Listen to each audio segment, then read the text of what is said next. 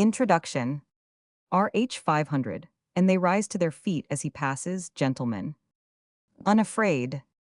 He was almost too good to be true. In addition, the gods loved him, and so he had to die young. Some people think that a man of 52 is middle-aged, but if RH 500 had lived to be 100, he would never have grown old.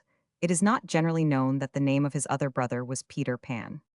Within the year, we have played at pirates together, at the taking of sperm whales, and we have ransacked the Westchester Hills for gun sites against the Mexican invasion. And we have made lists of guns and medicines and tinned things in case we should ever happen to go elephant shooting in Africa. But we were not going to hurt the elephants. Once RH 500 shot a hippopotamus and he was always ashamed and sorry. I think he never killed anything else. He was not that kind of a sportsman. Of hunting, as of many other things, he has said the last word. Do you remember the happy hunting ground in the Bar Sinister, where nobody hunts us and there is nothing to hunt? Experienced persons tell us that a manhunt is the most exciting of all sports. RH 500 hunted men in Cuba. He hunted for wounded men who were out in front of the trenches and still under fire, and found some of them and brought them in.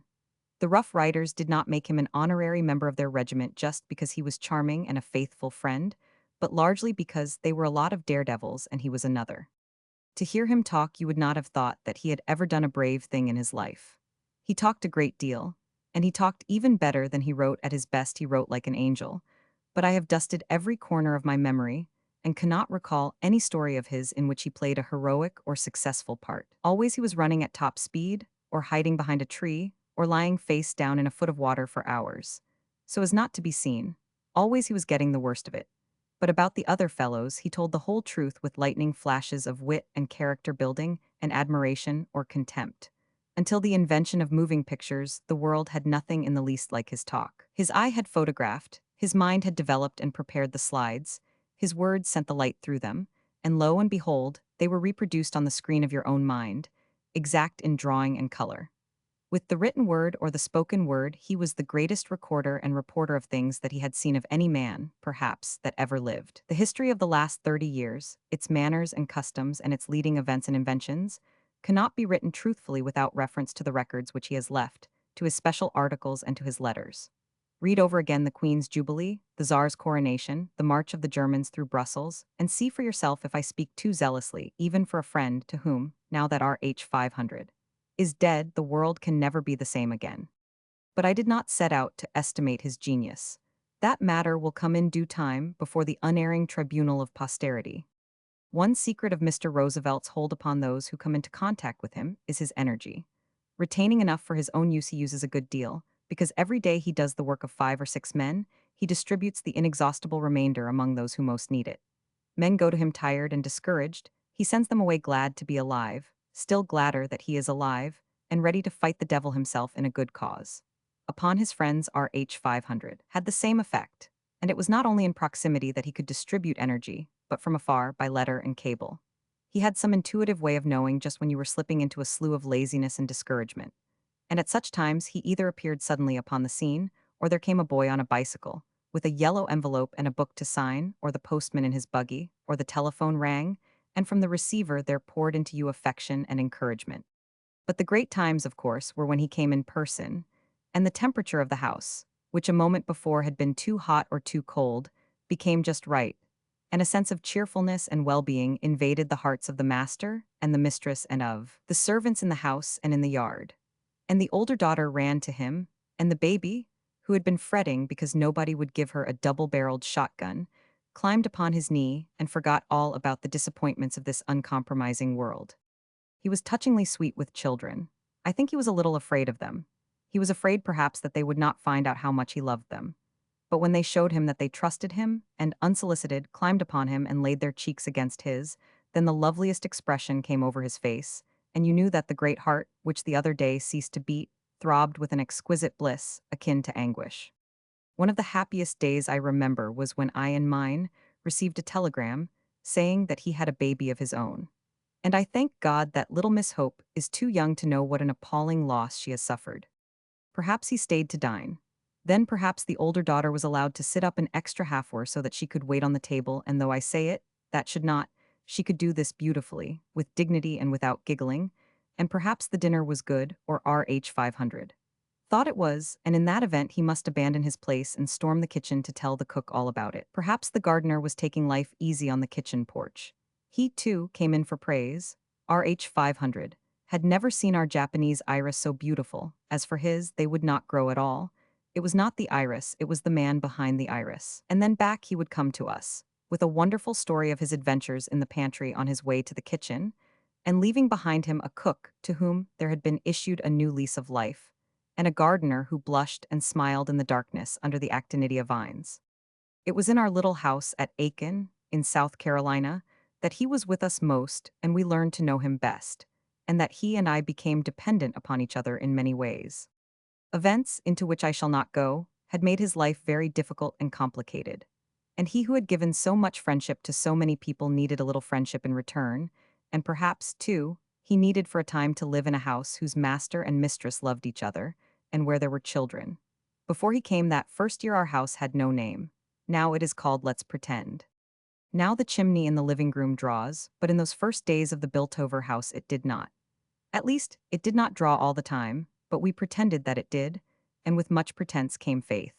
From the fireplace that smoked to the serious things of life, we extended our pretendings, until real troubles went down before them down and out. It was one of Aiken's very best winters, and the earliest spring I ever lived anywhere. RH 500 came shortly after Christmas. The spireas were in bloom, and the monthly roses. You could always find a sweet violet or two somewhere in the yard. Here and there splotches of deep pink against gray cabin walls proved that precocious peach trees were in bloom. It never rained. At night it was cold enough for fires. In the middle of the day it was hot. The wind never blew, and every morning we had a for tennis, and every afternoon we rode in the woods. And every night we sat in front of the fire that did not smoke because of pretending and talked until the next morning. He was one of those rarely gifted men who find their chiefest pleasure not in looking backward or forward, but in what is going on at the moment. Weeks did not have to pass before it was forced upon his knowledge that Tuesday, the 14th let us say, had been a good Tuesday. He knew it the moment he waked at 7 a.m. and perceived the Tuesday sunshine making patterns of bright light upon the floor. The sunshine rejoiced him, and the knowledge that even before breakfast there was vouchsafed to him a whole hour of life. That day began with attentions to his physical well-being. There were exercises conducted with great vigor and rejoicing, followed by a tub, artesian cold, and a loud and joyous singing of ballads. At 50 RH 500, might have posed to some Praxiteles and, copied in marble, gone down the ages as statue of a young athlete. He stood 6 feet and over, straight as a Sioux chief, a noble and leonine head carried by a splendid torso. His skin was as fine and clean as a child's. He weighed nearly 200 pounds and had no fat on him. He was the weight-throwing rather than the running type of athlete, but so tenaciously had he clung to the suppleness of his adolescent days that he could stand stiff-legged and lay his hands flat upon the floor. The singing over, silence reigned, but if you had listened at his door, you must have heard a pen going, swiftly and boldly. He was hard at work, doing unto others what others had done unto him. You were a stranger to him. Some magazine had accepted a story that you had written and published it.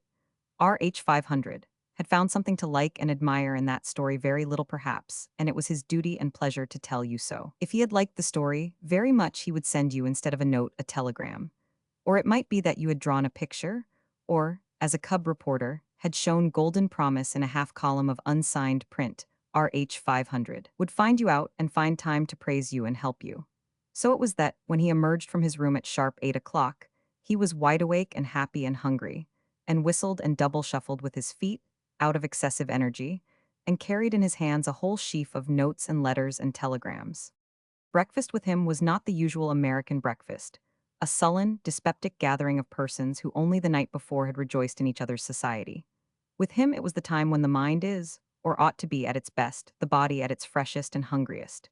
Discussions of the latest plays and novels, the doings and undoings of statesmen, laughter and sentimento him. At breakfast, these things were as important as sausages and thick cream. Breakfast over, there was no dawdling and putting off of the day's work, else how, at 11 sharp, could tennis be played with a free conscience? Loving, as he did, everything connected with a newspaper, he would now pass by those on the haltable with never so much as a wistful glance, and hurry to his workroom.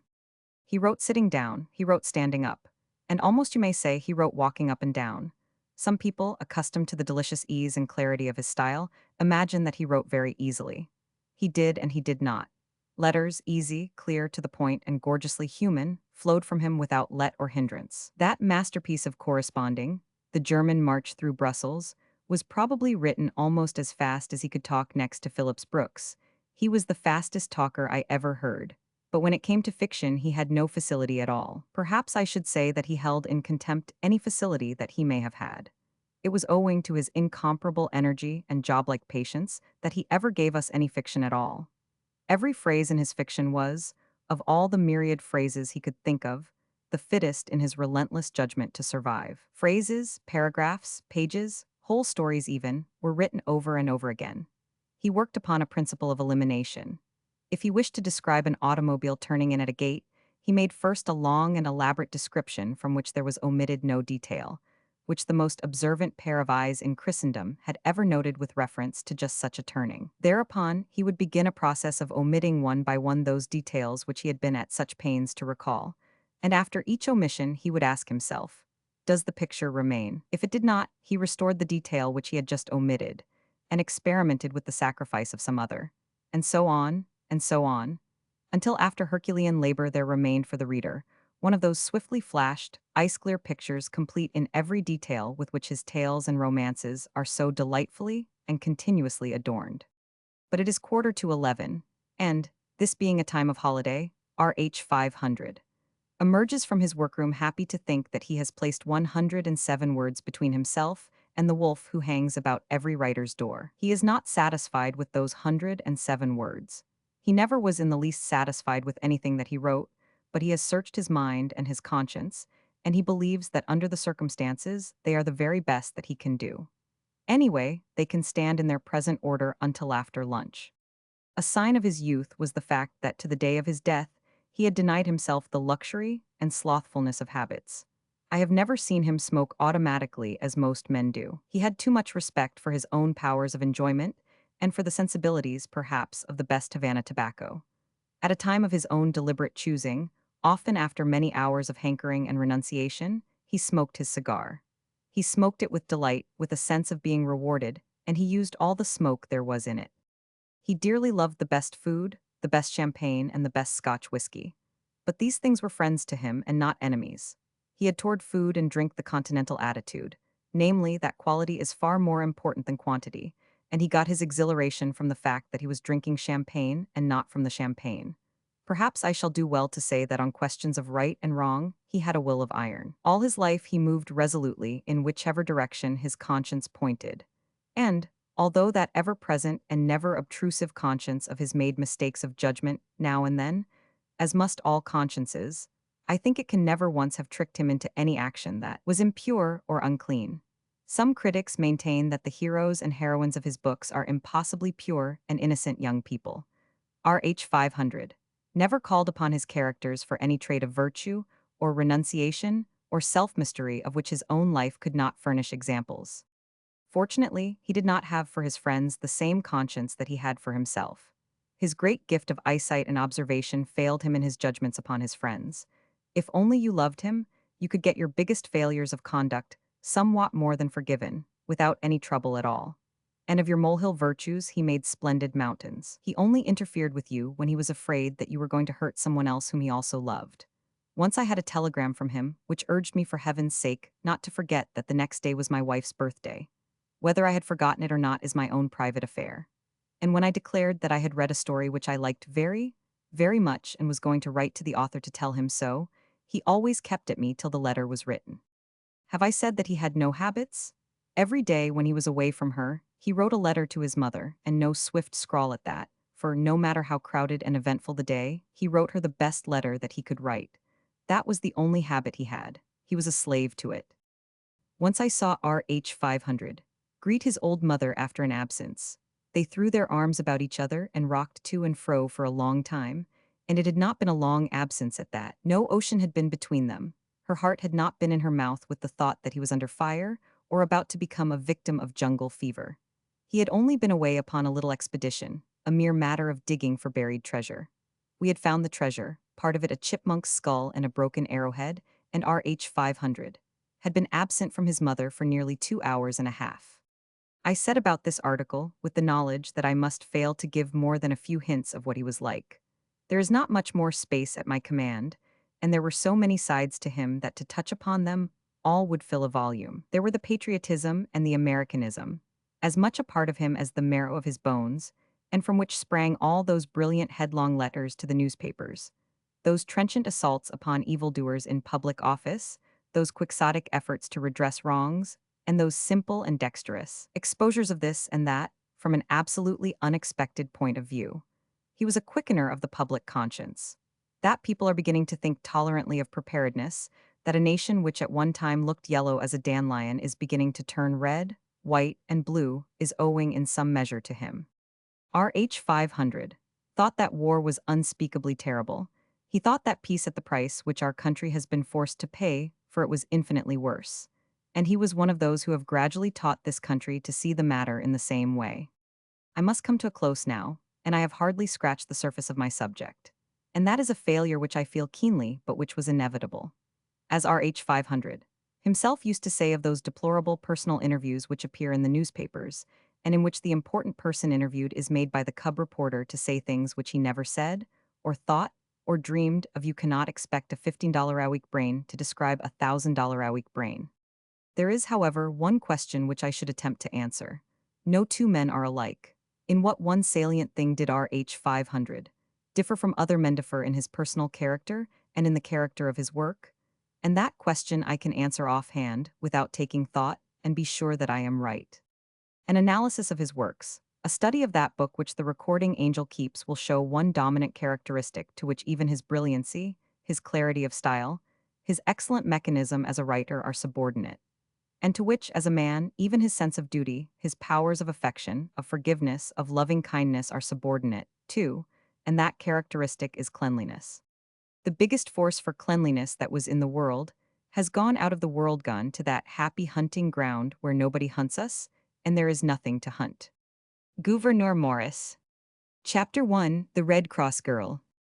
When Spencer Flagg laid the foundation stone for the new $1 million wing he was adding to the Flagg Home for Convalescents, on the hills above Greenwich, the New York Republic sent Sam Ward to cover the story, and with him Redding to take photographs. It was a crisp, beautiful day in October, full of sunshine and the joy of living, and from the great lawn in front of the home, you could see half over Connecticut and across the waters of the Sound to Oyster Bay. Upon Sam Ward, however, the beauties of nature were wasted. When, the night previous, he had been given the assignment, he had sulked, and he was still sulking. Only a year before he had graduated into New York from a small upstate college and a small upstate newspaper, but already he was a star man, and Hewitt, the city editor, humored him. "What's the matter with the story?" asked the city editor. "With the speeches and lists of names, it ought to run to 2 columns. "Suppose it does," exclaimed Ward. "Anybody can collect typewritten speeches and lists of names. That's a messenger boy's job. Where's there any heart interest in a Wall Street broker like Flagg waving a silver trowel and singing, 'See what a good boy am'? And a lot of grown-up men in pinafores saying, 'This stone is well and truly laid.' Where's the story in that?" "When I was a reporter," declared the city editor, "I used to be glad to get a day in the country." "Because you would never lived in the country," returned Sam. "If you had wasted 26 years in the backwoods, as I did, you would know that every minute you spend outside of New York you are robbing yourself." "Of what?" demanded the city editor. "There's nothing to New York except cement, iron girders, noise, and zinc garbage cans. You never see the sun in New York. You never see the moon unless you stand in the middle of the street and bend backward. We never see flowers in New York except on the women's hats. We never see the women except in cages in the elevatorsti, spend their lives shooting up and down elevator shafts in department stores, in apartment houses, in office buildings. And we never see children in New York because the janitors will not let the women who live in elevators have children. Do not talk to me. New York's a little Nemo nightmare. It's a joke. It's an insult." "How curious," said Sam. "Now I see why they took you off the street and made you a city editor. I do not agree with anything you say. Especially are you wrong about the women. They ought to be caged in elevators, but they are not. Instead, they flash past you in the street. They shine upon you from boxes in the theater. They frown at you from the tops of buses. They smile at you from the cushions of a taxi, across restaurant tables under red candle shades, when you offer them a seat in the subway. They are the only thing in New York that gives me any trouble." The city editor sighed. "How young you are," he exclaimed. However, tomorrow you will be free from your only trouble. There will be few women at the celebration, and they will be interested only in convalescence, and you do not look like a convalescent.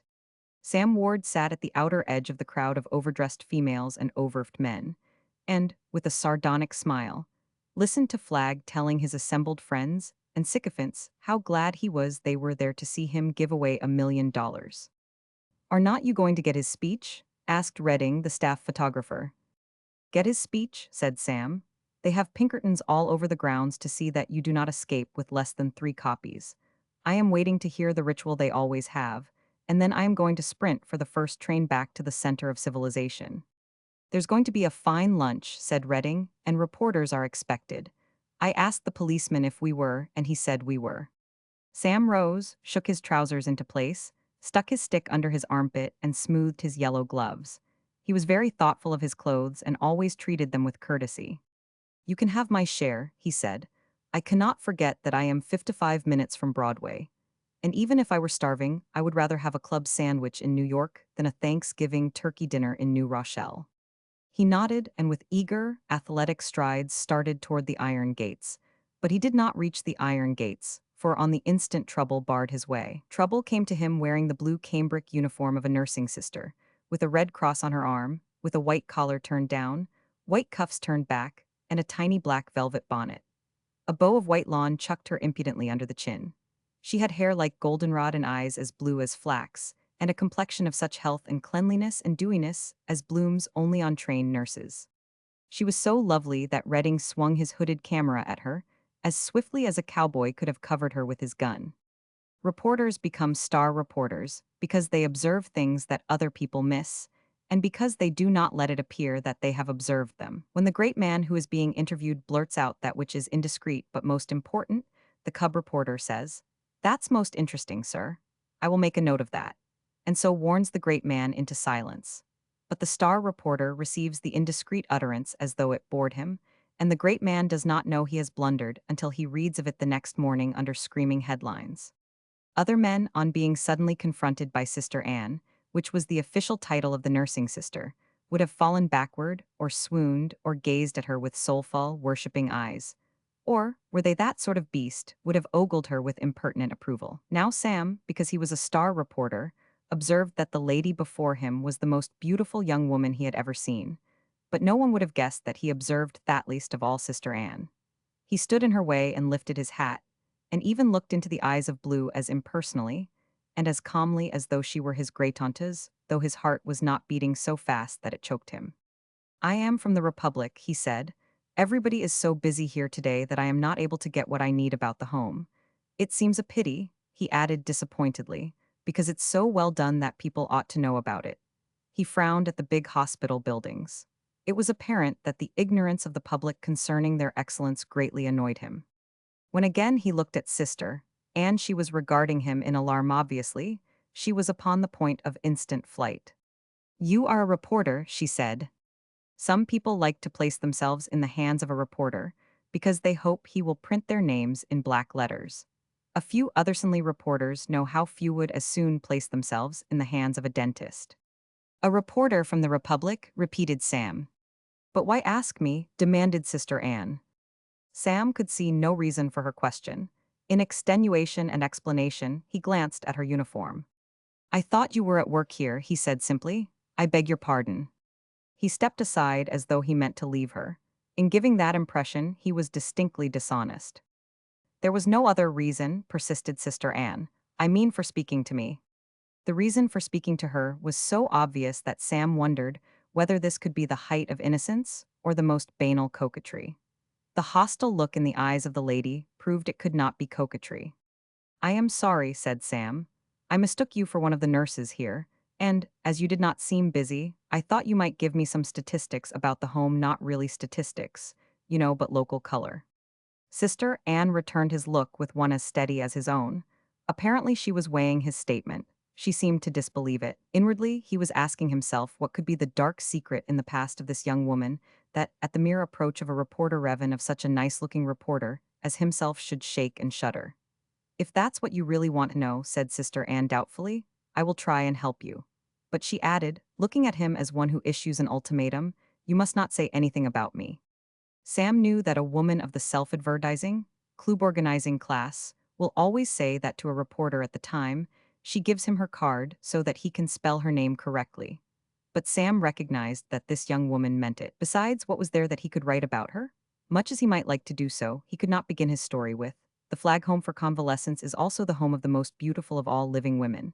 No copy editor would let that get by him. So, as there was nothing to say that he would be allowed to say, he promised to say nothing. Sister Anne smiled, and it seemed to Sam that she smiled, not because his promise had set her mind at ease, but because the promise amused her. Sam wondered why. Sister Anne fell into step beside him and led him through the wards of the hospital. He found that it existed for and revolved entirely about one person. He found that $1 million and some acres of buildings, containing sunrooms and hundreds of rigid white beds, had been donated by Spencer Flagg only to provide a background for Sister Annie to exhibit the depth of her charity, the kindness of her heart, the unselfishness of her nature. "Do you really scrub the floors?" he demanded. "I mean you yourself down on your knees, with a pail and water and scrubbing brush." Sister Anne raised her beautiful eyebrows and laughed at him. "We do that when we first come here," she said, "when we are probationers. Is there a newer way of scrubbing floors?" "And these awful patients," demanded Sam, "do you wait on them? Do you have to submit to their complaints and whinings and ingratitude?" He glared at the unhappy convalescents as though by that glance he would annihilate them. "It's not fair," exclaimed Sam. "It's ridiculous. I would like to choke them." "That's not exactly the object of a home for convalescents," said Sister Anne. "You know perfectly well what I mean," said Sam. "Here are you, if you will allow me to say so, a magnificent, splendid, healthy young person, wearing out your young life over a lot of lame ducks, failures, and cripples." "Nor is that quite the way we look at," said Sister Anne. "We?" demanded Sam. Sister Anne nodded toward a group of nurse. "I am not the only nurse here," she said. "There are over 40. "You're the only one here," said Sam. "Who is not?" "That's just what I mean. I appreciate the work of a trained nurse. I understand the ministering angel part of it. But I'm not talking about anybody else. I am talking about you are too young. Somehow you are different. You are not meant to wear yourself out fighting disease and sickness, measuring beef broth and making beds." Sister Anne laughed with delight. "I beg your pardon," said Sam stiffly. "Not pardon me," said Sister Anne, "but your ideas of the duties of a nurse are so quaint." "No matter what the duties are," declared Sam, "you should not be here." Sister Anne shrugged her shoulders. They were charming shoulders, as delicate as the pinions of a bird. "One must live," said Sister Anne. They had passed through the last cold corridor, between the last rows of rigid white cots, and had come out into the sunshine. Below them stretched Connecticut, painted in autumn colors. Sister Anne seated herself upon the marble railing of the terrace and looked down upon the flashing waters of the Sound. "Yes, that's it," she repeated softly. "One must live." Sam looked at her, but, finding that to do so made speech difficult, looked hurriedly away. He admitted to himself that it was one of those occasions, only too frequent with him, when his indignant sympathy was heightened by the fact that the woman was very fair. He conceded that. He was not going to pretend to himself that he was not prejudiced by the outrageous beauty of Sister Anne, by the assault upon his feelings, made by her uniformade, by the appeal of her profession, the gentlest and most gracious of all professions. He was honestly disturbed that this young girl should devote her life to the service of selfish, sick people. If you do it because you must live, then it can easily be arranged, for there are other ways of earning a living. The girl looked at him quickly, but he was quite sincerine again. She smiled. "Now what would you suggest?" she asked. "You see," she said, "I have no one to advise me, a man of my own age. I have no brothers to go to. I have a father, but it was his idea that I should come here, and so I doubt if he would approve of my changing to any other work. Your own work must make you acquainted with many women who earn their own living. Maybe you could advise me." Sam did not at once answer. He was calculating hastily how far his salary would go toward supporting a wife. He was trying to remember which of the men in the office were married, and whether they were those whose salaries were smaller than his own. Collins, one of the copy editors, he knew, was very ill paid. But Sam also knew that Collins was married, because his wife used to wait for him in the office to take her to the theater, and often Sam had thought she was extremely well dressed. Of course, Sister Anne was so beautiful that what she might wear would be a matter of indifference, but then women did not always look at it that way. Sam was so long considering offering Sister Anne a life position that his silence had become significant, and to cover his real thoughts, he said hurriedly.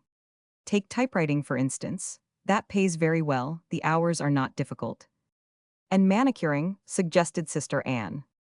Sam exclaimed in horror. You, he cried roughly, for you, quite impossible. Why for me, said the girl. In the distress at the thought, Sam was jabbing his stick into the gravel walk, as though driving the manicuring idea into a deep grave. He did not see that the girl was smiling at him mockingly. You, protested Sam, you in a barber's shop washing men's fingers who are not fit to wash the streets you walk on, I good lord? His vehemence was quite honest. The girl ceased smiling. Sam was still jabbing at the gravel walk, his profile toward Herond. Unobserved, she could study his face. It was an attractive face, strong, clever, almost illegally good-looking. It explained why, as he had complained to the city editor, his chief trouble in New York was with the women. With his eyes full of concern, Sam turned to her abruptly. How much do they give you a month? $40, answered Sister Anne. This is what hurts me about it, said Sam. It is that you should have to work and wait on other people when there are so many strong, hulking men who would count it God's blessing to work for you, to wait on you, and give their lives for you. However, probably you know that better than I do. No, I do not know that, said Sister Anne. Sam recognized that it was quite absurd that it should be so, but this statement gave him a sense of great elation, a delightful thrill of relief. There was every reason why the girl should not confide in a complete stranger. Evan to deceive him was quite within her rights. But though Sam appreciated this, he preferred to be deceived. I think you are working too hard, he said, smiling happily. I think you ought to have a change. You ought to take a day off. Do they ever give you a day off? Next Saturday, said Sister Anne. Why? Because, explained Sam, if you will not think it too presumptuous, I was going to prescribe a day off for you, a day entirely away from Gotiform and white enameled cots. It is what you need, a day in the city and a lunch where they have music. And a matinee where you can laugh or cry, if you like that better, and then, maybe, some fresh air in the park in a taxi. And after that, dinner and more theater, and then I will see you safe on the train for Greenwich. Before you answer, he added hurriedly, I want to explain that I contemplate taking a day off myself and doing all these things with you, and that if you want to bring any of the other 40 nurses along as a chaperone, I hope you will. Only, honestly, I hope you will not. The proposal apparently gave Sister Anne much pleasure. She did not say so, but her eyes shone, and when she looked at Sam, she was almost laughing with happiness. I think that would be quite delightful, said Sister Anne, quite delightful. Only it would be frightfully expensive. Even if I do not bring another girl, which I certainly would not, it would cost a great deal of money. I think we might cut out the taxicab and walk in the park and feed the squirrels. Oh, exclaimed Sam in disappointment, then you know Central Park. Sister Anne's eyes grew quite expressionless. I once lived near there, she said. In Harlem. Not exactly in Harlem, but near it. I was quite young, said Sister Anne. Since then I have always lived in the country or in other places. Sam's heart was singing with pleasure. It's so kind of you to consent, he cried. Indeed, you are the kindest person in all the world. I thought so when I saw you bending over these sick people, and now I know. It is you who are kind, protested Sister Anne, to take pity on me. Pity on you? Laughed Sam. You cannot pity a person who can do more with a smile than Old Man Flagg can do with all his millions. Now, he demanded in happy anticipation, where are we to meet?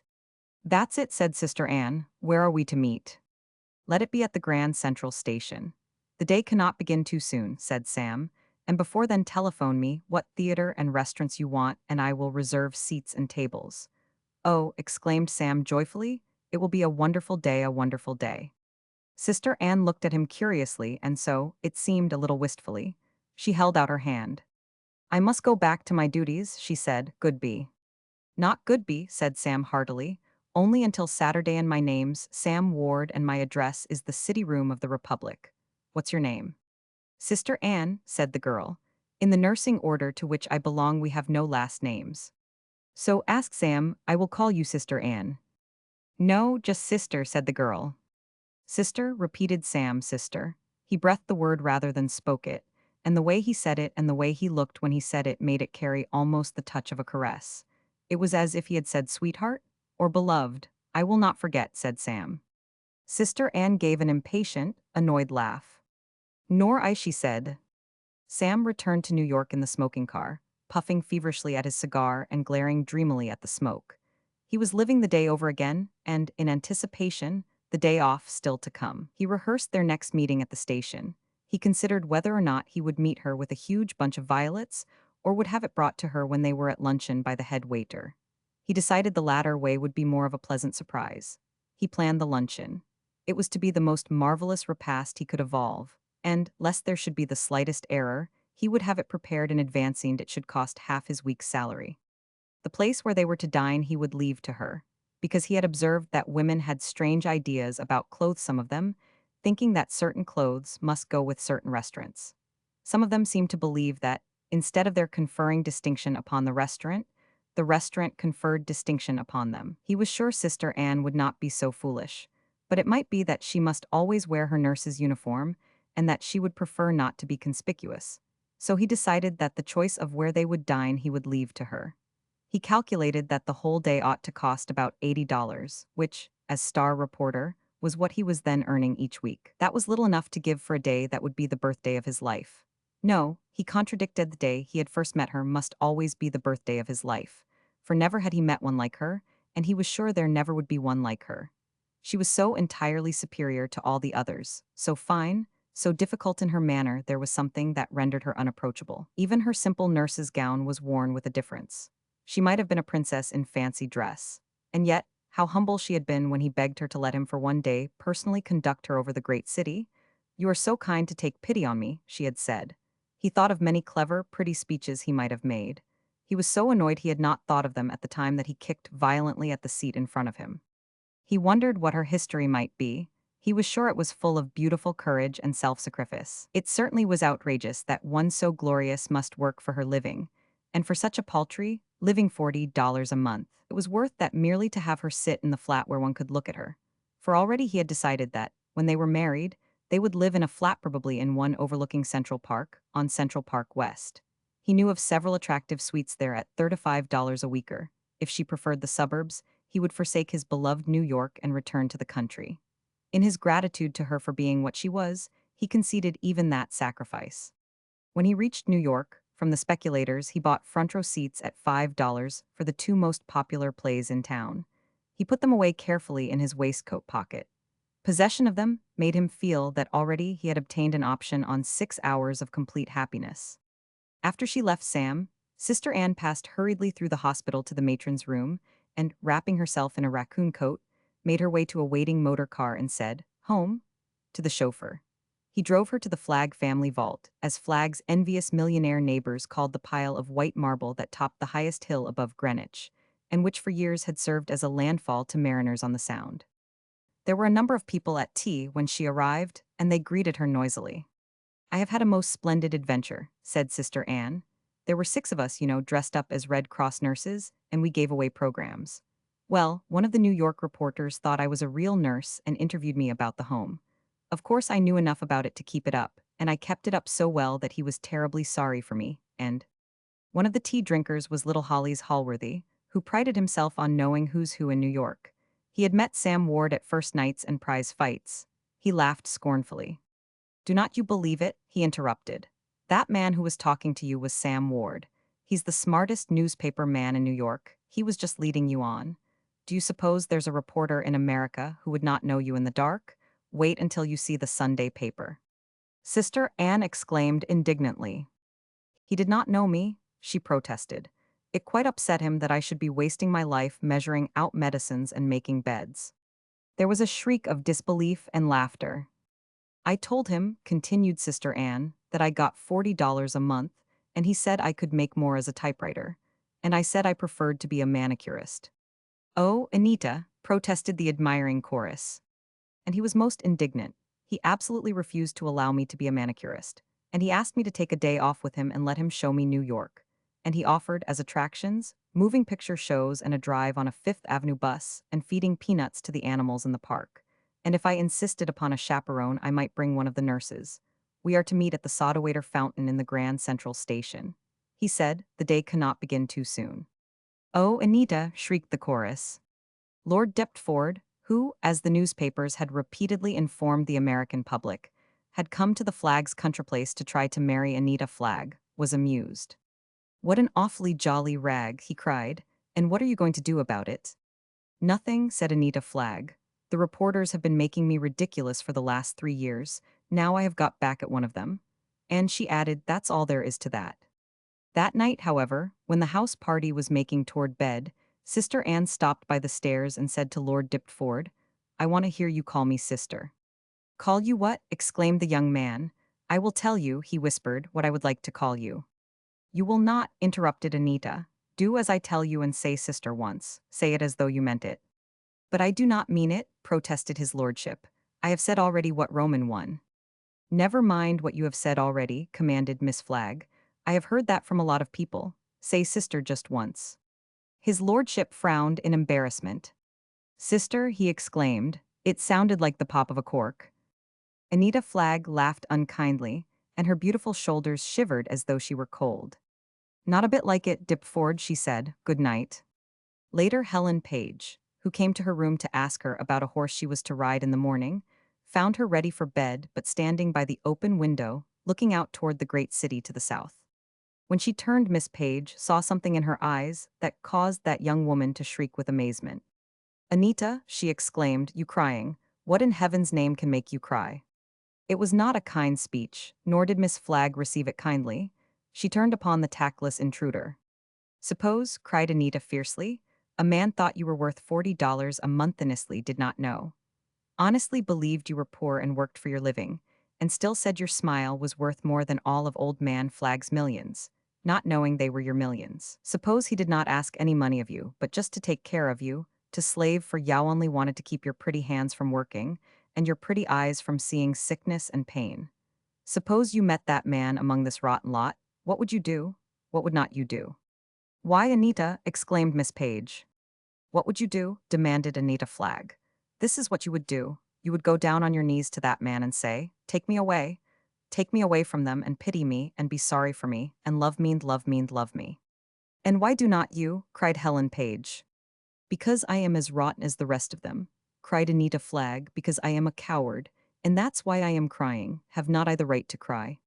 At the exact moment Miss Flagg was proclaiming herself a moral coward, in the local room of the Republic, Collins, the copy editor, was editing Sam's story of the laying of the cornerstone. The copy editor's cigar was tilted near his left eyebrow.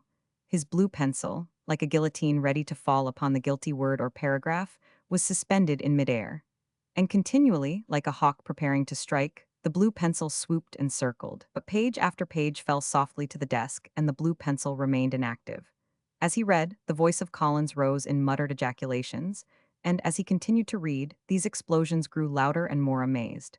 At last he could endure no more and, swinging swiftly in his revolving chair, his glance swept the office. In the name of Mike, he shouted, what is this? The reporters nearest him, busy with pencil and typewriters, frowned in impatient protest.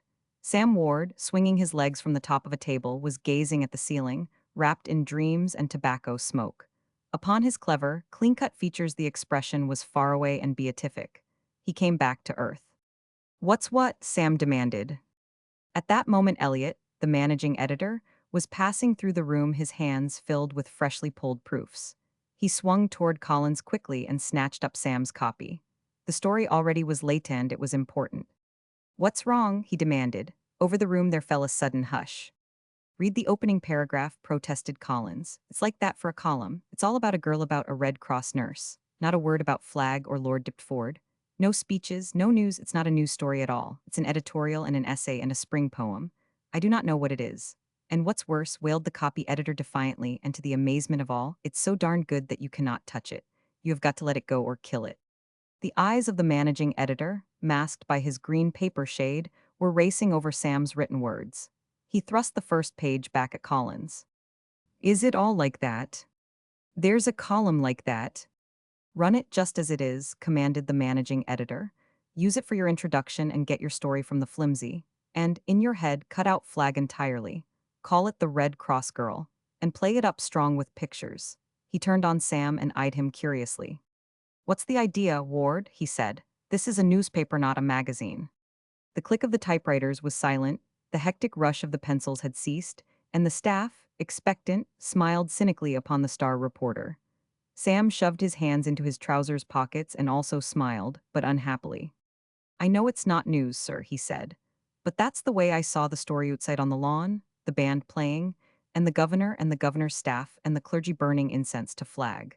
And inside, this girl right on the job taking care of the sick and wounded. It seemed to me that a million from a man that will not miss a million did not stack up against what this girl was doing for these sick folks. What I wanted to say, continued Sam stoutly, was that the moving spirit of the hospital was not in the man who signed the checks, but in these women who do the work, the nurses, like the one I wrote about, the one you called the Red Cross girl. Collins, strong through many years of faithful service, backed by the traditions of the profession, snorted scornfully. But it's not news. It's not news, said Elliot doubtfully, but it's the kind of story that made Frank O'Malley famous. It's the kind of story that drives men out of this business into the arms of what Kipling calls the illegitimate sister. It seldom is granted to a man on the same day to give his whole heart to a girl and to be patted on the back by his managing editor. And it was this combination, and not the drinks he dispensed to the staff in return for its congratulations, that sent Sam home walking on air. He loved his business, he was proud of his business, but never before had it served him so well. It had enabled him to tell the woman he loved, and incidentally a million other people, how deeply he honored her, how clearly he appreciated her power for good. No one would know he meant Sister Anne, save two people, Sister Anne and himself, but for her, and for him that was as many as should know. In his story, he had used real incidents of the day. He had described her as she passed through the wards of the hospital, cheering and sympathetic. He had told of the little acts of consideration that endeared her to the sick people. The next morning, she would know that it was she of whom he had written, and between the lines, she would read that the man who wrote them loved her. So he fell asleep, impatient for the morning. In the hotel at which he lived, the Republic was always placed promptly outside his door, and after many excursions into the hall, he at last found it. On the front page was his story, The Red Cross Girl. It had the place of on a right-hand column, but more conspicuous than the headlines of his own story was one of Redding's photographs. It was the one he had taken of Sister Anne when first she had approached them, in her uniform of mercy, advancing across the lawn, walking straight into the focus of the camera. There was no mistaking her for any other living woman, but beneath the picture, in bold, staring, uncompromising type, was a strange and grotesque legend.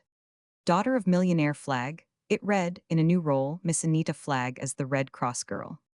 For a long time, Sam looked at the picture, and then, folding the paper so that the picture was hidden, he walked to the open window. From below, Broadway sent up a tumultuous greeting. Cable cars jangled, taxis hooted, and on the sidewalks on their way to work, processions of shopgirls stepped out briskly. It was the street and the city and the life he had found fascinating, but now it jarred and affronted him. A girl he knew had died, had passed out of his life forever, worse than that had never existed. And yet the city went, or just as though that made no difference, or just as little difference as it would have made had Sister Anne really lived and really died. At the same early hour, an hour far too early for the rest of the house party, Anita Flagg and Helen Page, booted and riding-habited, sat alone at the breakfast table, their tea before them. And in the hands of Anita Flagg was the Daily Republic. Miss Page had brought the paper to the table, and, with affected indignation at the impertinence of the press, had pointed at the front-page photograph. But Miss Flagg was not looking at the photograph, or drinking her tea, or showing in her immediate surroundings any interest whatsoever. Instead, her lovely eyes were fastened with fascination upon the column, under the heading The Red Cross Girl, and as she read, the lovely eyes lost all trace of recent slumber, her lovely lips parted breathlessly, and on her lovely cheeks the color flowed and faded and glowed and bloomed. When she had read as far as a paragraph beginning, when Sister Anne walked between them, those who suffered raised their eyes to hers as flowers lift their faces to the rain, she dropped the paper and started for telephone. "Any man," cried she, to the mutual discomfort of Helen Page and the servants, "who thinks I am like that must not get away. I am not like that, and I know it, but if he thinks so, that's all I want. And maybe I might be like that if any man would help." She gave her attention to the telephone and information. She demanded to be instantly put into communication with the Daily Republic and Mr. Sam Ward. She turned again upon Helen Page. "I'm tired of being called a good sport," she protested, "by men who are not half so good sports as I am. I'm tired of being talked to about money as though I were a stockbroker. This man's got a head on his shoulders, and he's got the shoulders too, and he's got a darned good-looking head, and he thinks I am a ministering angel and a saint, and he put me up on a pedestal and made me dizzy, and I like being made dizzy, and I am for him, and I am going after him." "Be still," implored Helen Page. "Anyone might think you meant it. She nodded violently at the discreet backs of the manservants. Ye gods, Parker, cried Anita Flagg. Does it take three of you to pour a cup of tea? Get out of here and tell everybody that you all three caught me in the act of proposing to an American gentleman over the telephone, and that the betting is even that I will make him marry me. The faithful and sorely tried domestics fled toward the door. And what's more, Anita hurled after them, get your bets down quick, for after I meet him the odds will be 100 to 1. Had the Republic been an afternoon paper, Sam might have been at the office and might have gone to the telephone, and things might have happened differently. But as the Republic was a morning paper, the only person in the office was the lady who scrubbed the floors, and she refused to go near the telephone. So Anita Flagg said, I will call him up later, and went happily on her ride, with her heart warm with love for all the beautiful world. But later it was too late. To keep himself fit, Sam Ward always walked to the office. On this particular morning, Hollis Hallworthy was walking uptown, and they met opposite the cathedral. You are the very man I want, said Hallworthy joyously. You've got to decide a bet. He turned and fell into step with Sam. It's one I made last night with Anita Flagg. She thinks you did not know who she was yesterday, and I said that was ridiculous. Of course you knew. I bet her a theater party. To Sam, it seemed hardly fair that so soon, before his fresh wound had even been dressed, it should be torn open by impertinent fingers. But he had no right to take offense. How could the man, or anyone else, know what Sister Anne had meant to him? I am afraid you lose, he said. He halted to give Hallworthy the hint to leave him, but Hallworthy had no such intention. You do not say so, exclaimed that young man. Fancy one of you chaps being taken in like that. I thought you were taking her and getting up a story for the Sunday supplement. Sam shook his head, nodded, and again moved on, but he was not yet to escape. And instead of your fooling her, exclaimed Hallworthy incredulously, she was having fun with you. With difficulty, Sam smiled. So it would seem, he said. She certainly made an awfully funny story of it, exclaimed Hallworthy admiringly. I thought she was making it up. She must have made some of it up. She said you asked her to take a day off in New York. That is not so, is it? Yes, that's so.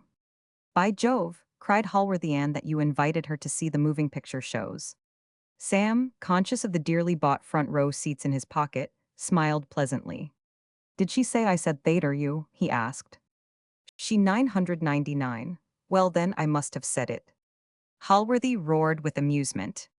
And that you invited her to feed peanuts to the monkeys at the zoo.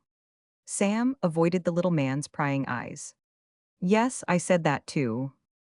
And I thought she was making it up, exclaimed Hallworthy. We did laugh. You must see the fun of it yourself. Lest Sam should fail to do so, he proceeded to elaborate. You must see the fun in a man trying to make a date with Anita Flagg just as if she were nobody. I do not think, said Sam, that was my idea. He waved his stick at a passing taxi. I am late, he said. He abandoned Holly's on the sidewalk, chuckling and grinning with delight and unconscious of the mischief he had made. An hour later at the office, when Sam was waiting for an assignment, the telephone boy hurried to him, his eyes lit with excitement. You are wanted on the phone, he commanded. His voice dropped to an awed whisper. Miss Anita Flagg wants to speak to you. The blood ran leaping to Sam's heart and face. Then he remembered that this was not Sister Anne who wanted to speak to him, but a woman he had never met. Say you cannot find me, he directed. The boy gasped, fled, and returned precipitately. The lady says she wants your telephone number, says she must have it. Tell her you do not know it. Tell her it's against the rules. Send, hang up. 10 minutes later, the telephone boy, in the strictest confidence, had informed every member of the local staff that Anita Flagg, the rich, the beautiful, the daring, the original of the Red Cross story of that morning, had twice called up Sam Ward, and by that young man had been thrown down and thrown hard. That night Elliot, the managing editor, sent for Sam, and when Sam entered his office he found also there Walsh, the foreign editor, with whom he was acquainted only by sight. Elliot introduced them and told Sam to be seated. Ward, he began abruptly, I am sorry to lose you, but you have got to go. It's on account of that story of this morning. Sam made no sign, but he was deeply hurt. From a paper he had served so loyally, this seemed scurvy treatment.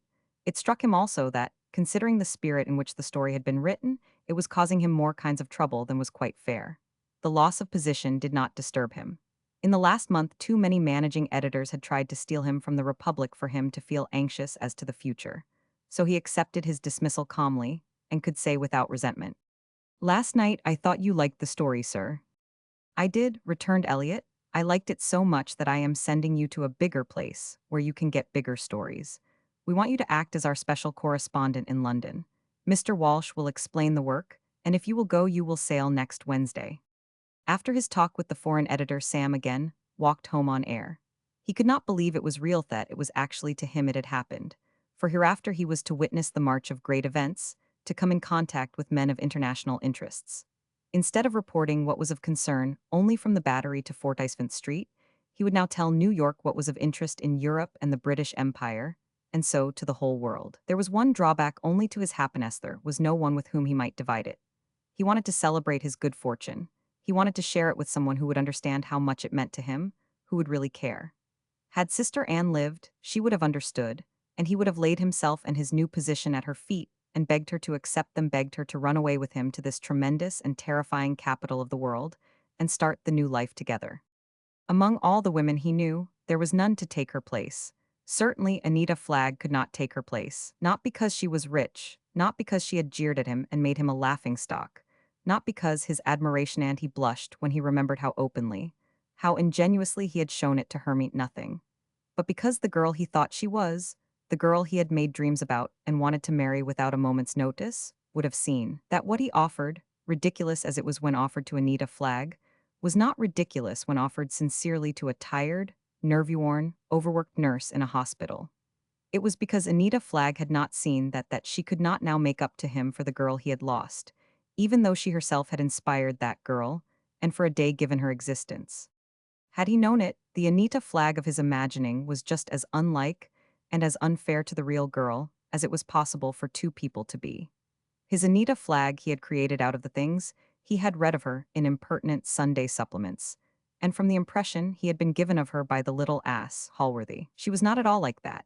Ever since she had come of age, she had been beset by sycophants and flatterers, both old and young, both men and girls, and by men who wanted her money and by men who wanted her. And it was because she got the motives of the latter too confused that she was so often hurt and said sharp, bitter things that made her appear hard and heartless.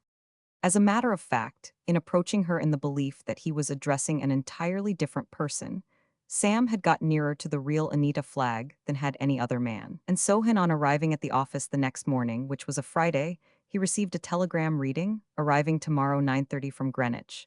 The day cannot begin too soon. Do not forget you promised to meet me." Anita Flagg, he was able to reply, "Extremely sorry, but promise made to a different person, who unfortunately has since died." When Anita Flagg read this telegram, there leaped to her lovely eyes tears that sprang from self-pity and wounded feelings. She turned miserably, appealingly to Helen Page. "But why does he do it to me?" Her tone was that of the bewildered child who has struck her head against the table, and from the naughty table, without cause or provocation, has received the devil of a bump. Before Miss Page could venture upon an explanation, Anita Flagg had changed into a very angry young woman. "And what's more," she announced, "he cannot do it to me." She sent her telegram back again as it was, word for word, but this time it was signed Sister Anne. In an hour the answer came: "Sister Anne is the person to whom I refer. She is dead." Sam was not altogether at ease at the outcome of his adventure. It was not in his nature to be rude, certainly not to a woman, especially not to the most beautiful woman he had ever seen. For, whether her name was Anita or Anne, about her beauty there could be no argument, but he assured himself that he had acted within his rights. A girl who could see in a well-meant offer to be kind only a subject for ridicule was of no interest to him. Nor did her telegrams insisting upon continuing their acquaintance flatter him. As he read them, they showed only that she looked upon him as one entirely out of her world, as one with whom she could do an unconventional thing and make a good story about it later, knowing that it would be accepted as one of her amusing caprices. He was determined he would not lend himself to any such performance. And besides, he no longer was a footloose, happy-go-lucky reporter. He no longer need seek for experiences and material to turn into copy. He was now a man with a responsible position on, who soon would be conferring with cabinet ministers and putting ambassadors at their ease. He wondered if a beautiful heiress, whose hand was sought in marriage by the nobility of England, would understand the importance of a London correspondent. He hoped someone would tell her. He liked to think of her as being considerably impressed and a little unhappy. Saturday night he went to the theater for which he had purchased tickets. And he went alone, for the place that Sister Anne was to have occupied could not be filled by any other person. It would have been sacrilege. At least, so it pleased him to pretend. And all through dinner, which he ate alone at the same restaurant to which he had intended taking her, he continued to pretend she was with him. And at the theater, where there was going forward the most popular of all musical comedies, the seat next to him, which to the audience appeared wastefully empty, was to him filled with her gracious presence. That Sister Anne was not there, that the pretty romance he had woven about her had ended in disaster filled him with real regret. He was glad he was leaving New York. He was glad he was going where nothing would remind him of her. And then he glanced up and looked straight into her eyes. He was seated in the front row, directly on the aisle. The seat Sister Anne was supposed to be occupying was on his right, and a few seats farther to his right rose the stage box, and in the stage box, and in the stage box, almost upon the stage, and with the glow of the footlights full in her face, was Anita Flagg, smiling delightedly down on him. There were others with her. He had a confused impression of bulging shirt fronts, and shining silks, and diamonds, and drooping plumes upon enormous hats. He thought he recognized Lord Diptford and Halworthy, but the only person he distinguished clearly was Anita Flagg. The girl was all in black velvet, which was drawn to her figure like a wet bathing suit. Round her throat was a single string of pearls, and on her hair of goldenrod was a great hat of black velvet, shaped like a bell, with the curving lips of a lily. And from beneath its brim Anita Flagg, sitting rigidly erect with her white-gloved hands resting lightly on her knee, was gazing down at him, smiling with pleasure, with surprise, with excitement. When she saw that, in spite of her altered appearance, he recognized her, she bowed so violently and bent her head so eagerly that above her the ostrich plumes dipped and courtesied like wheat in a storm. But Sam neither bowed nor courtesied. Instead, he turned his head slowly over his left shoulder, as though he thought she was speaking not to him but someone beyond him, across the aisle. And then his eyes returned to the stage and did not again look toward her. It was not the cut direct, but it was a cut that hurt, and in their turn the eyes of Miss Flagg quickly sought the stage. At the moment, the people in the audience happened to be laughing, and she forced a smile and then laughed with them. Out of the corner of his eye, Sam could not help seeing her profile exposed pitilessly in the glow of the footlights, saw her lips tremble like those of a child about to cry, and then saw the forced, hard-smelling heard her laugh lightly and mechanically. That's all she cares, he told himself. It seemed to him that in all he heard of her, in everything she did, she kept robbing him still further of all that was dear to him in Sister Anne.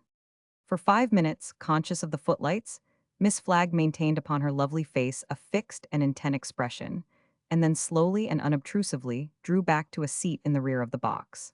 In the darkest recesses she found Halworthy, shut off from a view of the stage by a barrier of women's hats. "Your friend Mr. Ward," she began abruptly, in a whisper, "is the rudest, most ill-bred person I ever met. When I talked to him the other day I thought he was nice. He was nice, but he has behaved abominably like a bore, like a sulky child. Has he no sense of humor? Because I played a joke on him, is that any reason why he should hurt me?" "Hurt you?" exclaimed little Halworthy in amazement. "Do not be ridiculous. How could he hurt you? Why should you care how rude he is? Ward's a clever fellow, but he fancies himself. He's conceited. He's too good-looking, and a lot of silly women have made such a fuss over him. So when one of them laughs at him, he cannot understand it. That's the trouble. I could see that when I was telling him."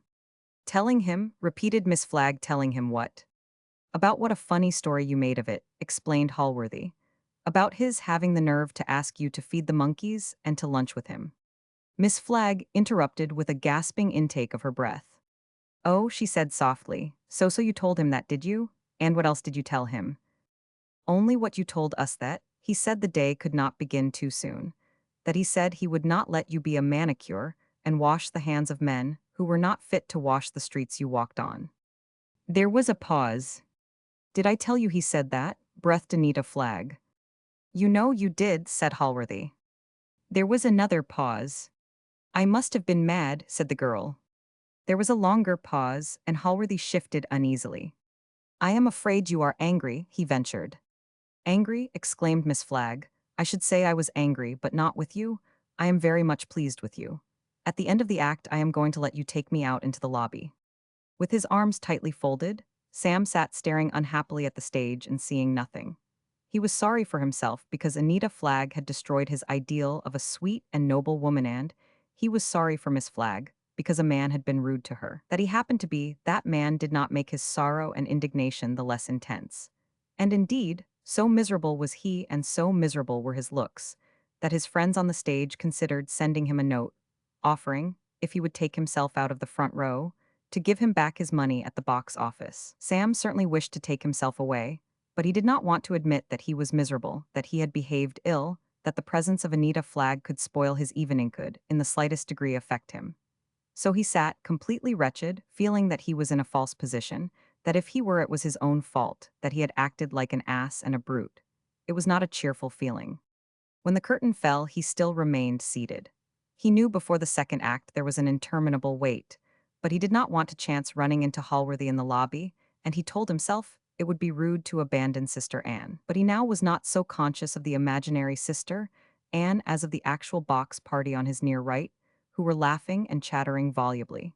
He wondered whether they laughed at him, whether Miss Flagg were again entertaining them at his expense, again making his advances appear ridiculous. He was so sure of it that he flushed indignantly. He was glad he had been rude.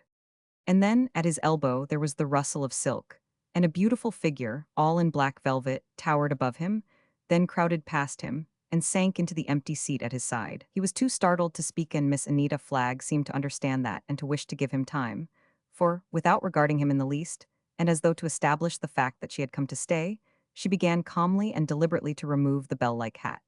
This accomplished, she bent toward him, her eyes looking straight into his, her smile reproaching him. In the familiar tone of an old and dear friend, she said to him gently, "This is the day you planned for me. Do not you think you have wasted quite enough of it?" Sam looked back into the eyes and saw in them no trace of laughter or of mockery, but instead, gentle reproof and appeal in something else that, in turn, begged of him to be gentle. For a moment, too disturbed to speak, he looked at her, miserably, remorsefully. "It's not Anita Flagg at all," he said. "It's Sister Anne come back to life again." The girl shook her head. "No, it's Anita Flagg. I'm not a bit like the girl you thought you met, and I did say all the things Hallworthy told you I said. But that was before I understood, before I read what you wrote about Sister Annie, about the kind of me you thought you would met. When I read that, I knew what sort of a man you were. I knew you had been really kind and gentle, and I knew you had dug out something that I did not know was there that no one else had found. And I remembered how you called me sister. I mean the way you said it, and I wanted to hear it again. I wanted you to say it." She lifted her face to his. She was very near him, so near that her shoulder brushed against his arm. In the box above them, her friends, scandalized and amused, were watching her with the greatest interest. Half of the people in the now half-empty house were watching them with the greatest interest. To them, between reading advertisements on the program and watching Anita Flagg making desperate love to a lucky youth in the front row, there was no question of which to choose. The young people in the front row did not know they were observed. They were alone, as much alone as though they were seated in a biplane, sweeping above the clouds. "Say it again," prompted Anita Flagg's sister. "I will not," returned the young man firmly. "But I will say this," he whispered. "I will say you are the most wonderful, the most beautiful, and the finest woman who has ever lived." Anita Flagg's eyes left his quickly, and with her head bent, she stared at the bass drum in the orchestra. "I do not know," she said, "but that sounds just as good." When the curtain was about to rise, she told him to take her back to her box, so that he could meet her friends and go on with them to supper. But when they reached the rear of the house, she halted. "We can see this act," she said. "Ormy cars in front of the theatre might go to the park and take a turn or two or three. Which would you prefer?" "Do not make me laugh," said Sam. As they sat all together at supper with those of the box party, but paying no attention to them whatsoever, Anita Flagg sighed contentedly. "There's only one thing," she said to Sam, "that is making me unhappy, and because it is such sad news I have not told you. It is this: I am leaving America. I am going to spend the winter in London. I sail next Wednesday." "My business is to gather news," said Sam, "but in all my life I never gathered such good news as that." "Good news!" exclaimed Anita. "Because," explained Sam, "I am leaving America, spending the winter in England. I am sailing on Wednesday. No, I also am unhappy, but that is not what makes me unhappy." "Tell me," begged Anita. "Some day," said Sam. The day he chose to tell her was the first day they were at sea. As they leaned upon the rail, watching Fire Island disappear. "This is my unhappiness," said Simond. He pointed to a name on the passenger list. It was the Earl of Diptford and Valet, and because he is on board. Anita Flagg gazed with interest at a pursuing seagull. "He is not on board," she said. "He changed to another boat." Sam felt that by a word from her, a great weight might be lifted from his soul. He looked at her appealingly angrily. Why did he change? He begged. Anita Flagg shook her head in wonder. She smiled at him with amused despair. Is that all that is worrying you? She said. Chapter 2, The Grand Cross of the Crescent. Of some college students it has been said that, in order to pass their examinations, they will deceive and cheat their kind professors. This may or may not be true. One only can shudder and pass hurriedly on. But whatever others may have done, when young Peter Hallowell in his senior year came up for those final examinations which, should he pass them even by a nose, would gain him his degree, he did not cheat. He may have been too honest, too confident, too lazy, but Peter did not cheat. It was the professors who cheated. At Stillwater College, on each subject on which you are examined, you can score a possible 100. That means perfection, and in the brief history of Stillwater, which is a very new college, only one man has attained it. After graduating, he accepted a position in an asylum for the insane, from which he was promoted later to the poorhouse, where he died. Many Stillwater undergraduates studied his career, and lest they also should attain perfection, were afraid to study anything else. Among these, Peter was by far the most afraid. The marking system at Stillwater is as follows. If in all the subjects in which you have been examined your marks added together give you an average of 90, you are passed with honors. If of 7 to 5, you pass with distinction. If of 50, you just pass. It is not unlike the grocer's nice adjustment of fresh eggs, good eggs, and eggs. The whole college knew that if Peter got in among the eggs he would be lucky, but the professors and instructors of Stillwater were determined that, no matter what young Hallowell might do to prevent it, they would see that he passed his examinations. And they constituted the jury of awards. Their interest in Peter was not because they loved him so much, but because each loved his own vine-covered cottage, his salary, and his dignified title the more. And each knew that one of the faculty who dared to flunk the son of old man Hallowell, who had endowed Stillwater, who supported Stillwater, and who might be expected to go on supporting Stillwater indefinitely, might also at the same time hand in his official resignation. Chancellor Black, the head of Stillwater, was an up-to-date college president. If he did not actually run after money, he went where money was, and it was not his habit to be downright rude to those who possessed it. And if any $3,000-a-year professor, through a too strict respect for Stillwater's standards of learning, should lose to that institution a $500,000 observatory, swimming pool, or gymnasium, he was the sort of college president who would see to it that the college lost also the services of that too conscientious instructor. He did not put this in writing or in words, but just before the June examinations, when on the campus he met one of the faculty, he would inquire with kindly interest as to the standing of young Hallowell. That is too bad, he would exclaim, but more in sorrow than in anger. Still, I hope the boy can pull through. He is his dear father's pride, and his father's heart is set upon his son's obtaining his degree. Let us hope he will pull through. For 4 years every professor had been pulling Peter through, and the conscience of each had become calloused. They had only once more to shove him through, and they would be free of him forever. And so, although they did not conspire together, each knew that of the firing squad that was to aim its rifles at Peter, his rifle would hold the blank cartridge. The only one of them who did not know this was Dr. Henry Gilman. Dr. Gilman was the professor of ancient and modern history at Stillwater, and greatly respected and loved. He also was the author of those well-known textbooks, The Founders of Islam and The Rise and Fall of the Turkish Empire. This latter work, in 5 volumes, had been not unfavorably compared to Gibbon's Decline and Fall of the Roman Empire. The original newspaper comment, dated some 30 years back, the doctor had preserved and would produce it, now somewhat frayed and worn, and read it to visitors. He knew it by heart, but to him it always possessed a contemporary and news interest. Here is a review of the history. He would say always referred to it as the history that I came across in my transcript. In the eyes of Dr. Gilman, 30 years was so brief a period that it was as though the clipping had been printed the previous afternoon.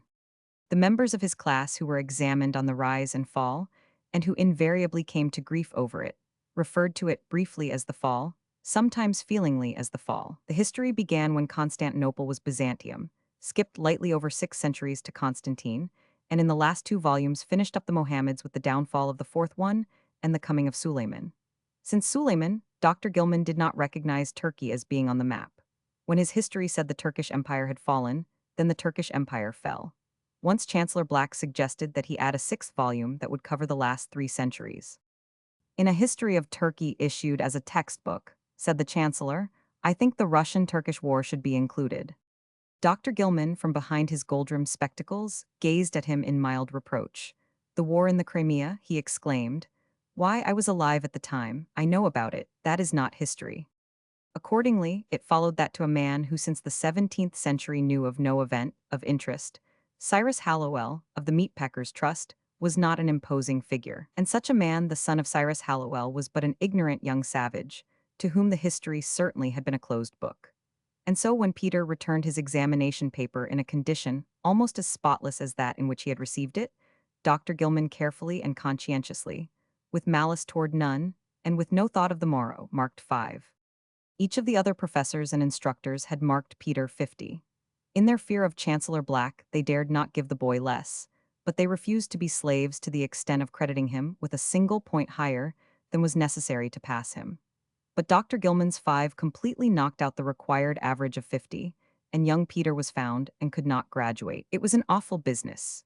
The only son of the only Hallowell refused a degree in his father's own private collegiate, son of the man who had built the Hallowell Memorial, the new laboratory, the Anna Hallowell Chapel, the Hallowell Dormitory, and the Hallowell Athletic Field. When on the bulletin board of the dim hall of the memorial, to his departed grandfather Peter, read of his own disgrace and downfall, the light the stained-glass window cast upon his nose was of no sicklier a green than was the nose itself. Not that Peter wanted an A1000, or an AB, not that he desired laurels he had not won, but because the young man was afraid of his father. And he had cause to be. Father arrived at Stillwater the next morning. The interviews that followed made Stillwater history. My son is not an ass, is what Hallowell Sr. is said to have said to Dr. Black. And if in 4 years you and your faculty cannot give him the rudiments of an education, I will send him to a college that can. And I will send my money where I send Peter. In reply, Chancellor Black could have said that it was the fault of the son and not of the college. He could have said that where 3 men had failed to graduate 180 had not. But did he say that? Oh no, he did not say that. He was not that sort of a college president. Instead, he remained calm and sympathetic, and like a conspirator in a comic opera glanced apprehensively round his study. He lowered his voice. There has been contemptible work here, he whispered, spite and a mean spirit of reprisal. I have been making a secret investigation, and I find that this blow at your son and you, and at the good name of our college, was struck by one man, a man with a grievance, Dr. Gilman. Dr. Gilman has repeatedly desired me to raise his salary. This did not happen to be true, but in such a crisis, Dr. Black could not afford to be too particular. I have seen no reason for raising his salary, and there you have the explanation. In revenge, he has made this attack. But he overshot his mark. In causing us temporary embarrassment, he has brought about his own downfall. I have already asked for his resignation.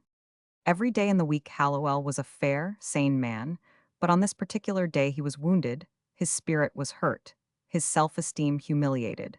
He was in a state of mind to believe anything rather than that his son was an idiot.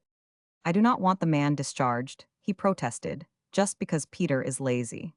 But if Dr. Gilman was moved by personal considerations, if he sacrificed my Peter in order to get even.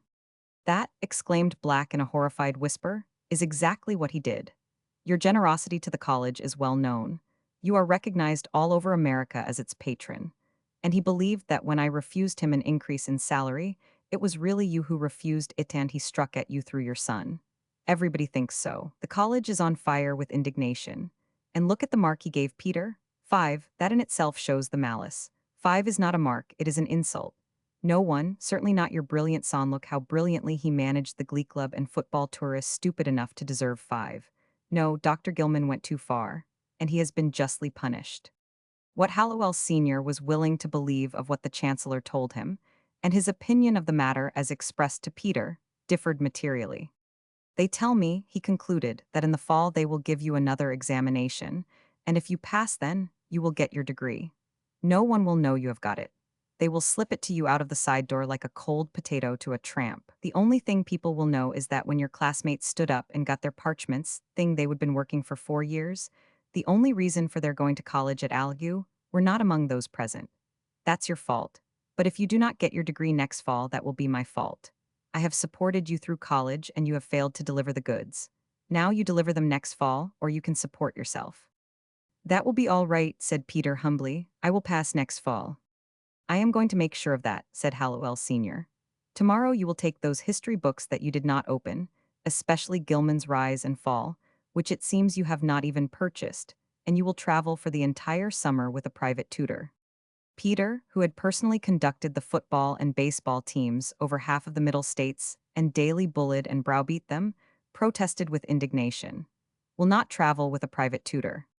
If I say so, returned Hallowell Sr. grimly, you will travel with a governess and a trained nurse, and wear a straight jacket. And you will continue to wear it until you can recite the history of Turkey backward. And in order that you may know it backward and forward, you will spend this summer in Turkey and Constantinople. I send you permission to come home.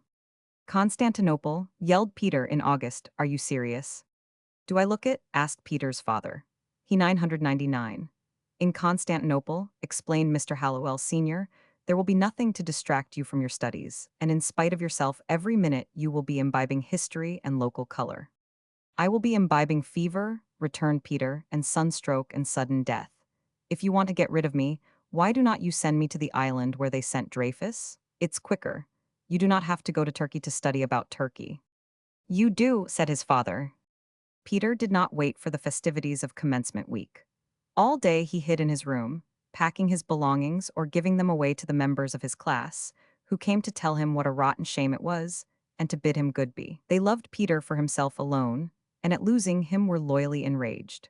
They sired publicly to express their sentiments, and to that end they planned a mock trial of the rise and fall, at which a packed jury would sentence it to cremation. They planned also to hang Dr. Gilman in effigy. The effigy with a rope round its neck was even then awaiting mob violence. It was complete to the silver-white beard and the gold spectacles, but Peter squashed both demonstrations. He did not know Dr. Gilman had been forced to resign, but he protested that the horseplay of his friends would make him appear a bad loser. It would look, boys, he said, as though I could not take my medicine. Looks like kicking against the umpire's decision. Old Gilman fought fair. He gave me just what was coming to me. I think a darn sight more of him than do of that bunch of bootlickers that had the colossal nerve to pretend I scored 50. Dr. Gilman sat in his cottage that stood the edge of the campus, gazing at a plaster bust of Socrates which he did not see. Since that morning, he had ceased to sit in the chair of history at Stillwater College. They were retrenching, the chancellor had told him curtly, cutting down unnecessary expenses. For even in his anger, Dr. Black was too intelligent to hint at his real motive, and the professor was far too innocent of evil, far too detached from college politics to suspect. He would remain a professor emeritus on half pay, but he no longer would teach. The college he had served for 30 years since it consisted of 2 brick buildings, and a faculty of 10 young men no longer needed him. Even his ivy-covered cottage, in which his wife and he had lived for 20 years, in which their one child had died, would at the beginning of the next term be required of him. But the college would allow him those 6 months in which to look round. So, just outside the circle of light from his student lamp, he sat in his study and stared with unseeing eyes at the bust of Socrates. He was not considering ways and means. They must be faced later. He was considering how he could possibly break the blow to his wife. What eviction from that house would mean to her no one, but he understood. Since the day their little girl had died, nothing in the room that had been her playroom, bedroom, and nursery had been altered, nothing had been touched. To his wife, somewhere in the house that wonderful Gajavan child was still with them, not as a memory, but as a real and living presence. When at night the professor and his wife sat at either end of the study table, reading by the same lamp, he would see her suddenly lift her head, alert and eager, as though from the nursery floor a step had sounded, as though from the darkness a sleepy voice had called her. And when they would be forced to move to lodgings in the town, to some student's boarding house, though they could take with them their books, their furniture, their mutual love and comradeship, they must leave behind them the haunting presence of the child, the colored pictures she had cut from the Christmas numbers and plastered over the nursery walls, the rambler roses that with her own hands she had planted, and that now climbed to her window and each summer peered into her empty room. Outside Dr. Gilman's cottage, among the trees of the campus, paper lanterns like oranges aglow were swaying in the evening breeze. In front of Hallowell, the flame of a bonfire shot to the top of the tallest elms, and gathered in a circle round it the glee club sang, and cheer succeeded cheers for the heroes of the cinder track, for the heroes of the diamond and the gridiron, cheers for the men who had flunked, especially for one man who had flunked. But for that man, who for 30 years in the classroom had served the college, there were no cheers. No one remembered him, except the one student who had best reason to remember him. But this recollection Peter had no rancor or bitterness, and still anxious lest he should be considered a bad loser, he wished Dr. Gilman, everyone else to know that. So when the celebration was at its height, and just before train was due to carry him from Stillwater, ran across the campus to the Gilman cottage say goodbye. But he did not enter the cottage, he went so far only as halfway up the garden walk. In the window of the study which opened upon the veranda, he saw through frame of honeysuckles the professor and wife standing beside the study table. They were clinging to each other. The woman weeps silently with her cheek on his shoulder, thin, delicate, well-bred hands clasping arms, while the man comforted her awkward unhappily, with hopeless, futile caresses. Peter, shocked and miserable at what he had seen, backed steadily away. What disaster had befallen the old couple he could not imagine. The idea that he himself might in any way connected with their grief never entered mind. He was certain only that, whatever the trouble was, it was something so intimate and personal that no mere outsider might dare to offer his sympathy. So on tiptoe he retreated down the garden walk, and avoiding the celebration at the bonfire, returned to his rooms. An hour later the entire college escorted him to the railroad station, and with he's a jolly good fellow, and he's off to Philippopolis in the morning ringing in his ears, he sank back his seat in the smoking car, and gazed at the lights of Stillwater, disappearing out of his life. And he was surprised to find that what lingered his mind was not the students, dancing like Indians round the bonfire, or at the steps of the smoking car fighting to shake his hand, but the man and woman alone in the cottage stricken with sudden sorrow, standing like two children lost in the streets, who cling to each other for comfort and at the same moment whisper words of courage. 2 months later, at Constantinople, Peter was suffering from remorse over neglected opportunities, from prickly heat, and from fleas. And it not been for the moving picture man, and the poker and baccarat at the Circle Oriental, he would have flung himself into the Bosphorus. In the mornings with the tutor, he read ancient history, which he promptly forgot, and for the rest of the hot, dreary day with the moving picture man through the bazaars and along the waterfront he stalked suspects for the camera. The name of the moving picture man was Harry Stetson. He had been a newspaper reporter, a press agent, and an actor in vaudeville and in a moving picture company. Now on his own account, he was preparing an illustrated lecture on the East, adapted to churches and Sunday schools. Peter and he wrote it in collaboration, and in the evenings rehearsed it with lantern slides before an audience of the hotel clerk, the tutor, and the German soldier of fortune, who was trying to sell the Young Turks very old battleships. Every other foreigner had fled the city, and the entire diplomatic corps had removed itself to the summer capital at Therapia. There Stimson, the first secretary of the embassy, and in the absence of the ambassador, chargé d'affaires, invited Peter to become his guest. Stimson was most anxious to be polite to Peter, for Hallowell Sr. was a power in the party then in office, and a word from him at Washington in favor of a rising young diplomat would do no harm. But Peter was afraid his father would consider Therapia out of bounds. "He sent me to Constantinople," explained Peter, "and if he thinks I am not playing the game the Lord only knows where he might send me next, and he might cut off my allowance." In the matter of allowance Peter's father had been most generous.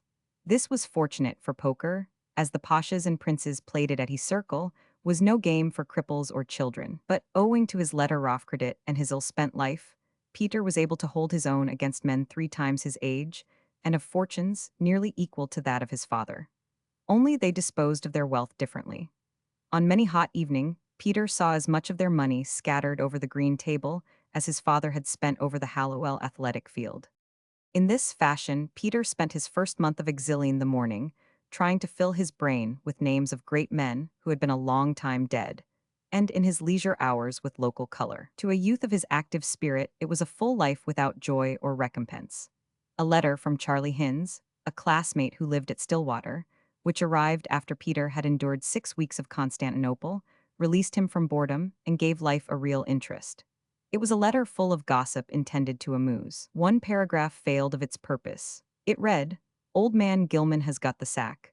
The chancellor offered him up as a sacrifice to your father, and because he was unwise enough to flunk you. He is to move out in September. I ran across them last week when I was looking for rooms for a freshman cousin. They were reserving one in the same boarding house. It's a shame, and I know you will agree. They are a fine old couple, and I do not like to think of them herding with freshmen in a shine boarding house. Black always was a swine." Peter spent fully 10 minutes getting to the cable office.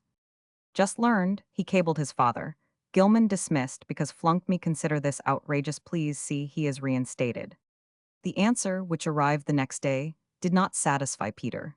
It read, informed Gilman acted through spite have no authority as you know to interfere any act of black. Since Peter had learned of the disaster that through his laziness had befallen the Gilmans, his indignation at the injustice had been hourly increasing. Nor had his banishment to Constantinople strengthened his filial piety. On the contrary, it had rendered him independent and but little inclined to kiss the paternal rod. In consequence, his next cable was not conciliatory.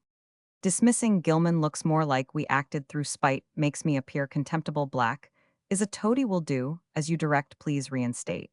To this somewhat peremptory message his father answered, if your position unpleasant yourself, to blame, not black incident is closed. Is it? Said the son of his father. He called Stetson to his aid and explained. Stetson reminded him of the famous cablegram of his distinguished contemporary, Perdicaris alive and Raciuli dead. Peter's paraphrase of this ran, Gilman returns to Stillwater, or I will not try for degree. The reply was equally emphatic. You earn your degree, or you earn your own living. This alarmed Stetson, but caused Peter to deliver his ultimatum. Choose to earn my own living am leaving Constantinople. Within a few days, Stetson was also leaving Constantinople by steamer via Naples. Peter, who had come to like him very much, would have accompanied him had he not preferred to return home more leisurely by way of Paris and London. You will get there long before I do, said Peter, and as soon as you arrive I want you to go to Stillwater and give Dr. Gilman some souvenir of Turkey from me. Just to show him I have no hard feelings. He would not accept money, but he cannot refuse a present. I want it to be something characteristic of the country, like a prayer rug, or a scimitar, or an illuminated Quran, or... Somewhat doubtfully, somewhat sheepishly, Stetson drew from his pocket a flat morocco case and opened it. What's the matter with one of these? He asked. In a velvet-lined jewel case was a star of green enamel and silver gilt. To it was attached a ribbon of red and green. That's the Star of the Crescent, said Peter. Where did you buy it? Buy it, exclaimed Stetson. You do not buy them, the Sultan bestows them. I will bet the Sultan did not bestow that one, said Peter. I will bet, returned Stetson.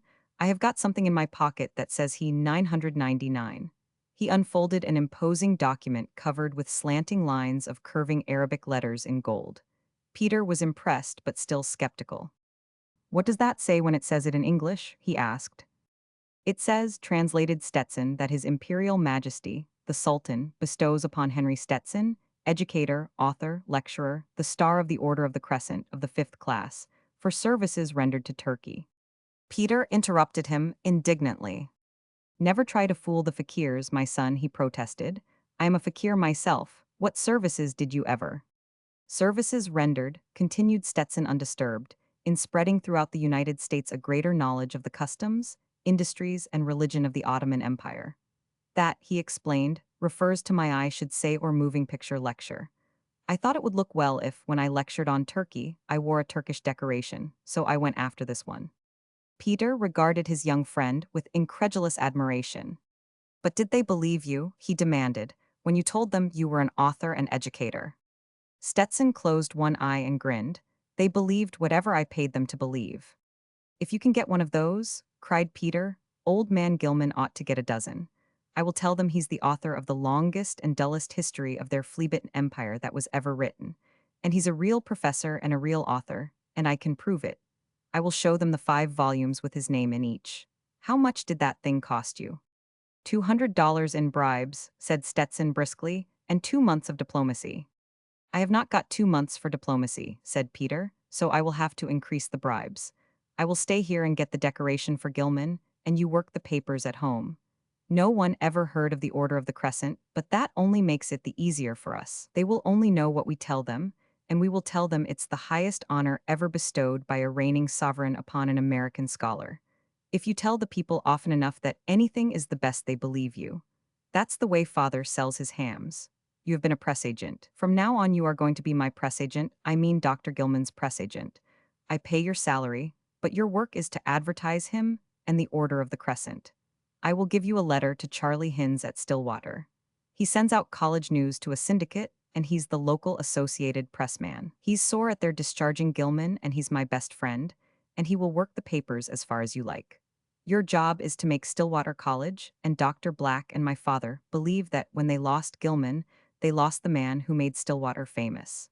And before we get through boosting Gilman, we will make my father's $1 million gift laboratory look like an insult. In the eyes of the former press agent, the light of battle burned fiercely. Memories of his triumphs in exploitation, of his strategies and tactics in advertising soared before him. "It's great," he exclaimed. "I have got your idea and you have got me. And you are darned lucky to get me. I have been press agent for politicians, actors, society leaders, breakfast foods, and horse show sand. I am the best. I was in charge of the publicity bureau for Galloway when he ran for governor. He thinks the people elected him. I know I 999. Nora Nashville was getting $50 a week in vaudeville when I took hold of her. Now she gets 1,000. I even made people believe Mrs. Hampton Roads was a society leader at Newport, when all she ever saw of Newport was Bergers and the Muschenheim Kings. Why? I am the man that made the American people believe Russian dancers can dance." "It's plain to see you hate yourself," said Peter. "You must not get so despondent or you might commit suicide. How much money will you want?"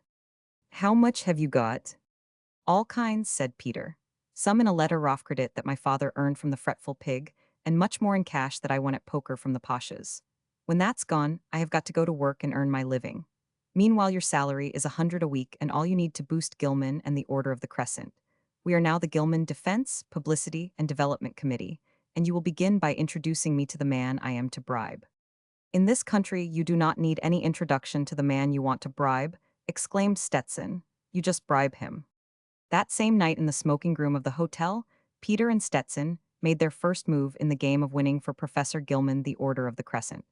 Stetson presented Peter to a young effendi in a frock coat and fez. Stetson called him Osman. He was a clerk in the Foreign Office and appeared to be a friend of a friend of a friend of the assistant third secretary. The 5 volumes of The Rise and Fall were spread before him, and Peter demanded to know why so distinguished a scholar as Dr. Gilman had not received some recognition from the country he had so sympathetically described. Osman fingered the volumes doubtfully and promised the matter should be brought at once to the attention of the Grand Vizier. After he had departed, Stetson explained that Osman had just as little chance of getting within speaking distance of the Grand Vizier as of the ladies of his harem. "It's like Tammany," said Stetson. "There are sachems, district leaders, and lieutenants. Each of them is entitled to trade or give away a few of these decorations, just as each district leader gets his percentage of jobs in the street cleaning department. This fellow will go to his patron will go to some undersecretary in the cabinet, he will put it up to a palace favorite, and they will divide your money. In time, the Minister of Foreign Affairs will sign your brevet and 100 others, without knowing what he is signing. Then you cable me, and the Star of the Crescent will burst upon the United States in a way that will make Halley's Comet look like a wax match." The next day Stetson and the tutor sailed for home and Peter was left alone to pursue, as he supposed, the Order of the Crescent. On the contrary, he found that the Order of the Crescent was pursuing him. He had not appreciated that, from underlings and backstair politicians, an itinerant showman like Stetson and the only son of an American Croesus would receive very different treatment. Within 24 hours, a fat man with a blue-black beard and diamond rings called with Osman to apologize for the latter. Osman, the fat man, explained it had been about to make a fatal error. For Dr. Gilman, he had asked the Order of the Crescent of the 5th class, the same class that had been given Stetson. The 5th class, the fat man explained, was all very well for tradesmen, dragomans, and eunuchs, but as an honor for a savant as distinguished as the friend of his. Hallowell, the 4th class would hardly be high enough. The fees, the fat man added, would also be higher, but he pointed out it was worth the difference because the 4th class entitled the wearer to a salute from all sentries. "There are few sentries at Stillwater," said Peter, "but I want the best and I want it quick. Get me the 4th class." The next morning he was surprised by an early visit from Stimson of the embassy. The secretary was considerably annoyed. "My dear Hallowell," he protested, "why the devil did not you tell me you wanted a decoration? Of course the State Department expressly forbids us to ask for one for ourselves or for anyone else. But what's the constitution between friends? I will get it for you at Onsabut on 2 conditions: that you do not tell anybody I got it, and that you tell me why you want it and what you ever did to deserve it." Instead, Peter explained fully and so sympathetically that the diplomat demanded that he, too, should be enrolled as one of the Gilman Defense Committee. Dr. Gilman's history, he said, must be presented to the Sultan. You must have the 5 volumes rebound in red and green, the colors of Mohammed, and with as much gold tooling as they can carry. I hope, he added, they are not soiled. Not by me, Peter assured him. I will take them myself, continued Stimson, to Muley Pasha, the Minister of Foreign Affairs, and ask him to present them to His Imperial Majesty. He will promise to do so, but he will not. But he knows I know he will not, so that is all right. And in return he will present us with the Order of the Crescent of the 3rd class. Going up, exclaimed Peter, the 3rd class, that will cost me my entire letter of credit. Not at all, said Stimson. I have saved you from the grafters. It will cost you only what you pay to have the books rebound. And the 3rd class is a real honor of which anyone might be proud. You wear it round your neck, and at your funeral it entitles you to an escort of 1,000 soldiers. I would rather put up with fewer soldiers, said Peter, and wear it longer round my neck. What's the matter with our getting the 2nd class or the 1st class? At such ignorance, Stimson could not repress a smile. The 1st class, he explained patiently, is the Great Grand Cross and is given only to reigning sovereigns. The 2nd is called the Grand Cross and is bestowed only on crown princes, prime ministers, and men of worldwide fame. What's the matter with Dr. Gilman's being of worldwide fame? Said Peter. He will be someday when Stetson starts boosting. Someday, retorted Stimson stiffly, I may be an ambassador. When I am, I hope to get the Grand Cross of the Crescent, but not now. I am sorry you are not satisfied, he added aggrievedly. No one can get you anything higher than the 3rd class, and I may lose my official head asking for that. Nothing is too good for old man Gilman, said Peter, nor for you. You get the 3rd class for him, and I will have father make you an ambassador. That night at poker at the club, Peter sat next to Prince Abdul, who had come from a reception at the Grand Vizier's and still wore his decorations. Decorations now fascinated Peter, and those on the coat of the young prince he regarded with witty awe. He also regarded Abdul with witty awe, because he was the favorite nephew of the Sultan, and because he enjoyed the reputation of having the worst reputation in Turkey. Peter wondered why. He always had found Abdul charming, distinguished, courteous to the verge of humility, most cleverly cynical, most brilliantly amusing. At poker he almost invariably won, and while doing so was so politely bored, so indifferent to his cards and the cards held by others, that Peter declared he had never met his equal. In a pause in the game, while someone tore the cover off a fresh pack, Peter pointed at the star of diamonds that nestled behind the lapel of Abdul's coat. May I ask what that is? Said Peter. The prince frowned at his diamond sunburst as though it annoyed him, and then smiled delightedly. It is an order, he said in a quick aside, bestowed only upon men of worldwide fame. I dine tonight, he explained, with your charming compatriot, Mr. Joseph Stimson. And Joe told, said Peter. The prince nodded. Joe told, he repeated, but it is all arranged. Your distinguished friend, the Sage of Stillwater, will receive the crescent of the 3rd class. Peter's eyes were still fastened hungrily upon the diamond sunburst. Why, he demanded, cannot someone get him one like that? As though about to take offense, the prince raised his eyebrows, and then thought better of it and smiled. There are only 2 men in all Turkey, he said, who could do that. And is the Sultan the other one? Asked Peter. The prince gasped as though he had suddenly stepped beneath a cold shower, and then laughed long and silently. You flatter me, he murmured. You know you could if you liked, whispered Peter stoutly. Apparently Abdul did not hear him. I will take 1 card, he said. Toward 2 in the morning there was 7 to 5,000 francs in the pot, and all save Prince Abdul and Peter had dropped out. Will you divide? Asked the prince. Why should I? Said Peter. I have got you beat now. Do you raise me or call? The prince called and laid down a full house. Peter showed 4 tens. I will deal you 1 hand, double or quits, said the prince. Over the end of his cigar, Peter squinted at the great heap of mother-of-pearl counters and gold pieces and banknotes. You will pay me double what is on the table, he said, or you quit owing me nothing. The prince nodded. Go ahead, said Peter. The prince dealt them each a hand and discarded 2 cards. Peter held a 7, a pair of kings, and a pair of 4s. Hoping to draw another king, which might give him a 3 higher than the 3 held by Abdul, he threw away the 7 and the lower pair. He caught another king. The prince showed 3 queens and shrugged his shoulders. Peter, leaning toward him, spoke out of the corner of his mouth. I will make you a sporting proposition, he murmured. You owe me 150,000 francs. I will stake that against what only two men in the empire can give me. The prince allowed his eyes to travel slowly round the circle of the table, but the puzzled glances of the other players showed that, to them, Peter's proposal conveyed no meaning.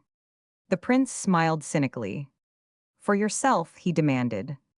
For Dr. Gilman, said Peter. We will cut for deal and one hand will decide, said the prince.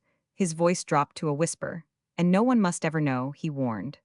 Peter also could be cynical. Not even the Sultan, he said. Abdul won the deal and gave himself a very good hand, but the hand he dealt Peter was the better one. The prince was a good loser. The next afternoon, the Gazette officially announced that upon Dr. Henry Gilman, Professor Emeritus of the University of Stillwater, USA, the Sultan had been graciously pleased to confer the Grand Cross of the Order of the Crescent. Peter flashed the great news to Stetson.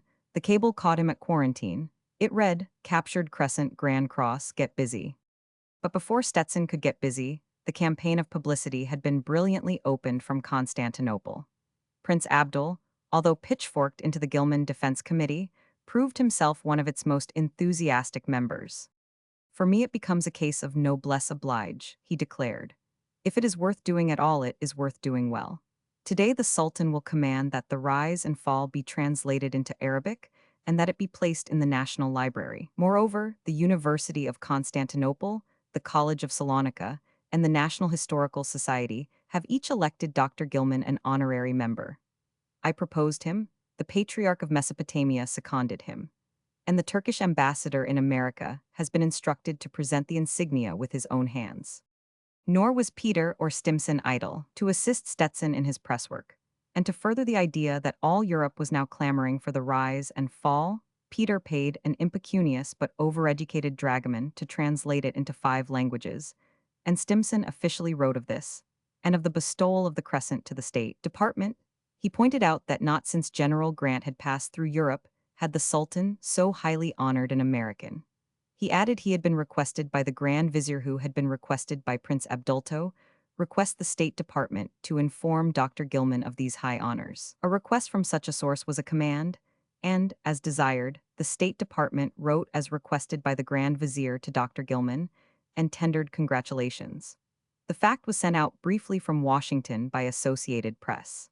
This official recognition by the government and by the newspapers was all and more than Stetson wanted. He took off his coat and with a megaphone, rather than a pen, told the people of the United States who Dr. Gilman was, who the Sultan was, what a Grand Cross was, and why America's greatest historian was not without honor save in his own country. Columns of this were paid for and appeared as patent insides, with a portrait of Dr. Gilman taken from the Stillwater College Annual, and a picture of the Grand Cross drawn from imagination, in 800 newspapers of the Middle, Western, and Eastern states. Special articles, paragraphs, portraits, and pictures of the Grand Cross followed, and, using Stillwater as his base, Stetson continued to flood the country. Young Hinz, the local correspondent, acting under instructions by cable from Peter, introduced him to Dr. Gilman as a traveler who lectured on Turkey, and one who was a humble admirer of the author of The Rise and Fall. Stetson, having studied it as a student crams an examination,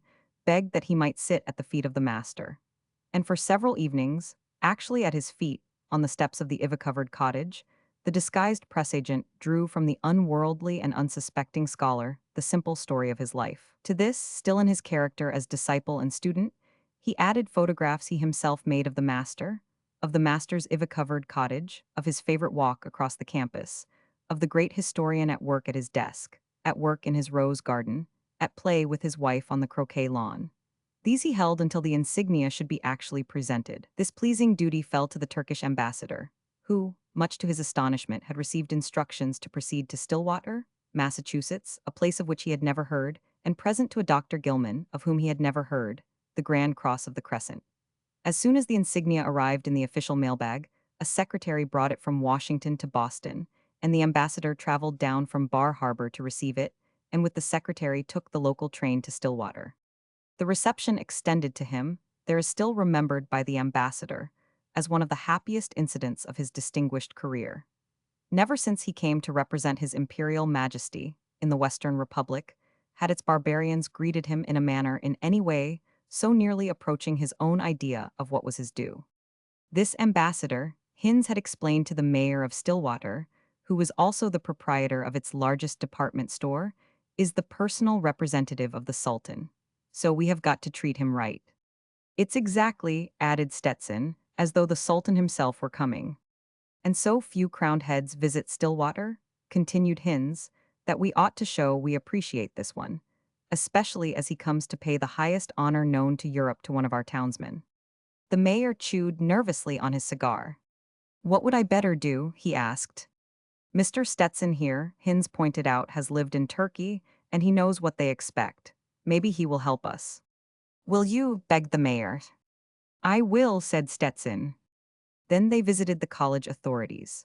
Chancellor Black and most of the faculty were on their vacations, but there were half a dozen professors still in their homes around the campus, and it was pointed out to them that the coming honor to one lately of their number reflected glory upon the college and upon them, and that they should take official action. It was also suggested that for photographic purposes, they should wear their academic robes, caps, and hoods. To these suggestions, with alacrity partly because they all loved Dr. Gilman, and partly because they had never been photographed by a moving picture machine, they all agreed. So it came about that when the ambassador, hot and cross and dusty, stepped off the waytrain at Stillwater Station, he found to his delighted amazement a red carpet stretching to a perfectly new automobile, a company of the local militia presenting arms, a committee consisting of the mayor in a high hat and white gloves, and three professors in gowns and colored hoods, and the Stillwater Silver Cornet Band playing what, after several repetitions, the ambassador was graciously pleased to recognize as his national anthem. The ambassador forgot that he was hot and cross. He forgot that he was dusty. His face radiated satisfaction and perspiration. Here at last were people who appreciated him and his high office. And as the mayor helped him into the automobile, and those students who lived in Stillwater welcomed him with strange yells, and the moving picture machine aimed at him point blank, he beamed with condescension. But inwardly he was ill at ease. Inwardly he was chastising himself for having, through his ignorance of America, failed to appreciate the importance of the man he had come to honor. When he remembered he had never even heard of Dr. Gilman, he blushed with confusion. And when he recollected that he had been almost on the point of refusing to come to Stillwater, that he had considered leaving the presentation to his secretary, he shuddered. What might not the Sultan have done to him? What a narrow escape. Attracted by the band, by the sight of their fellow townsmen in khaki, by the sight of the stout gentleman in the red fez, by a tremendous liking and respect for Dr. Gilman, the entire town of Stillwater gathered outside his cottage. And inside, the old professor, trembling and bewildered and yet strangely happy, bowed his shoulders while the ambassador slipped over them the broad green scarf, and upon his only frock coat pinned the diamond sunburst. In woeful embarrassment, Dr. Gilman smiled and bowed and smiled, and then, as the delighted mayor of Stillwater shouted, "Speech," in sudden panic he reached out his hand quickly and covertly, and found the hand of his wife. Now then, three long ones, yelled the cheerleader. Now then, see the conquering hero, yelled the bandmaster. Attention, present arms, yelled the militia captain, and the townspeople and the professors applauded and waved their hats and handkerchiefs. And Dr. Gilman and his wife, he frightened and confused, she happy and proud, and taking it all as a matter of course, stood arm in the frame of honeysuckles and bowed and bowed and bowed. And the ambassador so far unbent as to drink champagne, which appeared mysteriously in tubs of ice from the rear of the ivy-covered cottage, with the mayor, with the wives of the professors, with the students, with the bandmaster. Indeed, so often did he unbend that, when the perfectly new automobile conveyed him back to the Touraine, he was sleeping happily and smiling in his sleep. Peter had arrived in America at the same time as had the insignia, but Hinz and Stetson would not let him show himself in Stillwater.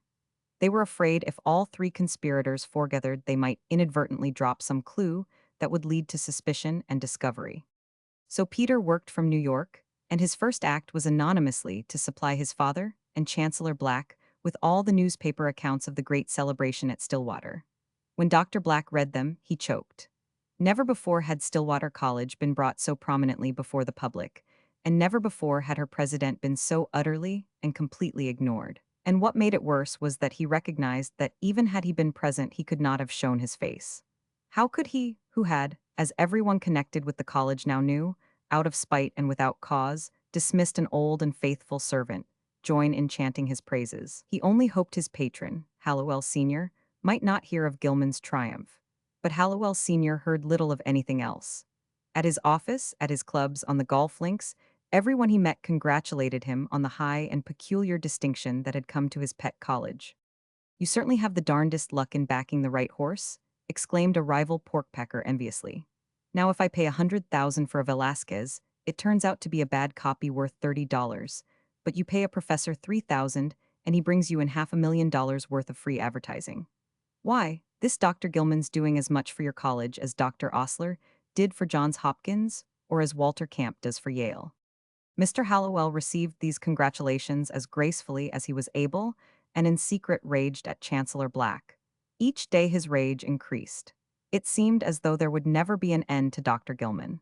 The stone he had rejected had become the cornerstone of Stillwater. Whenever he opened a newspaper, he felt like exclaiming, "Will no one rid me of this pestilent fellow?" For the Rise and Fall, in an edition deluxe limited to 200 copies, was being bought up by all his book-collecting millionaire friends.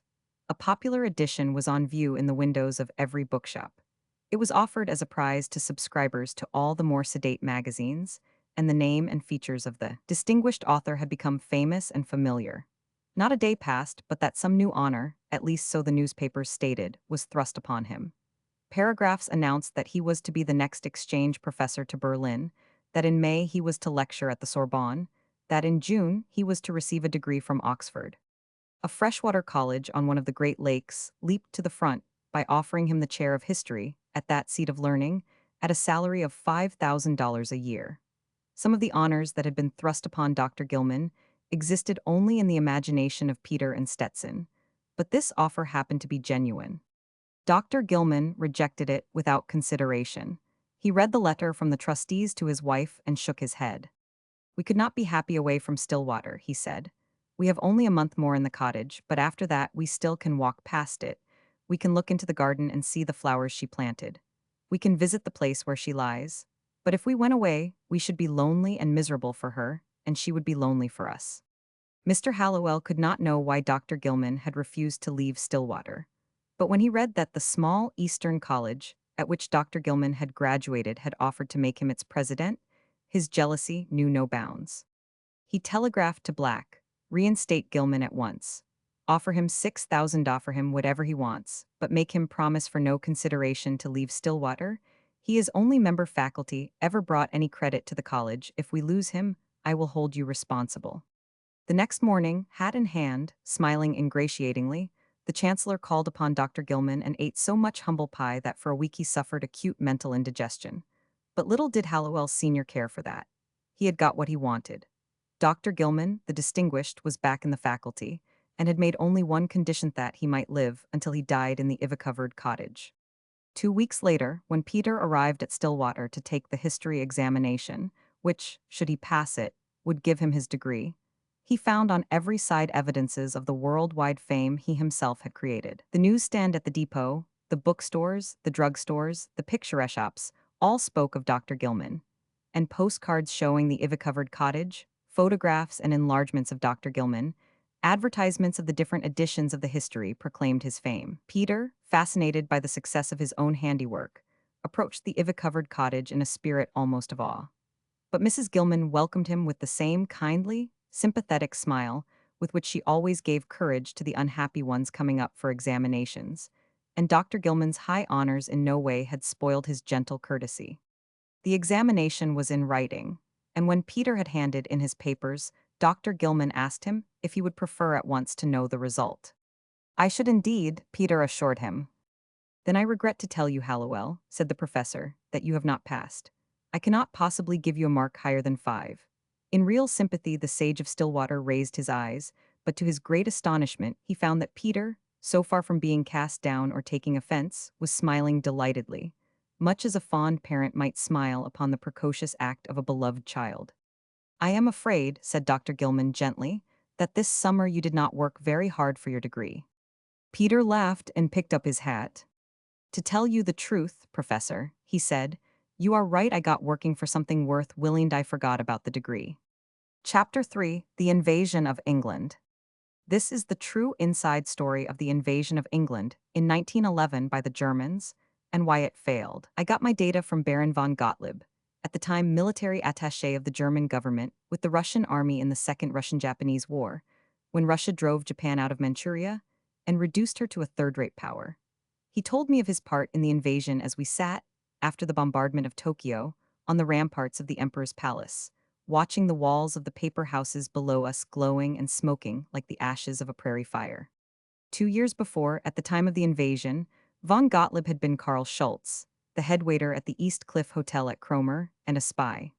The other end of the story came to me through Lester Ford, the London correspondent of the New York Republic. They gave me permission to tell it in any fashion I pleased, and it is here set down for the first time. In telling the story, my conscience is not in the least disturbed, for I have yet to find anyone who will believe it. What led directly to the invasion was that some weekend guest of the East Cliff Hotel left a copy of The Riddle of the Sands in the coffee room, where von Gottlieb found it, and the fact that Ford attended the Shakespeare ball. Had neither of these events taken place, the German flag might now be flying over Buckingham Palace. And then again, it might not. As every German knows, The Riddle of the Sands is a novel written by a very clever Englishman, in which is disclosed a plan for the invasion of his country. According to this plan, an army of infantry was to be embarked in lighters, towed by shallow draft, sea-going tugs, and dispatched simultaneously from the 7 rivers that form the Frisian Isles. From there, they were to be convoyed by battleships 240 miles through the North Sea and thrown upon the coast of Norfolk somewhere between the Wash and Mundesley.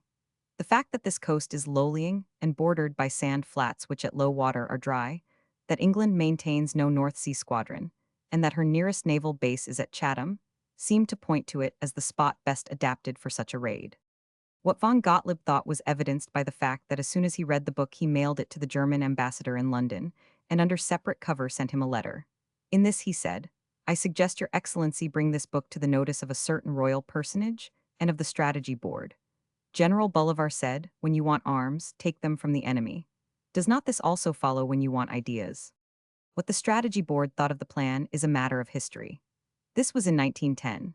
A year later, during the coronation week, Lester Ford went to Clarkson's to rent a monk's robe in which to appear at the Shakespeare ball, and while the assistant departed in search of the robe, Ford was left alone in a small room hung with full-length mirrors and shelves, and packed with the uniforms that Clarkson rents for Covent Garden balls and amateur theatricals. While waiting, Ford gratified a long, secretly cherished desire to behold himself as a military man by trying on all the uniforms on the lower shelves. And as a result, when the assistant returned, instead of finding a young American in English clothes and a high hat, he was confronted by a German officer in a spiked helmet fighting a duel with himself in the mirror. The assistant retreated precipitately, and Ford, conscious that he appeared ridiculous, tried to turn the tables by saying, "Does a German uniform always affect a territorial like that?" The assistant laughed good-naturedly. "It did give me quite a turn," he said. "It's this talk of invasion, I fancy. But for a fact, sir, if I was a coast guard and you came along the beach dressed like that, I would take a shot at you, just on the chance anyway." "And quite right, too," said Ford.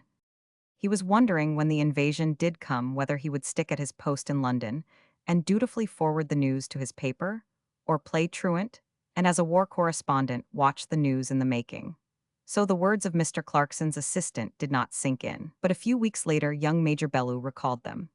Bellew was giving a dinner on the terrace of the Savoy restaurant. His guests were his nephew, young Herbert, who was only 5 years younger than his uncle, and Herbert's friend Burrell, an Irishman, both in their third term at the university. After 5 years' service in India, Bellew had spent the last 8 weeks at Oxford, and was complaining bitterly that since his day the undergraduate had deteriorated. He had found him serious, given to study, far too well behaved. Instead of Jorrocks, he read Galsworthy. Instead of wines, he found pleasure in debating clubs where he discussed socialism. Ragging, practical jokes, ingenious hoaxes that once were wont to set England in a roar were a lost art. His undergraduate guests combated these charges fiercely. His criticisms they declared unjust and without intelligence. "You are talking rot," said his dutiful nephew. "Take Phil here, for example. I have roomed with him 3 years, and I can testify that he has never opened a book. He never heard of Galsworthy until you spoke of him. And you can see for yourself his table manners are quite as bad as yours." "Worse," assented Burrell loyally. "And as for ragging, what rags in your day were as good as ours? As the Carrie Nation rag, for instance, when 500 people sat through a temperance lecture and never guessed they were listening to a man from Balliol. And the Abyssinian ambassador rag, cried Herbert. What price that? When the dreadnought manned the yards for him and gave him 17 guns, that was an Oxford rag and carried through by Oxford men. The country has not stopped laughing yet. You give us a rag, challenged Herbert. Make it as hard as you like. Something risky, something that will make the country sit up, something that will send us all to jail, and Phil and I will put it through whether it takes one man or a dozen. Go on, he persisted, and I bet we can get 50 volunteers right here in town and all of them undergraduates. Give you the idea, yes, mocked Bellew, trying to gain time. That's just what I say. You boys today are so dull, you lack initiative. It's the idea that counts. Anybody can do the acting, that's just amateur theatricals. Is it? Snorted Herbert. If you want to know what stage fright is, just go on board a British battleship with your face covered with burnt cork and insist on being treated like an ambassador. You will find it's a little different from a first night with the Simla thespians. Ford had no part in the debate. He had been smoking comfortably and with well-timed nods, impartially encouraging each disputant. But now he suddenly laid his cigar upon his plate, and, after glancing quickly about him, leaned eagerly forward. They were at the corner table of the terrace, and, as it was now past 9 o'clock, the other diners had departed to the theaters and they were quite alone. Below them, outside the open windows, were the trees of the embankment, and beyond, the Thames, blocked to the west by the great shadows of the Houses of Parliament, lit only by the flame in the tower that showed the lower house was still sitting. I will give you an idea for a rag, whispered Ford. One that is risky, that will make the country sit up, that ought to land you in jail. Have you read The Riddle of the Sands? Bellew and Herbert nodded. Burrell made no sign. Do not mind him, exclaimed Herbert impatiently. He never reads anything. Go on. It's the book most talked about, explained Ford. And what else is most talked about? He answered his own question. The landing of the Germans in Morocco and the chance of war. Now, I ask you, with that book in everybody's mind, and the war scare in everybody's mind, what would happen if German soldiers appeared tonight on the Norfolk coast just where the book says they will appear? Not one soldier, but dozens of soldiers, not in one place, but in 20 places. What would happen? Roared Major Bellew loyally. The Boy Scouts would fall out of bed and kick them into the sea. Shut up, snapped his nephew irreverently. He shook Ford by the arm. How? He demanded breathlessly. How are we to do it? It would take hundreds of men. 2 men, corrected Ford, and a third man to drive the car. I thought it out one day at Clarkson's when I came across a lot of German uniforms. I thought of it as a newspaper story, as a trick to find out how prepared you people are to meet invasion. And when you said just now that you wanted a chance to go to jail. What's your plan? Interrupted Burrell. We would start just before dawn, began Ford. We, demanded Herbert, are you in this? Am I in it? Cried Ford indignantly. It's my own private invasion. I am letting you boys in on the ground floor. If I do not go, there won't be any invasion. The 2 pink-cheeked youths glanced at each other inquiringly, and then nodded. We accept your services, sir, said Burrell gravely. What's your plan? In astonishment, Major Bellew glanced from one to the other, and then slapped the table with his open palm. His voice shook with righteous indignation. Of all the preposterous, outrageous, are you mad? He demanded. Do you suppose for 1 minute I will allow? His nephew shrugged his shoulders and, rising, pushed back his chair. Oh, you go to the devil, he exclaimed cheerfully. Come on, Ford, he said. We will find some place where Uncle cannot hear us. 2 days later, a touring car carrying 3 young men, in the 21 miles between Wells and Cromer, broke down 11 times. Each time this misfortune befell them, one young man scattered tools in the road, and on his knees hammered ostentatiously at the tin hood, and the other 2 occupants of the car sauntered to the beach. There they chucked pebbles at the waves and then slowly retraced their steps. Each time, the route by which they returned was different from the one by which they had set forth. Sometimes they followed the beaten path down the cliff, or, as it chanced to be, across the marshes. Sometimes they slid down the face of the cliff. Sometimes they lost themselves behind the hedges and in the lanes of the villages. But when they again reached the car, the procedure of each was alike. Yet produced a pencil, and on the face of his half-inch road map traced strange, fantastic signs. At lunchtime, they stopped at the East Cliff Hotel at Cromer and made numerous and trivial inquiries about the Cromer golf links. They had come, they volunteered, from Ely for a day of sea bathing and golf. They were returning after dinner. The headwaiter of the East Cliff Hotel gave them the information they desired. He was an intelligent headwaiter, young, and of pleasant, not to say distinguished, bearing. In a frock coat, he might easily have been mistaken for something even more important than a headwaiter for a German ridding master, a leader of a Hungarian band, a manager of a Ritz hotel. But he was not above his station. He even assisted the porter in carrying the coats and golf bags of the gentlemen from the car to the coffee room, where, with the intuition of the homing pigeon, the three strangers had, unaided, found their way. As Karl Schultz followed, carrying the dust coats, a road map fell from the pocket of one of them to the floor. Karl Schultz picked it up and was about to replace it when his eyes were held by notes scrawled roughly in pencil. With an expression that no longer was that of a headwaiter, Karl cast one swift glance about him and then slipped into the empty coachroom and locked the door. 5 minutes later, with a smile that played uneasily over a face grown gray with anxiety, Karl presented the map to the tallest of the three strangers. It was open so that the pencil marks were most obvious. By his accent, it was evident the tallest of the three strangers was an American. "What the devil?" he protested. "Which of you boys has been playing hob with my map?"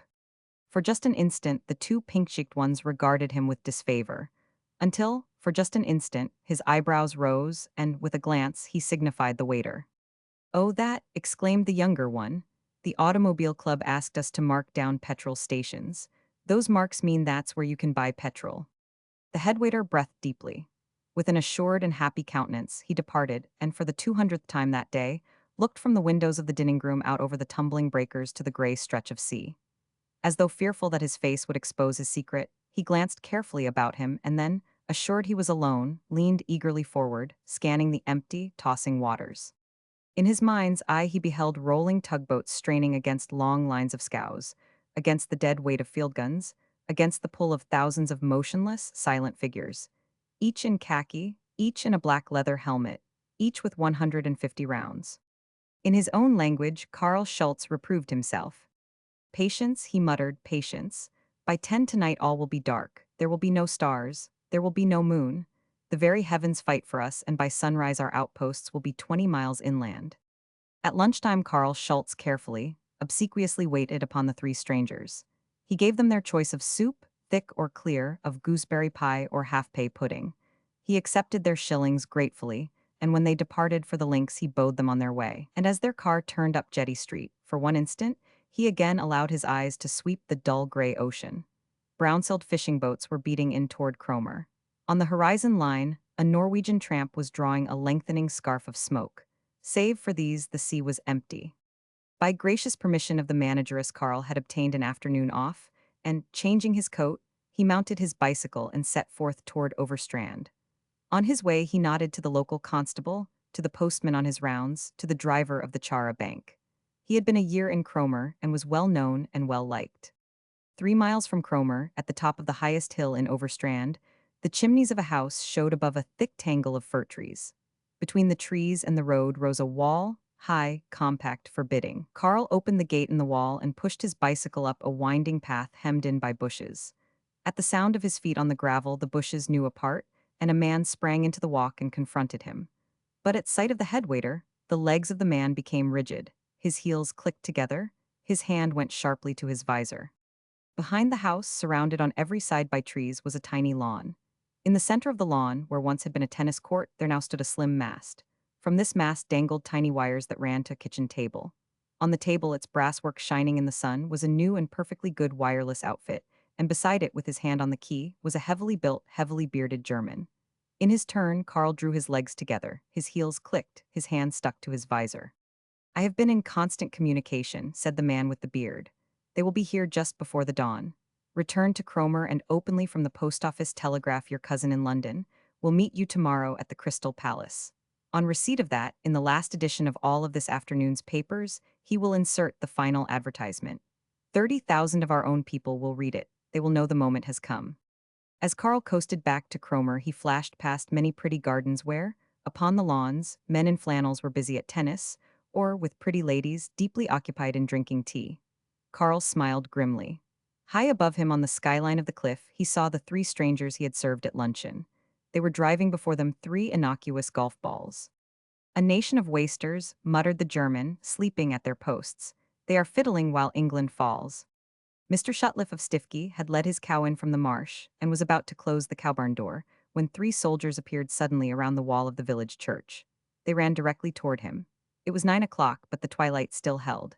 The uniforms the men wore were unfamiliar, but in his day Mr. Shutliff had seen many uniforms, and to him, all uniforms looked alike. The tallest soldier snapped at Mr. Shutliff fiercely in a strange tongue. Du bist Jeffengen, he announced. Das Dorf ist besetzt. Wo sind unser Loot? He demanded. You will ave to excuse me, sir, said Mr. Shutliff, but I am a trifle hard of earring. The soldier addressed him in English. What is the name of this village? He demanded. Mr. Shutliff, having lived in the village upward of 80 years, recalled its name with difficulty. Have you seen any of our people? With another painful effort of memory, Mr. Shutliff shook his head. Go indoors, commanded the soldier, and put out all lights and remain indoors. We have taken this village. We are Germans. You are a prisoner. Do you understand? Yes, sir, thank you, sir, kindly, stammered Mr. Shutliff. May I lock in the pigs first, sir? One of the soldiers coughed explosively and ran away, and the two others trotted after him. When they looked back, Mr. Shutliff was still standing uncertainly in the dusk, mildly concerned as to whether he should lock up the pigs or obey the German gentleman. The three soldiers halted behind the church wall. That was a fine start, mocked Herbert. Of course, you had to pick out the village idiot. If they are all going to take it like that, we had better pack up and go home. The village inn is still open, said Ford. We will close it. They entered with fixed bayonets and dropped the butts of their rifles on the sanded floor. A man in gaiters choked over his ale, and two fishermen removed their clay pipes and stared. The barmaid alone arose to the occasion. Now then, she exclaimed briskly, what way is that to come tumbling into a respectable place? None of your tea-garden tricks in here, young fellow, my lad, or... The tallest of the three intruders, in deep guttural accents, interrupted her sharply. We are Germans, he declared. This village is captured. You are prisoners of war. Those lights you will output and yourselves lock in. If you into the street go, we will shoot. He gave a command in a strange language. So strange, indeed, that the soldiers with him failed to entirely grasp his meaning, and one shouldered his rifle, while the other brought his politely to a salute. You ass, muttered the tall German, get out. As they charged into the street, they heard behind them a wild feminine shriek, then a crash of pottery and glass, then silence, and an instant later the ship inn was buried in darkness. That will hold Stifky for a while, said Ford, now back to the car. But between them and the car loomed suddenly a tall and impressive figure. His helmet and his measured tread upon the deserted cobblestones proclaimed his calling. The constable, whispered Herbert, he must see us, but he must not speak to us. For a moment the three men showed themselves in the middle of the street, and then, as though at sight of the policeman they had taken alarm, disappeared through an opening between two houses. 5 minutes later, a motor car, with its canvas top concealing its occupants, rode slowly into Stifky's main street and halted before the constable. The driver of the car wore a leather skullcap and goggles. From his neck to his heels he was covered by a raincoat. Mr. Policeman, he began, when I turned in here 3 soldiers stepped in front of my car and pointed rifles at me. Then they ran off toward the beach. What's the idea, maneuvers? Because they have no right to. Yes, sir, the policeman assured him promptly, I saw them. It's maneuvers, sir, territorials. They did not look like territorials, objected the chauffeur. They looked like Germans. Protected by the deepening dusk, the constable made no effort to conceal a grin. Just territorials, sir, he protested soothingly. Skylarking maybe, but meaning no harm. Still, I will have a look round and warn em. A voice from beneath the canvas broke in angrily. I tell you, they were Germans. It's either a silly joke or it's serious and you ought to report it. It's your duty to warn the Coast Guard. The constable considered deeply. I would not take it on myself to wake the Coast Guard, he protested. Not at this time of the night. But if any German's been annoying you, gentlemen, and you wish to lodge a complaint against them, you give me your cards. Ye gods, cried the man in the rear of the car. Go on, he commanded. As the car sped out of Stifky, Herbert exclaimed with disgust.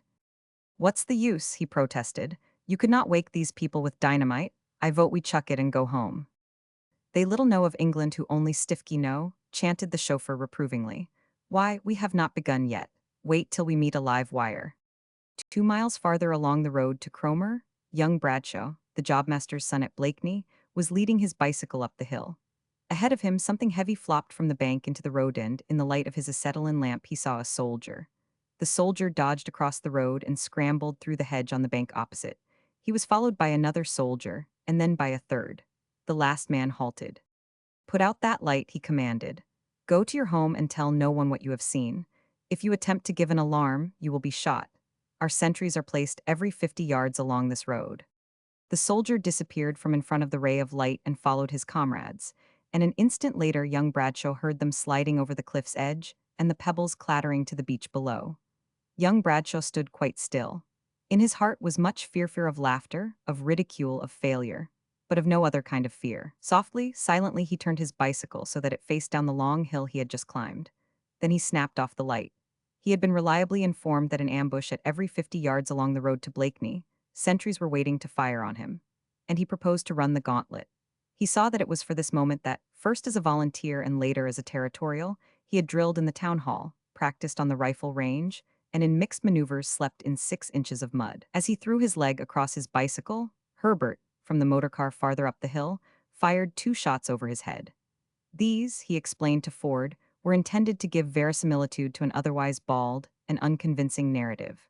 And the sighing of the bullets gave young Bradshaw exactly what he wanted: the assurance that he was not the victim of a practical joke. He threw his weight forward and, lifting his feet, coasted downhill at 40 miles an hour into the main street of Blakeney.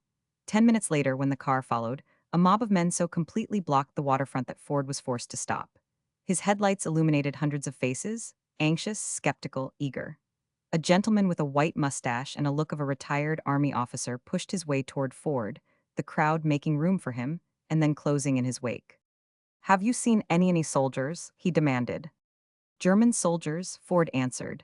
"They tried to catch us, but when I saw who they were, I ran through them to warn you. They fired and—" "How many and where?" "A half company at Stifky and a half mile farther on a regiment. We did not know then they were Germans, not until they stopped us. You would better telephone the garrison and—" "Thank you," snapped the elderly gentleman. "I happen to be in command of this district. What are your names?" Ford pushed the car forward, parting the crowd. "I have no time for that," he called. "We have got to warn every coast town in Norfolk. You take my tip and get London on the long distance." As they ran through the night, Ford spoke over his shoulder. "We have got them guessing," he said. "Now, what we want is a live wire, someone with imagination, someone with authority who will wake the countryside." "Looks ahead there," said Burrell, as though it had not gone to bed. Before them, as on a Mafeking night, every window in Clay shone with lights. In the main street were fishermen, shopkeepers, trippers in flannels, summer residents. The women had turned out as though to witness a display of fireworks. Girls were clinging to the arms of their escorts, shivering in delighted terror. The proprietor of the Red Lion sprang in front of the car and waved his arms. "What's this tale about Germans?" he demanded jocularly. "You can see their lights from the beach," said Ford. "They have landed 2 regiments between here and Wells. Stifky is taken, and they have cut all the wires south." The proprietor refused to be had. "Let 'em all come," he mocked. "All right," returned Ford. "Let 'em come, but do not take it lying down. Get those women off the streets and go down to the beach and drive the Germans back." "Gangway," he shouted, and the car shot forward. "We warned you," he called, "and it's up to you too." His words were lost in the distance. But behind him, a man's voice rose with a roar like a rocket and was met with a savage, deep-throated cheer. Outside the village, Ford brought the car to a halt and swung in his seat. "This thing is going to fail," he cried petulantly. "They do not believe us. We have got to show ourselves many times in a dozen places." "The British mind moves slowly," said Burrell, the Irishman. "Now, if this had happened in my native land—" He was interrupted by the screech of a siren, and a demon car that spurned the road, that splattered them with pebbles, tore past and disappeared in the darkness. As it fled down the lane of their headlights, they saw that men in khaki clung to its sides, were packed in its tonneau, were swaying from its running boards. Before they could find their voices, a motorcycle, driven as though the angel of death were at the wheel, shaved their mudguard and in its turn, vanished into the night. "Things are looking up," said Ford. "Where's our next stop? As I said before, what we want is a live one." Herbert pressed his electric torch against his road map. "We are next billed to appear," he said, "about a quarter of a mile from here, at the signal tower of the Great Eastern Railroad, where we visit the night telegraph operator and give him the surprise party of his life." The 3 men had mounted the steps of the signal tower so quietly that, when the operator heard them, they already surrounded him. He saw three German soldiers with fierce upturned mustaches, with flat, squat helmets with long brown rifles. They saw an amic, pale-faced youth without a coat or collar, for the night was warm, who sank back limply in his chair and gazed speechless with wide-bulging eyes. In harsh, guttural tones Ford addressed him. "You are a prisoner," he said. "We take over this office in the name of the German emperor. Get out." As though instinctively seeking his only weapon of defense, the hand of the boy operator moved across the table to the key of his instrument. Ford flung his rifle upon it. "No, you do not," he growled. "Get out." With eyes still bulging, the boy lifted himself into a sitting posture. "My pay me month's pay," he stammered. "Can I take it?" The expression on the face of the conqueror relaxed. "Take it and get out," Ford commanded. With eyes still fixed in fascinated terror upon the invader, the boy pulled open the drawer of the table before him and fumbled with the papers inside. "Quick!" cried Ford. The boy was very quick.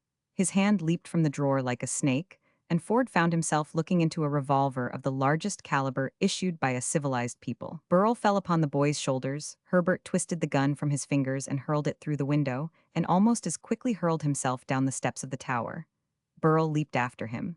Ford remained only long enough to shout, "Do not touch that instrument. If you attempt to send a message through, we will shoot. We go to cut the wires." For a minute, the boy in the tower sat rigid, his ears strained, his heart beating in sharp, suffocating stabs. Then, with his left arm raised to guard his face, he sank to his knees and, leaning forward across the table, inviting as he believed his death, he opened the circuit and through the night flashed out a warning to his people. When they had taken their places in the car, Herbert touched Ford on the shoulder. "Your last remark," he said, "was that what we wanted was a live one." "Do not mention it," said Ford. "He jammed that gun half down my throat. I can taste it still. Where do we go from here?" "According to the route we mapped out this afternoon," said Herbert, "we are now scheduled to give exhibitions at the coast towns of Salthouse and Weybourne, but—" "Not with me," exclaimed Burl fiercely. "Those towns have been tipped off by now by Blakeney and Clay, and the Boy Scouts would club us to death. I vote we take the back roads to Morstan and drop in on a lonely coast guard. If a coast guard sees us, the authorities will have to believe him, and they will call out the Navy." Herbert consulted his map. "There is a coast guard," he said, "stationed just the other side of Morstan. And," he added fervently, "let us hope he's lonely." They lost their way in the back roads, and when they again reached the coast an hour had passed. It was now quite dark. There were no stars, nor moon, but after they had left the car in a side lane and had stepped out upon the cliff, they saw for miles along the coast great beacon fires burning fiercely. Herbert came to an abrupt halt. "Since seeing those fires," he explained, "I feel a strange reluctance about showing myself in this uniform to a coast guard." "Coast guards do not shoot?" mocked Burl.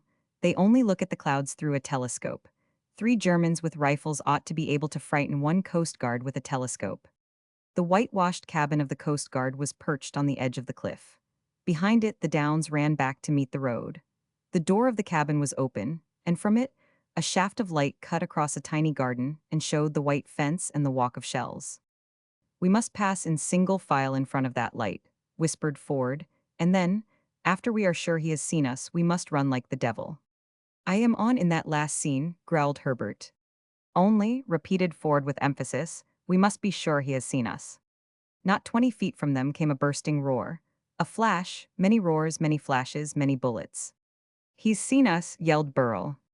After the light from his open door had shown him one German soldier fully armed, the Coast Guard had seen nothing further. But judging from the shrieks of terror and the sounds of falling bodies that followed his first shot, he was convinced he was hemmed in by an army, and he proceeded to sell his life dearly. Clip after clip of cartridges he emptied into the night, now to the front, now to the rear, now out to sea, now at his own shadow in the lamplight. To the people a quarter of a mile away at Morstan, it sounded like a battle. After running half a mile, Ford, bruised and breathless, fell at full length on the grass beside the car. Near it, tearing from his person the last vestiges of a German uniform, he found Burl. He also was puffing painfully. "What happened to Herbert?" panted Ford. "I do not know," gasped Burl. "When I saw him last, he was diving over the cliff into the sea. How many times did you die?" "About 20, groaned the American, "and, besides being dead, I am severely wounded. Every time he fired, I fell on my face, and each time I hit a rock." A scarecrow of a figure appeared suddenly in the rays of the headlights. It was Herbert, scratched, bleeding, dripping with water, and clad simply in a shirt and trousers. He dragged out his kit bag and fell into his golf clothes. "Anybody who wants a perfectly good German uniform," he cried, "can have mine. I left it in the first row of breakers. It did not fit me anyway." The other two uniforms were hidden in the seat of the car. Rifles and helmets, to lend color to the invasion, were dropped in the open road, and 5 minutes later, three gentlemen in inconspicuous Harris tweeds, and with golf clubs protruding from every part of their car, turned into the shore road to Cromer. What they saw brought swift terror to their guilty souls and the car to an abrupt halt. Before them was a regiment of regulars advancing in column of fours, at the double. An officer sprang to the front of the car and seated himself beside Ford. "I will have to commandeer this," he said. "Run back to Cromer. Do not crush my men, but go like the devil." "We heard firing here," explained the officer at the Coast Guard station. The guard drove them back to the sea. He counted over a dozen. They made pretty poor practice, for he is not wounded, but his gravel walk looks as though someone had drawn a harrow over it. "I wonder," exclaimed the officer suddenly, "if you are the three gentlemen who first gave the alarm to Colonel Raglan and then went on to warn the other coast towns. Because, if you are, he wants your names." Ford considered rapidly. If he gave false names and that fact were discovered, they would be suspected and investigated, and the worst might happen. So he replied that his friends and himself probably were the men to whom the officer referred. He explained they had been returning from Cromer, where they had gone to play golf, when they had been held up by the Germans. "You were lucky to escape," said the officer, "and in keeping on to give warning you were taking chances. If I may say so, we think you behaved extremely well." Ford could not answer. His guilty conscience shamed him into silence. With his siren shrieking and his horn tooting, he was forcing the car through lanes of armed men. They packed each side of the road. They were banked behind the hedges. Their campfires blazed from every hilltop. "Your regiment seems to have turned out to a man," exclaimed Ford admiringly. "My regiment," snorted the officer. "You have passed through 5 regiments already, and there are as many more in the dark places. They are everywhere," he cried jubilantly. "And I thought they were only where you see the campfires," exclaimed Ford. "That's what the Germans think," said the officer. "It's working like a clock," he cried happily. "There has not been a hitch. As soon as they got your warning to Colonel Raglan, they came down to the coast like a wave, on foot, by trains, by motors, and at 9 o'clock the government took over all the railroads. The county regiments, regulars, yeomanry, territorials, have been spread along the shore for 30 miles. Down in London, the guards started to Dover and Brighton 2 hours ago. The Automobile Club in the first hour collected 200 cars and turned them over to the guards in Birdcage Walk. Cody and Graham, White, and 8 of his airmen left Hendon an hour ago to reconnoiter the south coast. Admiral Beatty has started with the Channel Squadron to head off the German convoy in the North Sea, and the torpedo destroyers have been sent to lie outside of Heligoland. We will get that back by daylight. And on land, every one of the 3 services is under arms. On this coast alone before sunrise, we will have 100,000 men, and from Colchester the Brigade Division of Artillery, from Ipswich the RHAS with siege guns, field guns, quick-firing guns, all kinds of guns spread out over every foot of ground from here to Hunstanton. They thought they would give us a surprise party. They will never give us another surprise party. On the top of the hill at Overstrand, the head waiter of the East Cliff Hotel and the bearded German stood in the garden back of the house with the forbidding walls. From the road in front came unceasingly the tramp and shuffle of thousands of marching feet, the rumble of heavy cannon, the clanking of their chains, the voices of men trained to command raised in sharp, confident orders. The sky was illuminated by countless fires. Every window of every cottage and hotel blazed with lights. The night had been turned into day. The eyes of the 2 Germans were like the eyes of those who had passed through an earthquake, of those who looked upon the burning of San Francisco, upon the destruction of Messina. "We were betrayed, General," whispered the head waiter. "We were betrayed, Baron," replied the bearded one. "But you were in time to warn the flotilla." With a sigh, the older man nodded. "The last message I received over the wireless," he said, "before I destroyed it, read your message understood. We are returning. Our movements will be explained as maneuvers." And added the general, the English, having driven us back, will be willing to officially accept that explanation. As maneuvers, this night will go down into history. Return to the hotel, he commanded, and in 2 months you can rejoin your regiment. On the morning after the invasion, the New York Republic published a map of Great Britain that covered 3 columns and a woodcut of Ford that was spread over 5. Beneath it was printed, Lester Ford, our London correspondent, captured by the Germans. He escapes and is the first to warn the English people. On the same morning, in an editorial in the Times of London, appeared this paragraph. The Germans were first seen by the Hun.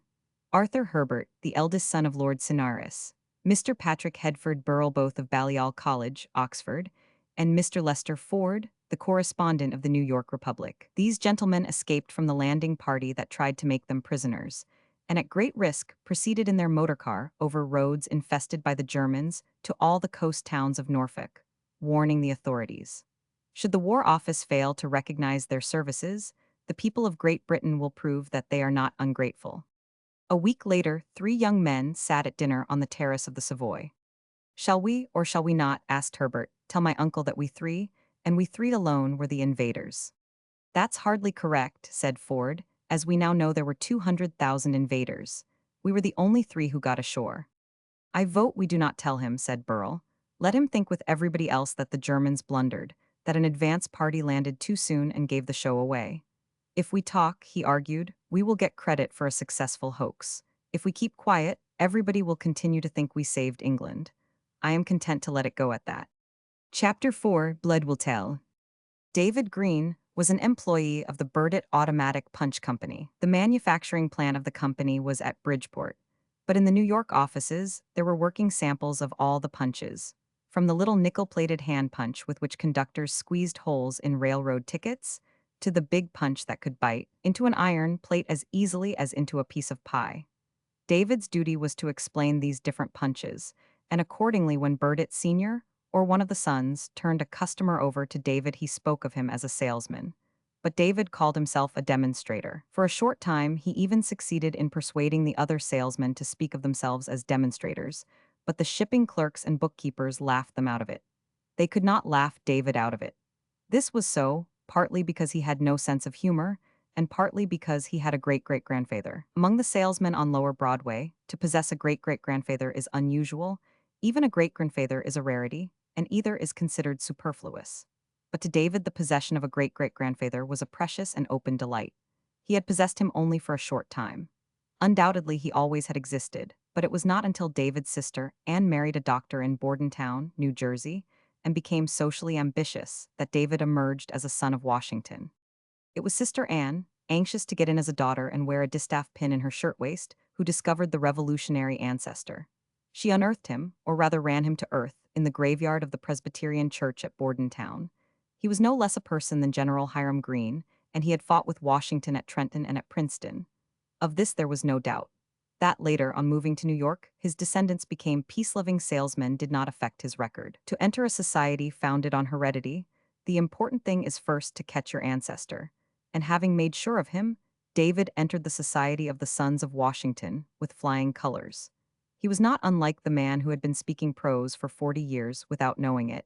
He was not unlike the other man who woke to find himself famous. He had gone to bed a timid, nearsighted, underpaid salesman without a relative in the world, except a married sister in Bordentown, and he awoke to find he was a direct descendant of Neck or Nothing Green, a revolutionary hero, a friend of Washington, a man whose portrait hung in the State House at Trenton.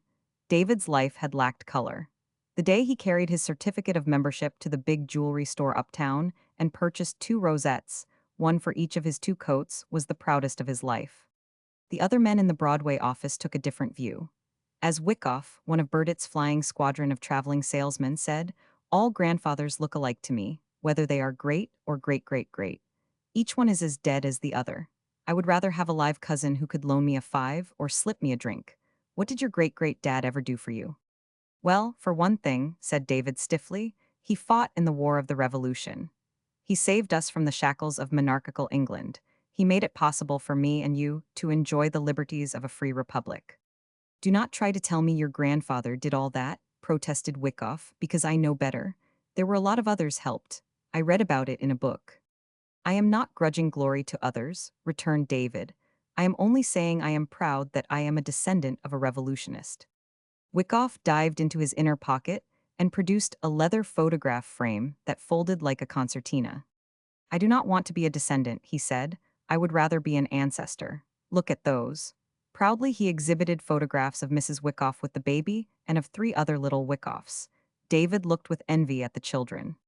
"When I am married," he stammered, and at the words he blushed, "I hope to be an ancestor." "If you are thinking of getting married," said Wickoff, "you would better hope for a raise in salary." The other clerks were as unsympathetic as Wickoff. At first, when David showed them his parchment certificate and his silver gilt insignia with on one side a portrait of Washington and on the other a continental soldier, they admitted it was dead swell. They even envied him, not the grandfather, but the fact that owing to that distinguished relative David was constantly receiving beautifully engraved invitations to attend the monthly meetings of the society, to subscribe to a fund to erect monuments on battlefields to mark neglected graves, to join in joyous excursions to the tomb of Washington or of John Paul Jones, to inspect West Point, Annapolis, and Bunker Hill, to be among those present at the annual banquet at Delmonico's. In order that when he opened these letters he might have an audience, he had given the society his office address. In these communications he was always addressed as dear compatriot, and never did the words fail to give him a thrill. They seemed to lift him out of Burdett's salesrooms and Broadway, and place him next to things uncommercial, untainted, high, and noble. He did not quite know what an aristocrat was, but he believed being a compatriot made him an aristocrat. When customers were rude, when Mr. John or Mr. Robert was overbearing, this idea enabled David to rise above their ill temper, and he would smile and say to himself, "If they knew the meaning of the blue rosette in my buttonhole, how differently they would treat me. How easily with a word could I crush them." But few of the customers recognized the significance of the button. They thought it meant that David belonged to the Y1000, 100, or was a teetotaler. David, with his gentle manners and pale, ascetic face, was liable to give that impression. When Wickoff mentioned marriage, the reason David blushed was because, although no one in the office suspected it, he wished to marry the person in whom the office took the greatest pride. This was Miss Emily Anthony, one of Burdett and Sons' youngest, most efficient and prettiest stenographers, and although David did not cut as dashing a figure as did some of the firm's traveling men, Miss Anthony had found something in him so greatly to admire that she had, out of office hours, accepted his devotion, his theater tickets, and an engagement ring. Indeed, so far had matters progressed that it had been almost decided when in a few months they would go upon their vacations, they also would go upon their honeymoon. And then a cloud had come between them, and from a quarter from which David had expected only sunshine. The trouble befell when David discovered he had a great-great-grandfather. With that fact itself, Miss Anthony was almost as pleased as was David himself. But while he was content to bask in another's glory, Miss Anthony saw in his inheritance only an incentive to achieve glory for himself. From a hardworking salesman she had asked but little, but from a descendant of a national hero she expected other things. She was a determined young person, and for David she was an ambitious young person. She found she was dissatisfied. She found she was disappointed. The great-great-grandfather had opened up a new horizon, had, in a way, raised the standard. She was as fond of David as always, but his tales of past wars and battles, his accounts of present banquets at which he sat shoulder to shoulder with men of whom even Burdett and Sons spoke with awe, touched her imagination. "You should not be content to just wear a button," she urged. "If you are a son of Washington, you ought to act like one." "I know I am not worthy of you," David sighed. "I do not mean that, and you know I do not," Emily replied indignantly. "It has nothing to do with me. I want you to be worthy of yourself, of your grandpa Hiram." "But how?" complained David. "What chance has a $25 a week clerk?" It was a year before the Spanish-American War, while the patriots of Cuba were fighting the mother country for their independence. "If I were a son of the Revolution," said Emily, "I would go to Cuba and help free it." "Do not talk nonsense," cried David. "If I did that I would lose my job, and we would never be able to marry. Besides, what's Cuba done for me? All I know about Cuba is I once smoked a Cuban cigar and it made me 99. "Did Lafayette talk like that?" demanded Emily. "Did he ask what have the American rebels ever done for me?" "If I were in Lafayette's class," sighed David, "I would not be selling automatic punches." "There's your trouble," declared Emily. "You lack self-confidence. You're too humble, you have got fighting blood, and you ought to keep saying to yourself, 'Blood will tell, and the first thing you know it will tell.' You might begin by going into politics in your ward, or you could join the militia. That takes only one night a week, and then, if we did go to war with Spain, you would get a commission and come back a captain." Emily's eyes were beautiful with delight, but the sight gave David no pleasure. In genuine distress, he shook his head. "Emily," he said, "you are going to be awfully disappointed in me." Emily's eyes closed as though they shied at some mental picture. But when she opened them, they were bright, and her smile was kind and eager. "No, I am not," she protested. "Only I want a husband with a career, and one who will tell me to keep quiet when I try to run it for him." "I have often wished you would," said David. "Would what? Run your career for you?" "No, keep quiet, only it did not seem polite to tell you so." "Maybe I would like you better," said Emily, "if you were not so darned polite." A week later, early in the spring of 1897, the unexpected happened, and David was promoted into the flying squadron. He now was a traveling salesman, with a rise in salary and a commission on orders. It was a step forward, but as going on the road meant absence from Emily, David was not elated. Nor did it satisfy Emily. It was not money she wanted. Her ambition for David could not be silenced with a raise in wages. She did not say this, but David knew that in him she still found something lacking. And when they said goodbye, they both were ill at ease and completely unhappy. Formerly, each day when Emily in passing David in the office said good morning, she used to add the number of the days that still separated them from the vacation which also was to be their honeymoon. But for the last month she had stopped counting the days, at least she did not count them aloud. David did not ask her why this was so. He did not dare.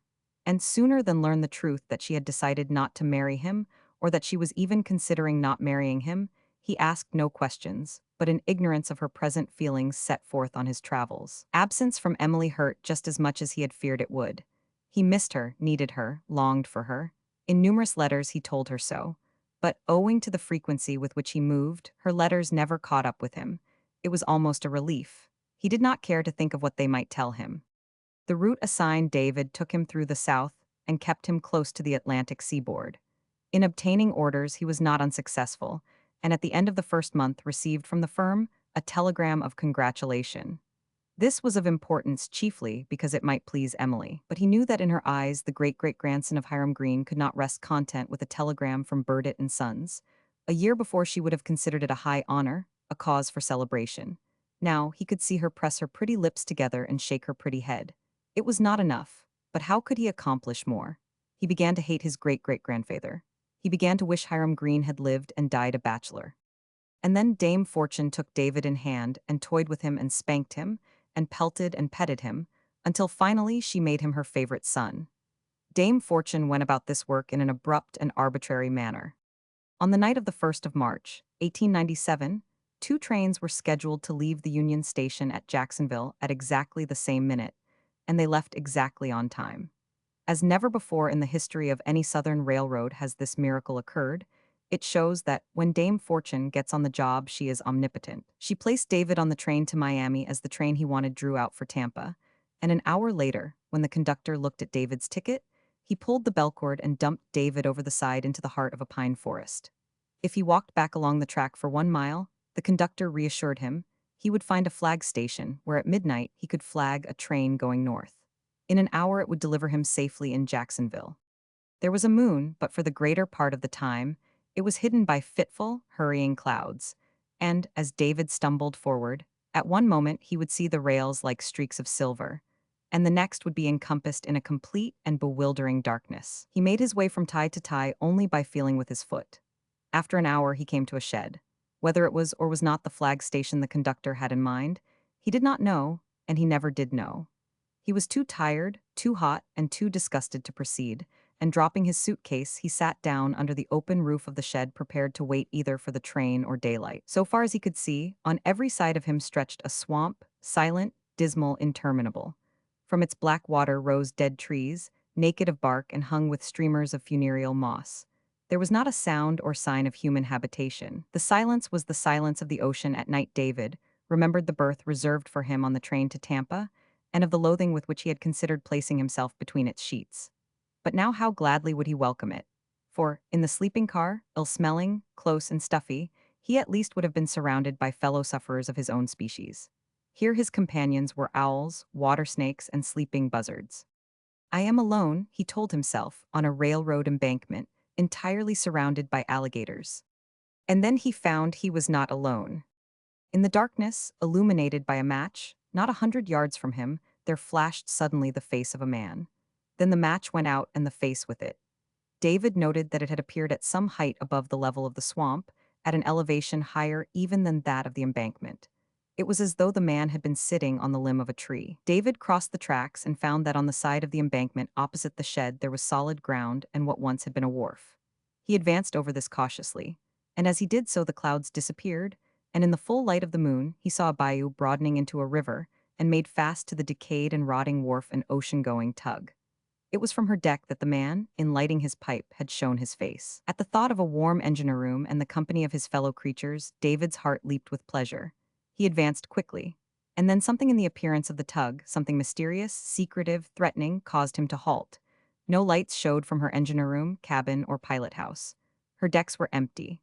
But as was evidenced by the black smoke that rose from her funnel, she was awake and awake to some purpose. David stood uncertainly, questioning whether to make his presence known or return to the loneliness of the shed. The question was decided for him. He had not considered that standing in the moonlight he was a conspicuous figure. The planks of the wharf creaked and a man came toward him. As one who means to attack or who fears attack, he approached warily. He wore high boots, riding breeches, and a sombrero. He was a little man, but his movements were alert and active. To David, he seemed unnecessarily excited. He thrust himself close against David. "Who the devil are you?" demanded the man from the tug. "How would you get here?" "I walked," said David. "Walked?" the man snorted incredulously. "I took the wrong train," explained David pleasantly. "They put me off about a mile below here. I walked back to this flag station. I am going to wait here for the next train north." The little man laughed mockingly. "Oh, no, you are not," he said. "If you walked here, you can just walk away again." With a sweep of his arm, he made a vigorous and peremptory gesture. "You walks," he commanded. "I will do just as I please about that," said David. As though to bring assistance, the little man started hastily toward the tug. "I will find someone who will make you walk," he called. "You wait, that's all you wait." David decided not to wait. It was possible the wharf was private property, and he had been trespassing. In any case, at the flag station, the rights of all men were equal, and if he were in for a fight, he judged it best to choose his own battleground. He recrossed the tracks and sat down on his suitcase in a dark corner of the shed. Himself hidden in the shadows, he could see in the moonlight the approach of any other person. "They are river pirates," said David to himself, "or smugglers. They are certainly up to some mischief, or why should they object to the presence of a perfectly harmless stranger?" Partly with cold, partly with nervousness, David shivered. "I wish that train would come," he sighed. And instantly, as though in answer to his wish, from only a short distance down the track, he heard the rumble and creak of approaching cars. In a flash, David planned his course of action. The thought of spending the night in a swamp infested by alligators and smugglers had become intolerable. He must escape, and he must escape by the train now approaching. To that end, the train must be stopped. His plan was simple. The train was moving very, very slowly, and though he had no lantern to wave, in order to bring it to a halt, he need only stand on the track exposed to the glare of the headlight and wave his arms. David sprang between the rails and gesticulated wildly, but in amazement his arms fell to his sides. For the train, now only 100 yards distant and creeping toward him at a snail's pace, carried no headlight, and though in the moonlight David was plainly visible, it blew no whistle, tolled no bell. Even the passenger coaches in the rear of the sightless engine were wrapped in darkness. It was a ghost of a train, a flying Dutchman of a train, a nightmare of a train. It was as unreal as the black swamp, as the moss on the dead trees, as the ghostly tugboat tied to the rotting wharf. "Is the place haunted?" exclaimed David. He was answered by the grinding of brakes and by the train coming to a sharp halt. And instantly from every side, men fell from it to the ground, and the silence of the night was broken by a confusion of calls and eager greeting and questions and sharp words of command. So fascinated was David in the stealthy arrival of the train and in her mysterious passengers that, until they confronted him, he did not note the equally stealthy approach of three men. Of these one was the little man from the tug. With him was a fat, red-faced Irish-American. He wore no coat, and his shirt sleeves were drawn away from his hands by garters of pink elastic. His derby hat was balanced behind his ears. Upon his right hand flashed an enormous diamond. He looked as though, but at that moment, he had stopped sliding glasses across a Bowery bar. The third man carried the outward marks of a sailor. David believed he was the tallest man he had ever beheld, but equally remarkable with his height was his beard and hair, which were of a fierce brickdust red. Even in the mild moonlight it flamed like a torch. "What's your business?" demanded the man with the flamboyant hair. "I came here," began David, "to wait for a train." The tall man bellowed with indignant rage. "Yes," he shouted, "this is the sort of place anyone would pick out to wait for a train." In front of David's nose, he shook a fist as large as a catcher's glove. "Do not you lie to me," he bullied. "Do you know who I am? Do you know who you are up against? I am." The barkeeper person interrupted. "Never mind who you are," he said. "We know that. Find out who he is." David turned appealingly to the barkeeper. "Do you suppose I would come here on purpose?" he protested. "I am a traveling man." "You will not travel any tonight," mocked the red-haired one. "You have seen what you came to see, and all you want now is to get to a Western Union wire. Well, you do not do it. You do not leave here tonight." As though he thought he had been neglected, the little man in riding boots pushed forward importantly. "Tie him to a tree," he suggested. "Better take him on board," said the barkeeper, "and send him back by the pilot. When we are once at sea, he cannot hurt us any." "What makes you think I want to hurt you?" demanded David. "Who do you think I am?" "We know who you are," shouted the fiery-headed one. "You are a blankety-blank spy. You are a government spy or a Spanish spy, and whichever you are, you do not get away tonight." David had not the faintest idea what the man meant, but he knew his self-respect was being ill-treated, and his self-respect rebelled. "You have made a very serious mistake," he said, "and whether you like it or not, I am leaving here tonight, and you can go to the devil." Turning his back, David started with great dignity to walk away. It was a short walk.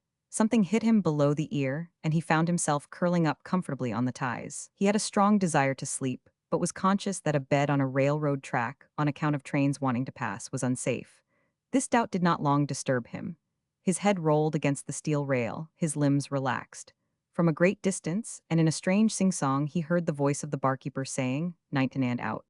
When David came to his senses, his head was resting on a coil of rope. In his ears was the steady throb of an engine, and in his eyes, the glare of a lantern. The lantern was held by a pleasant-faced youth in a golf cap who was smiling sympathetically. David rose on his elbow and gazed wildly about him. He was in the bow of the ocean-going tug, and he saw that from where he lay in the bow to her stern, her decks were packed with men. She was steaming swiftly down a broad river. On either side, the gray light that comes before the dawn showed low banks studded with stunted palmettos. Close ahead, David heard the roar of the surf. "Sorry to disturb you," said the youth in the golf cap, "but we drop the pilot in a few minutes and you are going with him." David moved his aching head gingerly, and was conscious of a bump as large as a tennis ball behind his right ear. "What happened to me?" he demanded. "You were sort of kidnapped, I guess," laughed the young man. "It was a raw deal, but they could not take any chances. The pilot will land you at Okra Point. You can hire a rig there to take you to the railroad." "But why?" demanded David indignantly. "Why was I kidnapped? What had I done? Who were those men who—" From the pilot house there was a sharp jangle of bells to the engineer room, and the speed of the tug slackened. "Come on," commanded the young man briskly. "The pilot's going ashore. Here's your grip, here's your hat, the ladder's on the port side. Look where you are stepping. We cannot show any lights and it's dark as—" But even as he spoke, like a flash of powder, as swiftly as one throws an electric switch, as blindingly as a train leaps from the tunnel into the glaring sun, the darkness vanished and the tug was swept by the fierce, blatant radiance of a searchlight. It was met by shrieks from 200 throats, by screams, oaths, prayers, by the sharp jangling of bells, by the blind rush of many men scurrying like rats for a hole to hide in, by the ringing orders of one man. Above the tumult, this one voice rose like the warning strokes of a fire gong, and looking up to the pilot house from whence the voice came, David saw the barkeeper still in his shirt sleeves, and with his derby hat pushed back behind his ears, with one hand clutching the telegraph to the engineer room, with the other holding the spoke of the wheel. David felt the tug, like a hunter taking a fence, rise in a great leap. Her bow sank and rose, tossing the water from her in black, oily waves. The smoke poured from her funnel, from below her engines sobbed and quivered, and like a hound freed from a leash she raced for the open sea. But swiftly as she fled, as a thief is held in the circle of a policeman's bullseye, the shaft of light followed and exposed her and held her in its grip. The youth in the golf cap was clutching David by the arm. With his free hand he pointed down the shaft of light. So great was the tumult that to be heard, he brought his lips close to David's ear. "That's the revenue cutter," he shouted.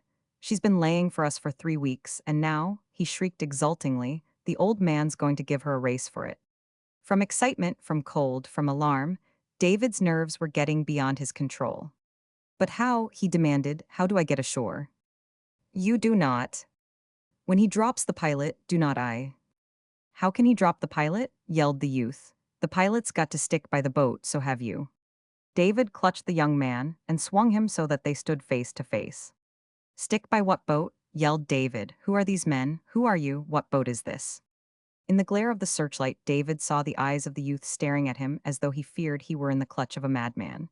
Wrenching himself free, the youth pointed at the pilot house. Above it, on a blue board in letters of gold leaf, a foot high was the name of the tug. As David read it, his breath left him. A finger of ice passed slowly down his spine. The name he read was The Three Friends. The Three Friends, shrieked David. She's a filibuster. She's a pirate. Where are we going? To Cuba. David emitted a howl of anguish, rage, and protest. What for? He shrieked. The young man regarded him coldly. To pick bananas, he said. I will not go to Cuba, shouted David. I have got to work. I am paid to sell machinery. I demand to be put ashore. I will lose my job if I am not put ashore. I will sue you. I will have the law. David found himself suddenly upon his knees. His first thought was that the ship had struck a rock, and then that she was bumping herself over a succession of coral reefs. She dipped, dived, reared, and plunged. Like a hooked fish, she flung herself in the air, quivering from bow to stern. No longer was David of a mind to sue the filibusters if they did not put him ashore. If only they had put him ashore, in gratitude he would have crawled on his knees. What followed was of no interest to David, nor to many of the filibusters, nor to any of the Cuban patriots. Their groans of self-pity, their prayers and curses in eloquent Spanish, rose high above the crash of broken crockery and the pounding of the waves. Even when the searchlight gave way to a brilliant sunlight, the circumstance was unobserved by David, nor was he concerned in the tidings brought forward by the youth in the golf cap, who raced the slippery decks and vaulted the prostrate forms as surefootedly as a hurdler on a cinder track. To David, in whom he seemed to think he had found a congenial spirit, he shouted joyfully, She's fired 2 blanks at us. He cried, Now she's firing cannonballs. Thank God, whispered David, perhaps she will sink us. But the 3 friends showed her heels to the revenue cutter, and so far as David knew, hours passed into days and days into weeks. It was like those nightmares in which in a minute one is whirled through centuries of fear and torment. Sometimes, regardless of nausea, of his aching head, of the hard deck, of the waves that splashed and smothered him, David fell into broken slumber.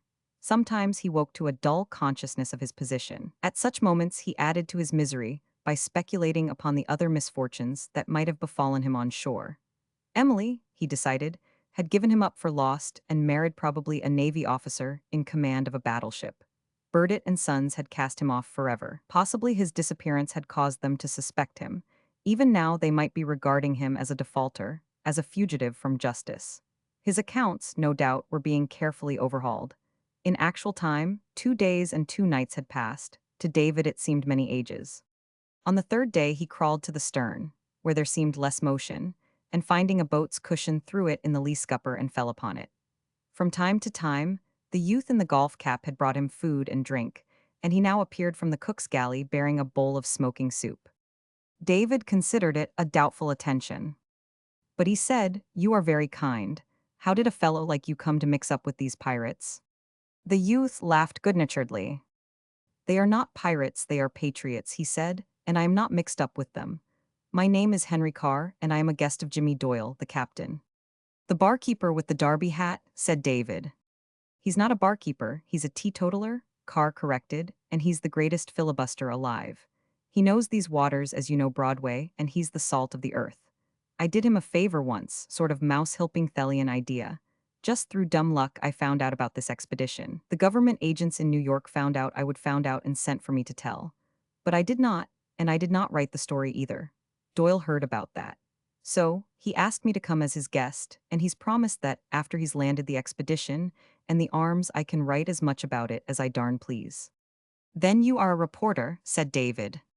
I am what we call a cub reporter, laughed Carr. You see, I have always dreamed of being a war correspondent.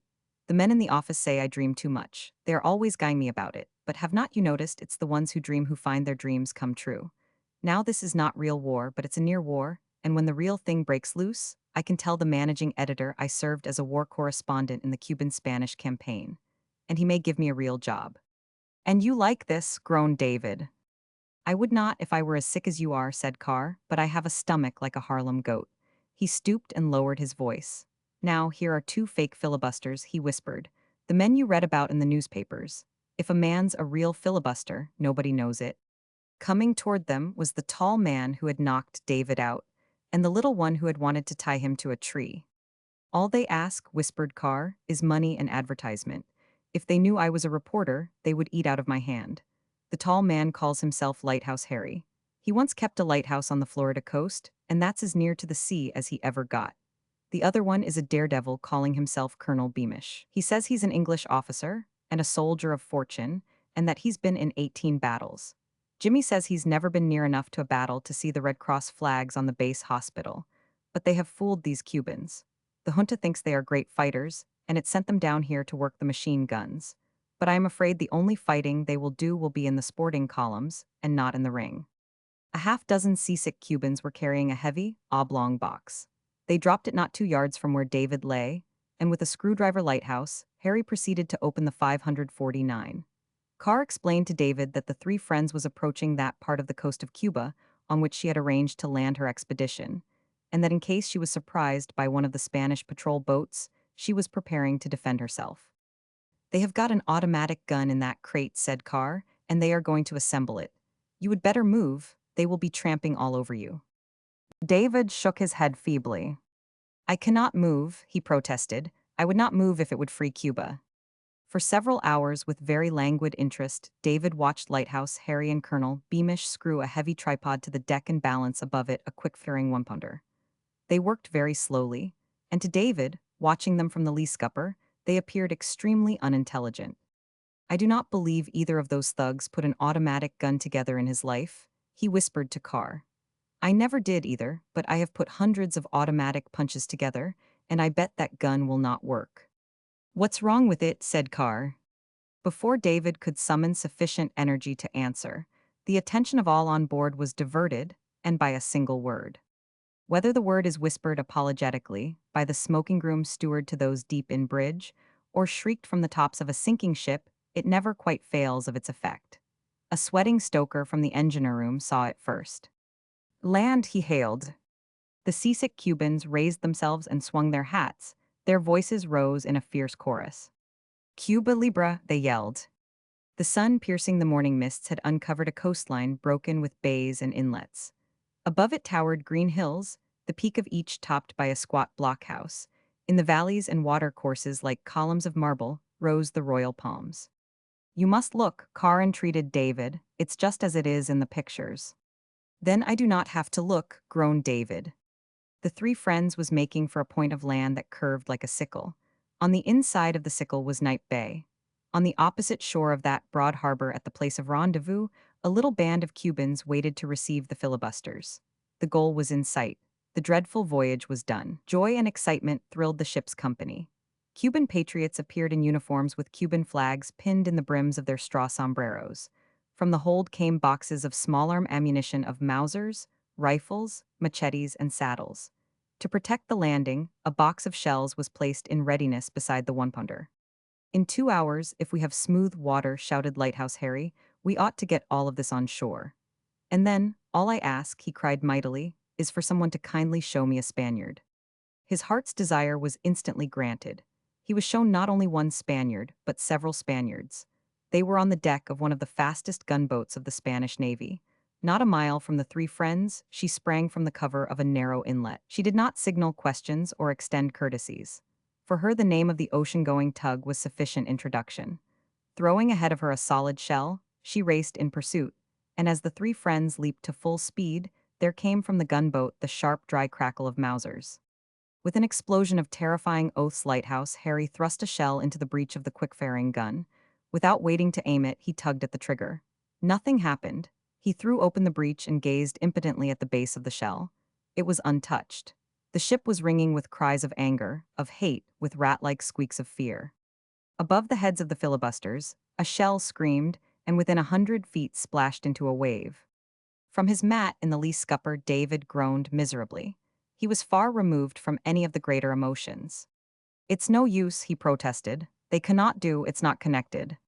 What's not connected? Yelled Carr. He fell upon David. He half lifted, half dragged him to his feet. If you know what's wrong with that gun, you fix it. Fix it, he shouted, or I will. David was not concerned with the vengeance Carr threatened, for on the instant a miracle had taken place. With the swift insidiousness of morphine, peace ran through his veins, soothed his racked body, his jangled nerves. The three friends had made the harbor and was gliding through water flat as a pond. But David did not know why the change had come. He knew only that his soul and body were at rest, that the sun was shining, that he had passed through the valley of the shadow, and once more was a sane, sound young man.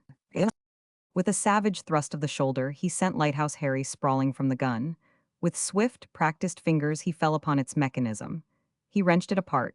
He lifted it, reset, readjusted it. Ignorant themselves, those about him saw that he understood, saw that his work was good. They raised a joyous, defiant cheer. But a shower of bullets drove them to cover, bullets that ripped the deck, splintered the superstructure, smashed the glass in the airports, like angry wasps sang in a continuous whining chorus. Intent only on the gun, David worked feverishly. He swung to the breech, locked it, and dragged it open, pulled on the trigger and found it gave before his forefinger. He shouted with delight. I have got it working, he yelled. He turned to his audience, but his audience had fled. From beneath one of the lifeboats protruded the riding boots of Colonel Beamish. The tall form of Lighthouse Harry was doubled behind a water butt. A shell splashed to port, a shell splashed to starboard. For an instant David stood staring wide-eyed at the greyhound of a boat that ate up the distance between them, at the jets of smoke and stabs of flame that sprang from her bow, at the figures crouched behind her gunwale, firing in volleys. To David it came suddenly, convincingly, that in a dream he had lived it all before, and something like raw poison stirred in David. Something leaped to his throat and choked him. Something rose in his brain and made him see scarlet. He felt rather than saw young Carr kneeling at the box of ammunition and holding a shell toward him. He heard the click as the breech shut, felt the rubber tire of the brace give against the weight of his shoulder, down a long shining tube saw the pursuing gunboat, saw her again and many times disappear behind a flash of flame. A bullet gashed his forehead. A bullet passed deftly through his forearm, but he did not heed them. Confused with the thrashing of the engines, with the roar of the gun, he heard a strange voice shrieking unceasingly. Cuba Libre, it yelled, to hell with Spain, and he found that the voice was his own. The story lost nothing in the way Carr wrote it. And the best of it is, he exclaimed joyfully, it's true. For a Spanish gunboat had been crippled and forced to run herself aground by a tugboat manned by Cuban patriots, and by a single gun served by one man, and that man an American. It was the first seafight of the war. Overnight, a Cuban navy had been born, and into the limelight, a cub reporter had projected a new hero, a ready-made, Warren popular idol. They were seated in the pilot house, Jimmy Doyle, Carr, and David. The patriots and their arms had been safely dumped upon the coast of Cuba, and the three friends was gliding swiftly, and having caught the Florida Straits napping, smoothly toward Key West. Carr had just finished reading aloud his account of the engagement. You will tell the story just as I have written it, commanded the proud author. Your being south as a traveling salesman was only a blind. You came to volunteer for this expedition. Before you could explain your wish, you were mistaken for a Secret Service man and hustled on board. That was just where you wanted to be, and when the moment arrived, you took command of the ship and single-handed won the naval battle of Knipe Bay. Jimmy Doyle nodded his head approvingly. You certainly did, Dave, protested the great man. I seen you when you done it. At Key West, Carr filed his story, and while the hospital surgeons kept David there over one steamer to dress his wounds, his fame and features spread across the map of the United States. Burdett and Sons basked in reflected glory. Reporters besieged their office. At the Merchants Downtown Club, the businessmen of Lower Broadway tendered congratulations. Of course, it's a great surprise to us. Burdett and Sons would protest and wink heavily. Of course, when the boy asked to be sent south, we would no idea he was planning to fight for Cuba. Or we would not have let him go, would we? Then again, they would wink heavily. I suppose you know they would say that he's a direct descendant of General Hiram Greene, who won the Battle of Trenton. What I say is, blood will tell. And then in a body, everyone in the club would move against the bar and exclaim, here's to Cuba Libre. When the Olivet from Key West reached Tampa Bay, every Cuban in the Tampa cigar factories was at the dock. There were thousands of them and all of the junta, in high hats, to read David an address of welcome. And when they saw him at the top of the gangplank with his head in a bandage and his arm in a sling, like a mob of maniacs they howled and surged toward him. But before they could reach their hero, the courteous junta forced them back and cleared a pathway for a young girl. She was travel-worn and pale, Her shirtwaist was disgracefully wrinkled, her best hat was a wreck. No one on Broadway would have recognized her as Burdett and Sons' most immaculate and beautiful stenographer. She dug the shapeless hat into David's shoulder and clung to him. David, she sobbed, promise me you will never, never do it again. Chapter 5: The Sailorman. Before Latimer put him on watch, the Nantucket sailorman had not a care in the world. If the wind blew from the north, he spun to the left. If it came from the south, he spun to the right. But it was entirely the wind that was responsible. So, whichever way he turned, he smiled broadly, happily. His outlook upon the world was that of one who loved his fellowmen. He had many brothers as like him as twins all over Nantucket and Cape Cod and the North Shore, smiling from the railings of verandas, from the roofs of bungalows, from the eaves of summer palaces. Impaled on their little iron uprights, each sailorman whirled sometimes languidly, like a great lady revolving to the slow measures of a waltz, sometimes so rapidly that he made you quite dizzy, and had he not been a sailorman with a heart of oak and a head and stomach of pine, he would have been quite seasick. But the particular sailorman that Latimer bought for Helen Page and put on sentry duty carried on his shoulders most grave and unusual responsibilities. He was the guardian of a buried treasure, the keeper of the happiness of two young people. It was really asking a great deal of a carefree, happy-go-lucky weather vane. Every summer from Boston, Helen Page's people had been coming to Fair Harbor. They knew it when what now is the polo field was their cow pasture. And whether at the age of 12 or of 20 or more, Helen Page ruled Fair Harbor. When she arrived, the season opened. When she departed, the local tradespeople sighed and began to take account of stock. She was so popular because she possessed charm and because she played no favorites. To the grooms who held the ponies on the sidelines, her manner was just as simple and interested as it was to the gilded youths who came to win the championship cups and remained to try to win Helen. She was just as genuinely pleased to make a four at tennis with the kids as to take tea on the veranda of the clubhouse with the matrons. To each her manner was always as though she were of their age. When she met the latter on the beach road, she greeted them riotously and joyfully by their maiden names. And the matrons liked it. In comparison, the deference shown them by the other young women did not so strongly appeal. "When I am jogging along in my station wagon," said one of them, "and Helen shrieks and waves at me from her car, I feel as though I were 20, and I believe that she is really sorry I am not sitting beside her, instead of that good-looking Latimer man who never wears a hat." Why does he never wear a hat? Because he knows he's good-looking, or because Helen drives so fast he cannot keep it on? Does he wear a hat when he is not with Helen? Asked the new arrival. That might help some. "We will never know," exclaimed the young matron. "He never leaves her." This was so true that it had become a public scandal. You met them so many times a day driving together, motoring together, playing golf together, that you were embarrassed for them and did not know which way to look. But they gloried in their shame. If you tactfully pretended not to see them, Helen shouted at you. She made you feel you had been caught doing something indelicate and underhand. The mothers of Fair Harbor were rather slow in accepting young Latimer.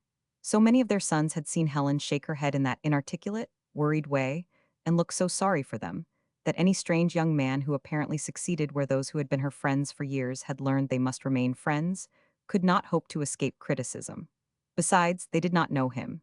He did not come from Boston and Harvard, but from a Western city. They were told that at home, at both the law and the game of politics, he worked hard and successfully.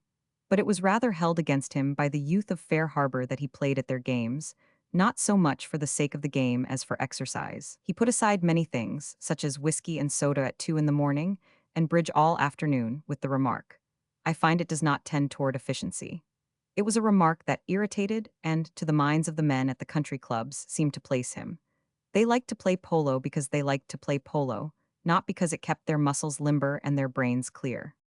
"Some Western people were telling me," said one of the matrons, "that he wants to be the next lieutenant governor. They say he is very ambitious and very selfish." "Any man is selfish," protested one who for years had attempted to marry Helen, who wants to keep Helen to himself. But that he should wish to be a lieutenant governor, too, is rather an anticlimax. It makes one lose sympathy. Latimer went on his way without asking any sympathy. The companionship of Helen Page was quite sufficient. He had been working overtime and was treating himself to his first vacation in years, was young, was in love, and he was very happy. Nor was there any question, either, that Helen Page was happy. Those who had known her since she was a child could not remember when she had not been happy, but these days she wore her joyousness with a difference. It was in her eyes, in her greetings to old friends, It showed itself hourly in courtesies and kindnesses. She was very kind to Latimer, too. She did not deceive him. She told him she liked better to be with him than with anyone else. It would have been difficult to deny to him what was apparent to an entire summer colony. But she explained that that did not mean she would marry him.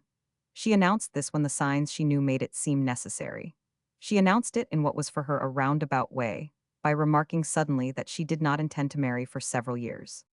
This brought Latimer to his feet and called forth from him remarks so eloquent that Helen found it very difficult to keep her own. She as though she had been caught in an undertow and was being whirled out to sea.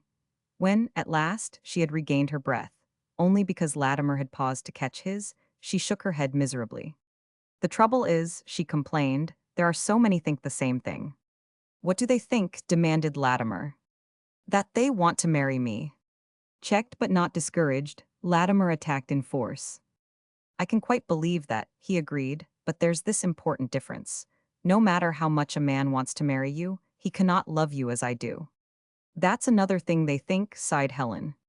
I am sorry to be so unoriginal, snapped Latimer. Please do not, pleaded Helen. I do not mean to be unfeeling. I am not unfeeling. I am only trying to be fair. If I do not seem to take it to heart, it's because I know it does no good. I can see how miserable a girl must be if she is loved by one man and cannot make up her mind whether or not she wants to marry him. But when there's so many, she just stops worrying, for she cannot possibly marry them all. All, exclaimed Latimer. It is incredible that I have undervalued you, but may I ask how many there are? I do not know, sighed Helen miserably. There seems to be something about me that... There is, interrupted Latimer. I have noticed it. You do not have to tell me about it. I know that the Helen Page habit is a damned difficult habit to break. It cannot be said that he made any violent effort to break it. At least, not one that was obvious to Fair Harbor or to Helen.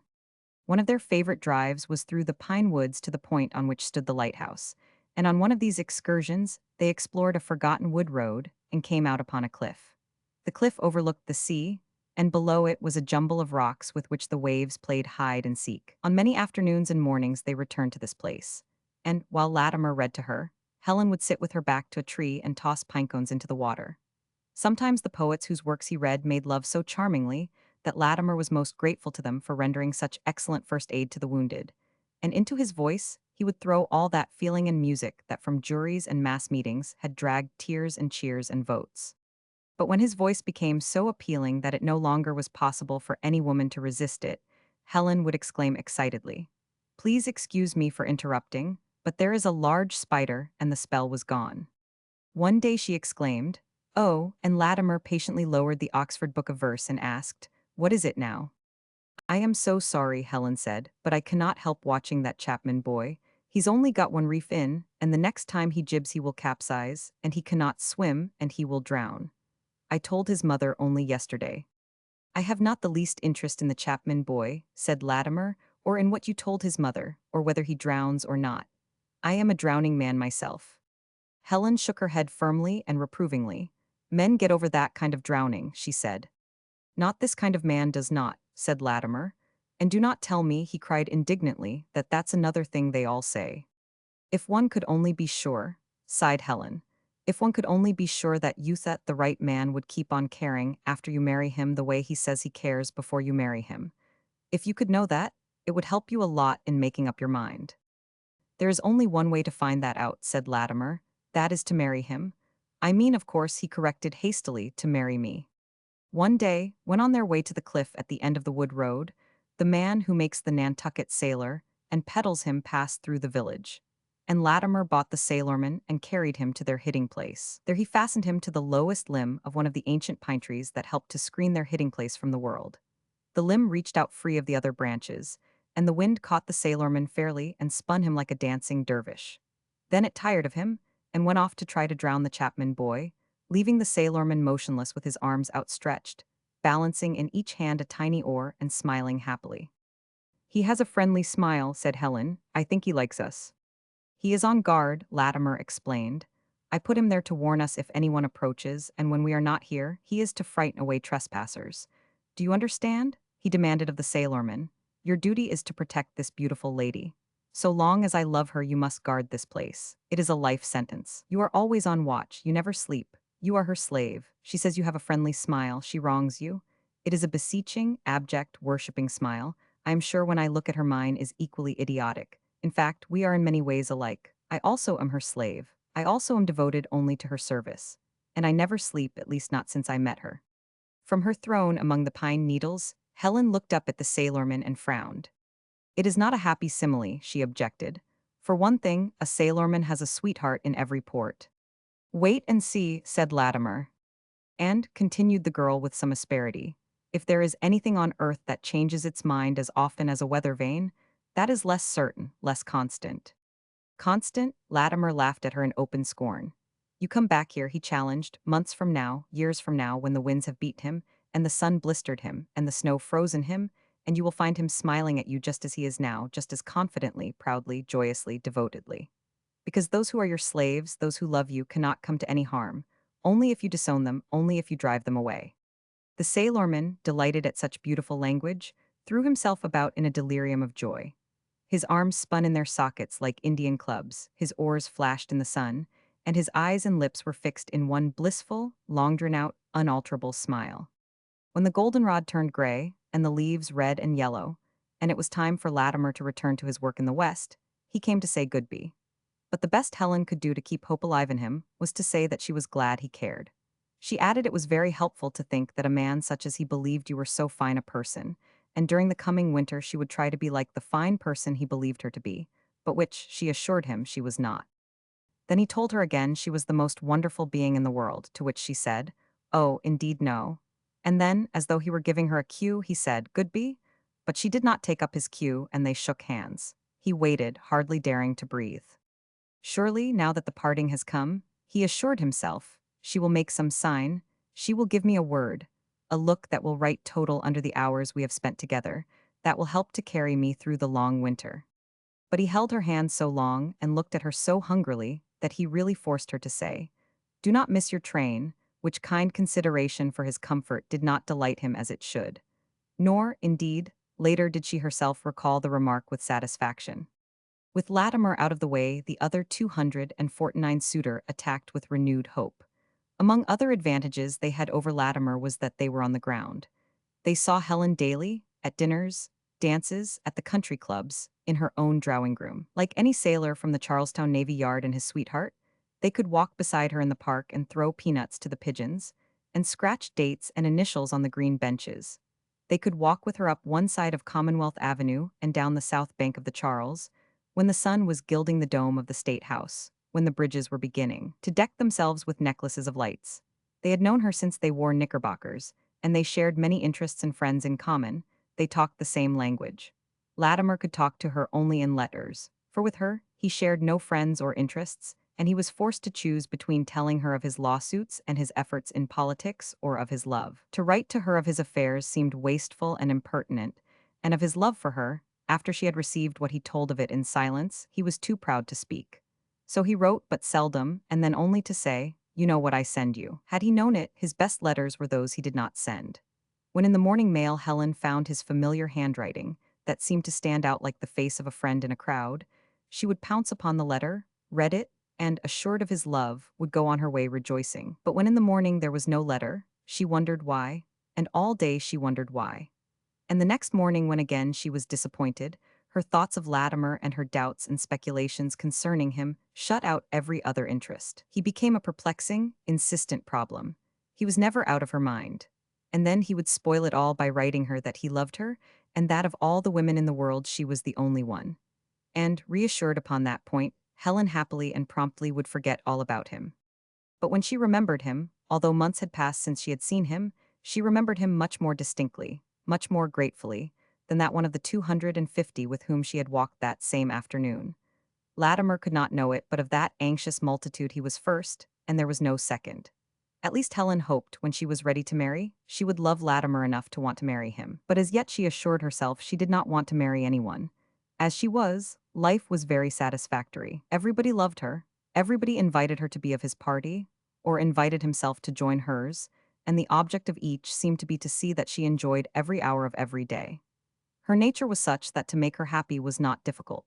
Some of her devotees could do it by giving her a dance and letting her invite half of Boston, and her kid brother could do it by taking her to Cambridge to watch the team at practice. She thought she was happy because she was free. As a matter of fact, she was happy because she loved someone and that particular someone loved her. Her being free was only her mistaken way of putting it. Had she thought she had lost Latimer and his love, she would have discovered that, so far from being free, she was bound hand and foot and heart and soul. But she did not know that, and Latimer did not know that. Meanwhile, from the branch of the tree in the sheltered, secret hiding place that overlooked the ocean, the sailorman kept watch. The sun had blistered him, the storms had buffeted him, the snow had frozen upon his shoulders. But his loyalty never relaxed. He spun to the north, he spun to the south, and so rapidly did he scan the surrounding landscape that no one could hope to creep upon him unawares. Nor indeed did anyone attempt to do so. Once a fox stole into the secret hiding place, but the sailorman flapped his oars and frightened him away. He was always triumphant. To birds, to squirrels, to trespassing rabbits, he was a thing of terror. Once, when the air was still, an impertinent crow perched on the very limb on which he stood, and with scornful, disapproving eyes surveyed his white trousers, his blue reefer, his red cheeks. But when the wind suddenly drove past them, the sailorman sprang into action, and the crow screamed in alarm and darted away. So, alone and with no one to come to his relief, the sailorman stood his watch.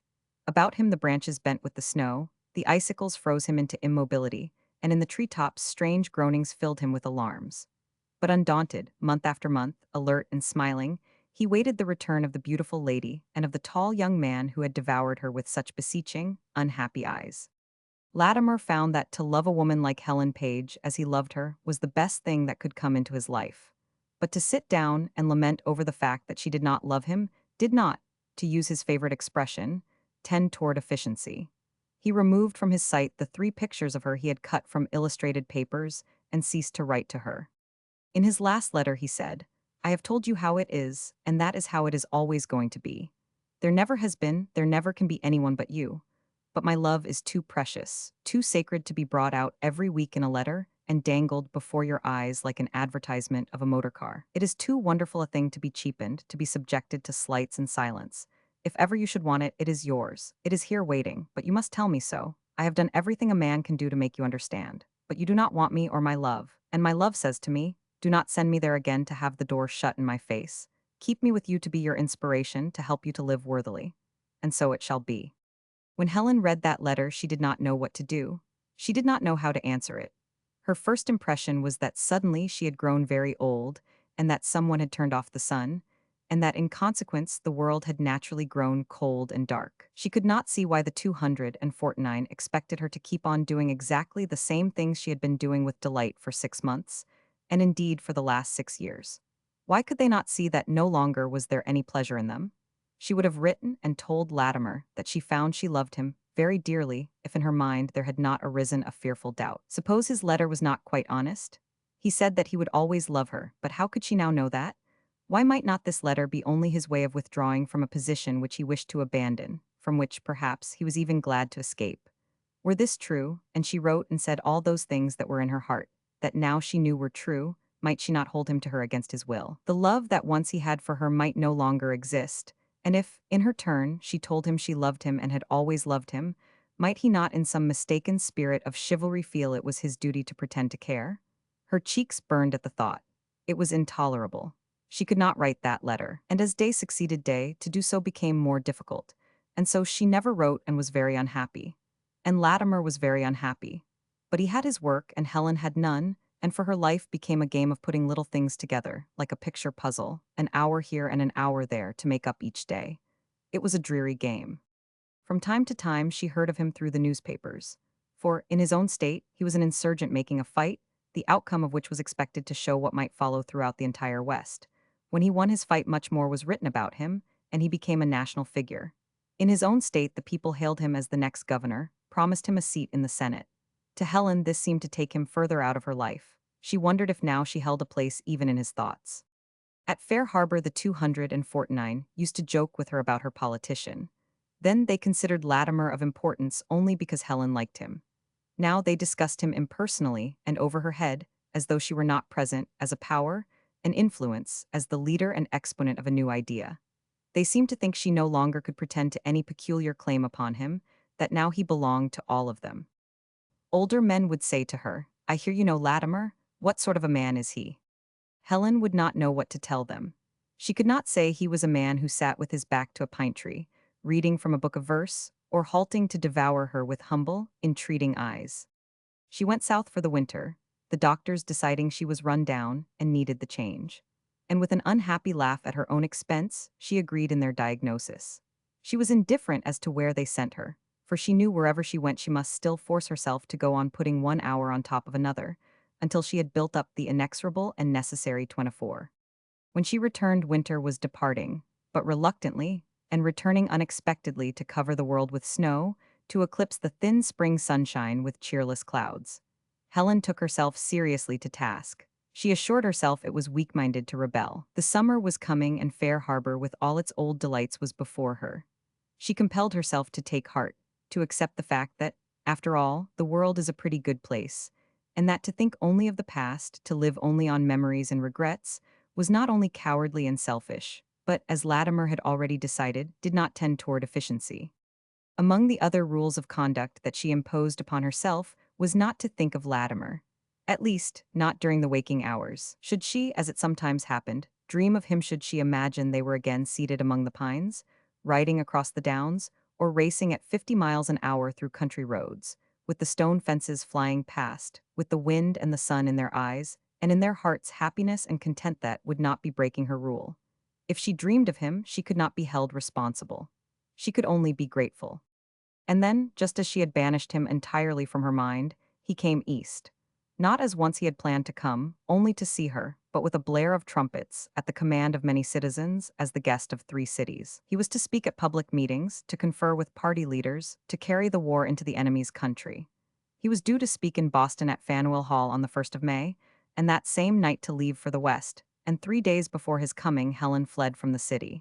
He had spoken his message to Philadelphia, he had spoken to New York, and for a week the papers had spoken only of him. And for that week, from the sight of his printed name, from sketches of him exhorting cheering mobs, from snapshots of him on rear platforms leaning forward to grasp eager hands, Helen had shut her eyes, and that during the time he was actually in Boston, she might spare herself further and more direct attacks upon her feelings. She escaped to Fair Harbor, there to remain until, on the 1st of May at midnight, he again would pass out of her life, maybe forever.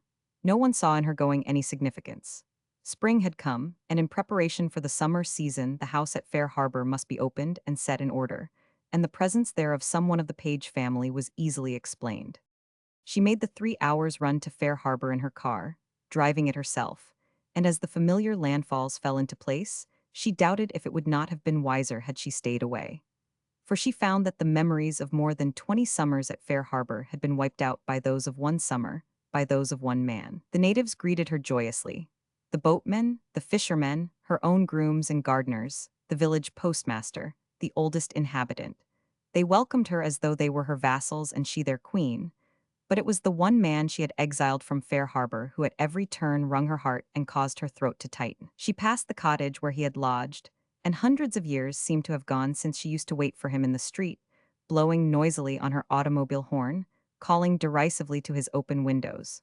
Wherever she turned, Fair Harbor spoke of him. The golf links, the bathing beach, the ugly corner in the main street where he always reminded her that it was better to go slow for 10 seconds than to remain a long time dead.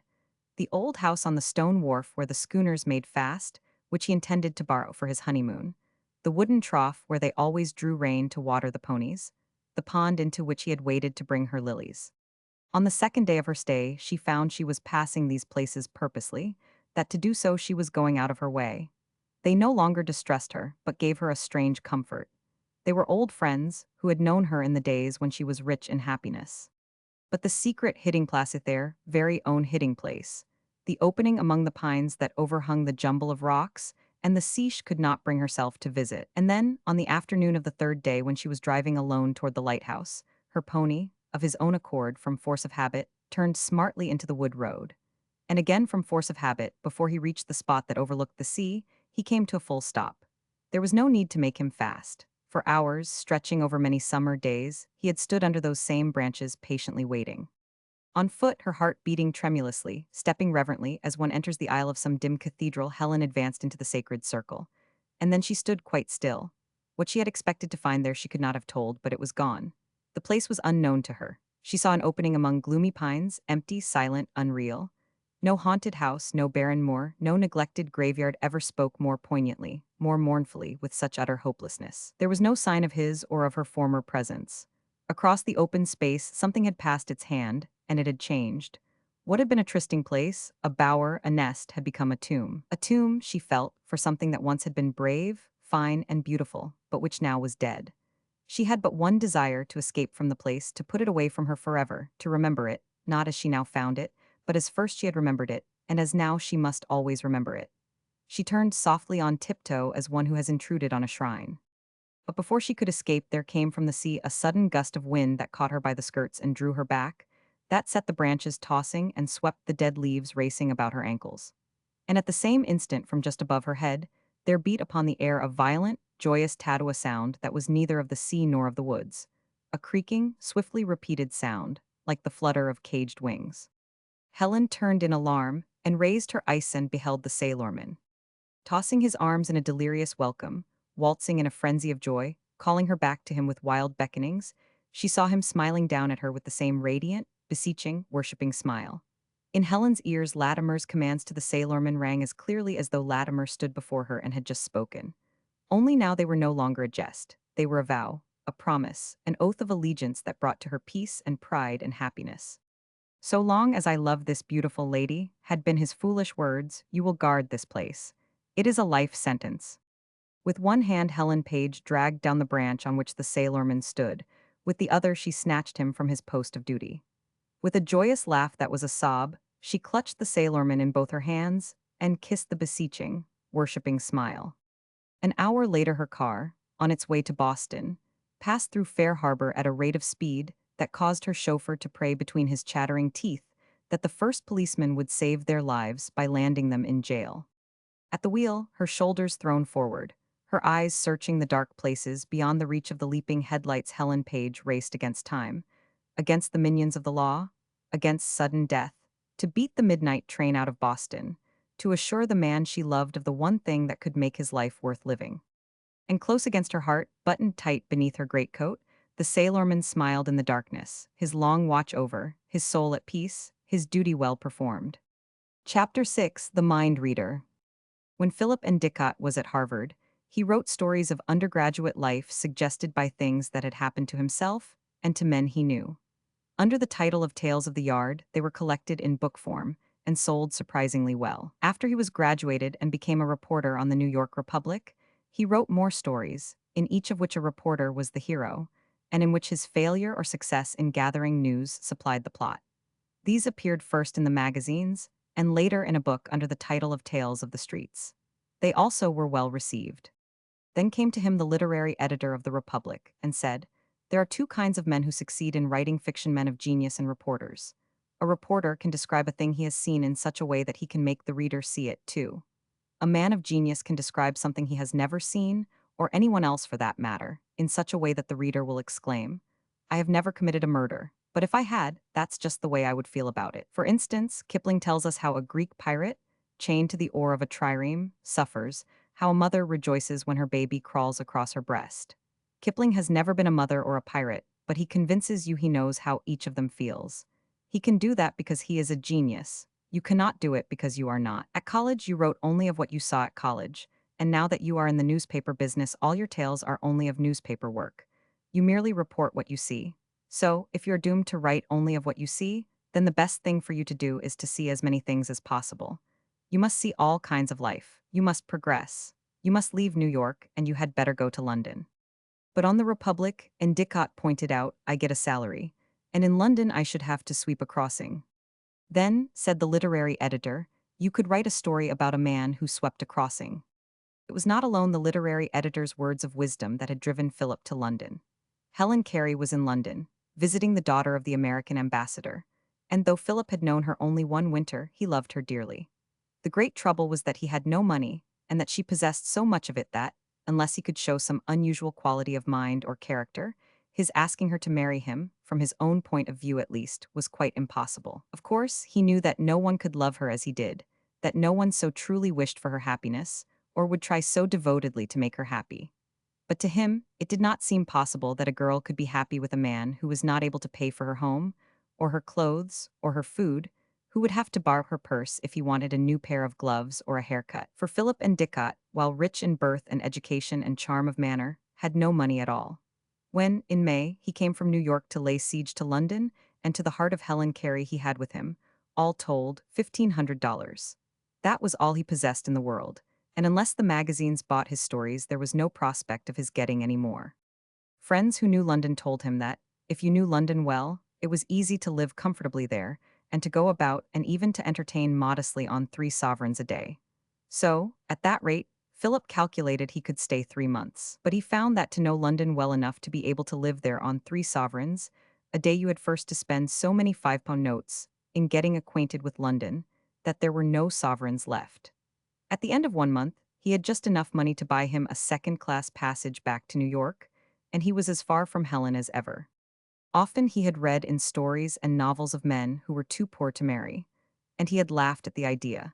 He had always said that when two people truly love each other, it does not matter whether they have money or not. But when in London, with only a £5 note, and face to face with the actual proposition of asking Helen Carey not only to marry him, but to support him, he felt that money counted for more than he had supposed. He found money was many different things. It was self-respect, and proper pride, and private honors and independence. And lacking these things, he felt he could ask no girl to marry him, certainly not one for whom he cared as he cared for Helen Carey. Besides, while he knew how he loved her, he had no knowledge whatsoever that she loved him. She always seemed extremely glad to see him, but that might be explained in different ways. It might be that what was in her heart for him was really a sort of old home weak feeling.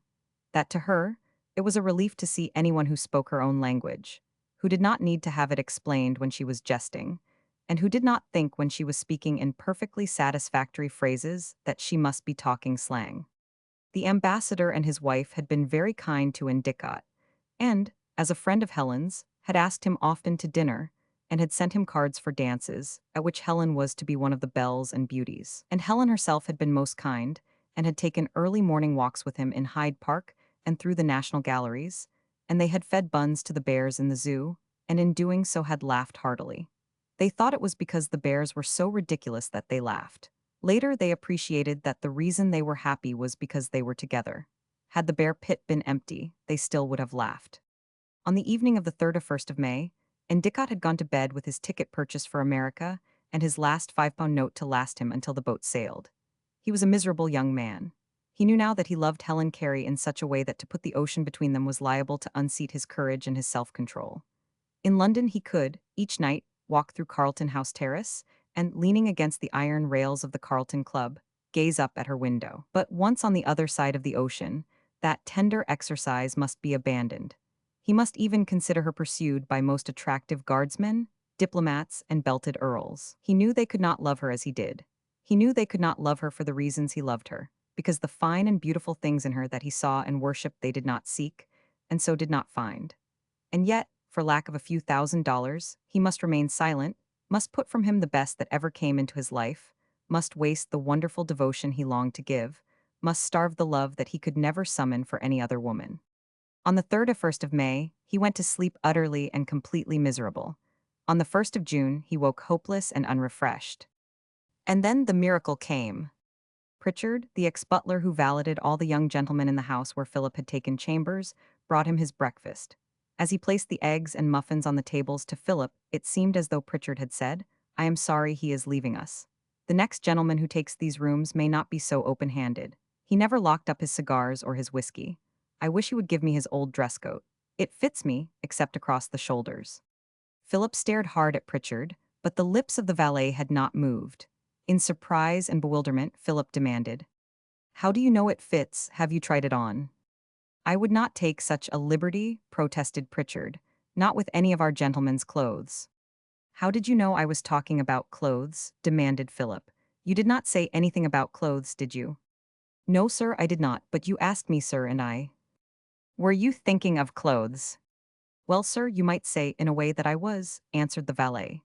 "Seeing as you are leaving, sir, and they are not over new, I thought—" "It's mental telepathy," said Philip. "I beg your pardon," exclaimed Pritchard. "You needn't wait," said Philip. The coincidence puzzled him, but by the time he had read the morning papers he had forgotten about it, and it was not until he had emerged into the street that it was forcibly recalled. The street was crowded with people, and as Philip stepped in among them, it was as though everyone at whom he looked began to talk aloud. Their lips did not move, nor did any sound issue from between them. But without ceasing, broken phrases of thoughts came to him as clearly as when, in passing in a crowd, snatches of talk are carried to the ears. One man thought of his debts, another of the weather, and of what disaster it might bring to his silk hat. Another planned his luncheon. Another was rejoicing over a telegram he had but that moment received. To himself, he kept repeating the words of the telegram: no need to come, out of danger. To Philip, the message came as clearly as though he were reading it from the folded slip of paper that the stranger clutched in his hand. Confused and somewhat frightened, and in order that undisturbed he might consider what had befallen him, Philip sought refuge from the crowded street in the hallway of a building. His first thought was that, for some unaccountable cause, his brain for the moment was playing tricks with him, and he was inventing the phrases he seemed to hear, that he was attributing thoughts to others of which they were entirely innocent. But, whatever it was that had befallen him, he knew it was imperative that he should at once get at the meaning of it. The hallway in which he stood opened from Bond Street up a flight of stairs to the studio of a fashionable photographer, and directly in front of the hallway, a young woman of charming appearance had halted. Her glance was troubled, her manner ill at ease. To herself, she kept repeating, "Did I tell Hudson to be here at 11:15, or 11:15? Will she get the telephone message to bring the ruff? Without the ruff, it would be absurd to be photographed. Without her ruff, Mary, Queen of Scots, would look ridiculous." Although the young woman had spoken not a single word, although indeed she was biting impatiently at her lower lip, Philip had distinguished the words clearly. Or, if he had not distinguished them, he surely was going mad. It was a matter to be at once determined, and the young woman should determine it. He advanced boldly to her and raised his hat. "Pardon me," he said, "but I believe you are waiting for your maid Hudson." As though fearing an impertinence, the girl regarded him in silence. "I only wish to make sure," continued Philip, "that you are she for whom I have a message.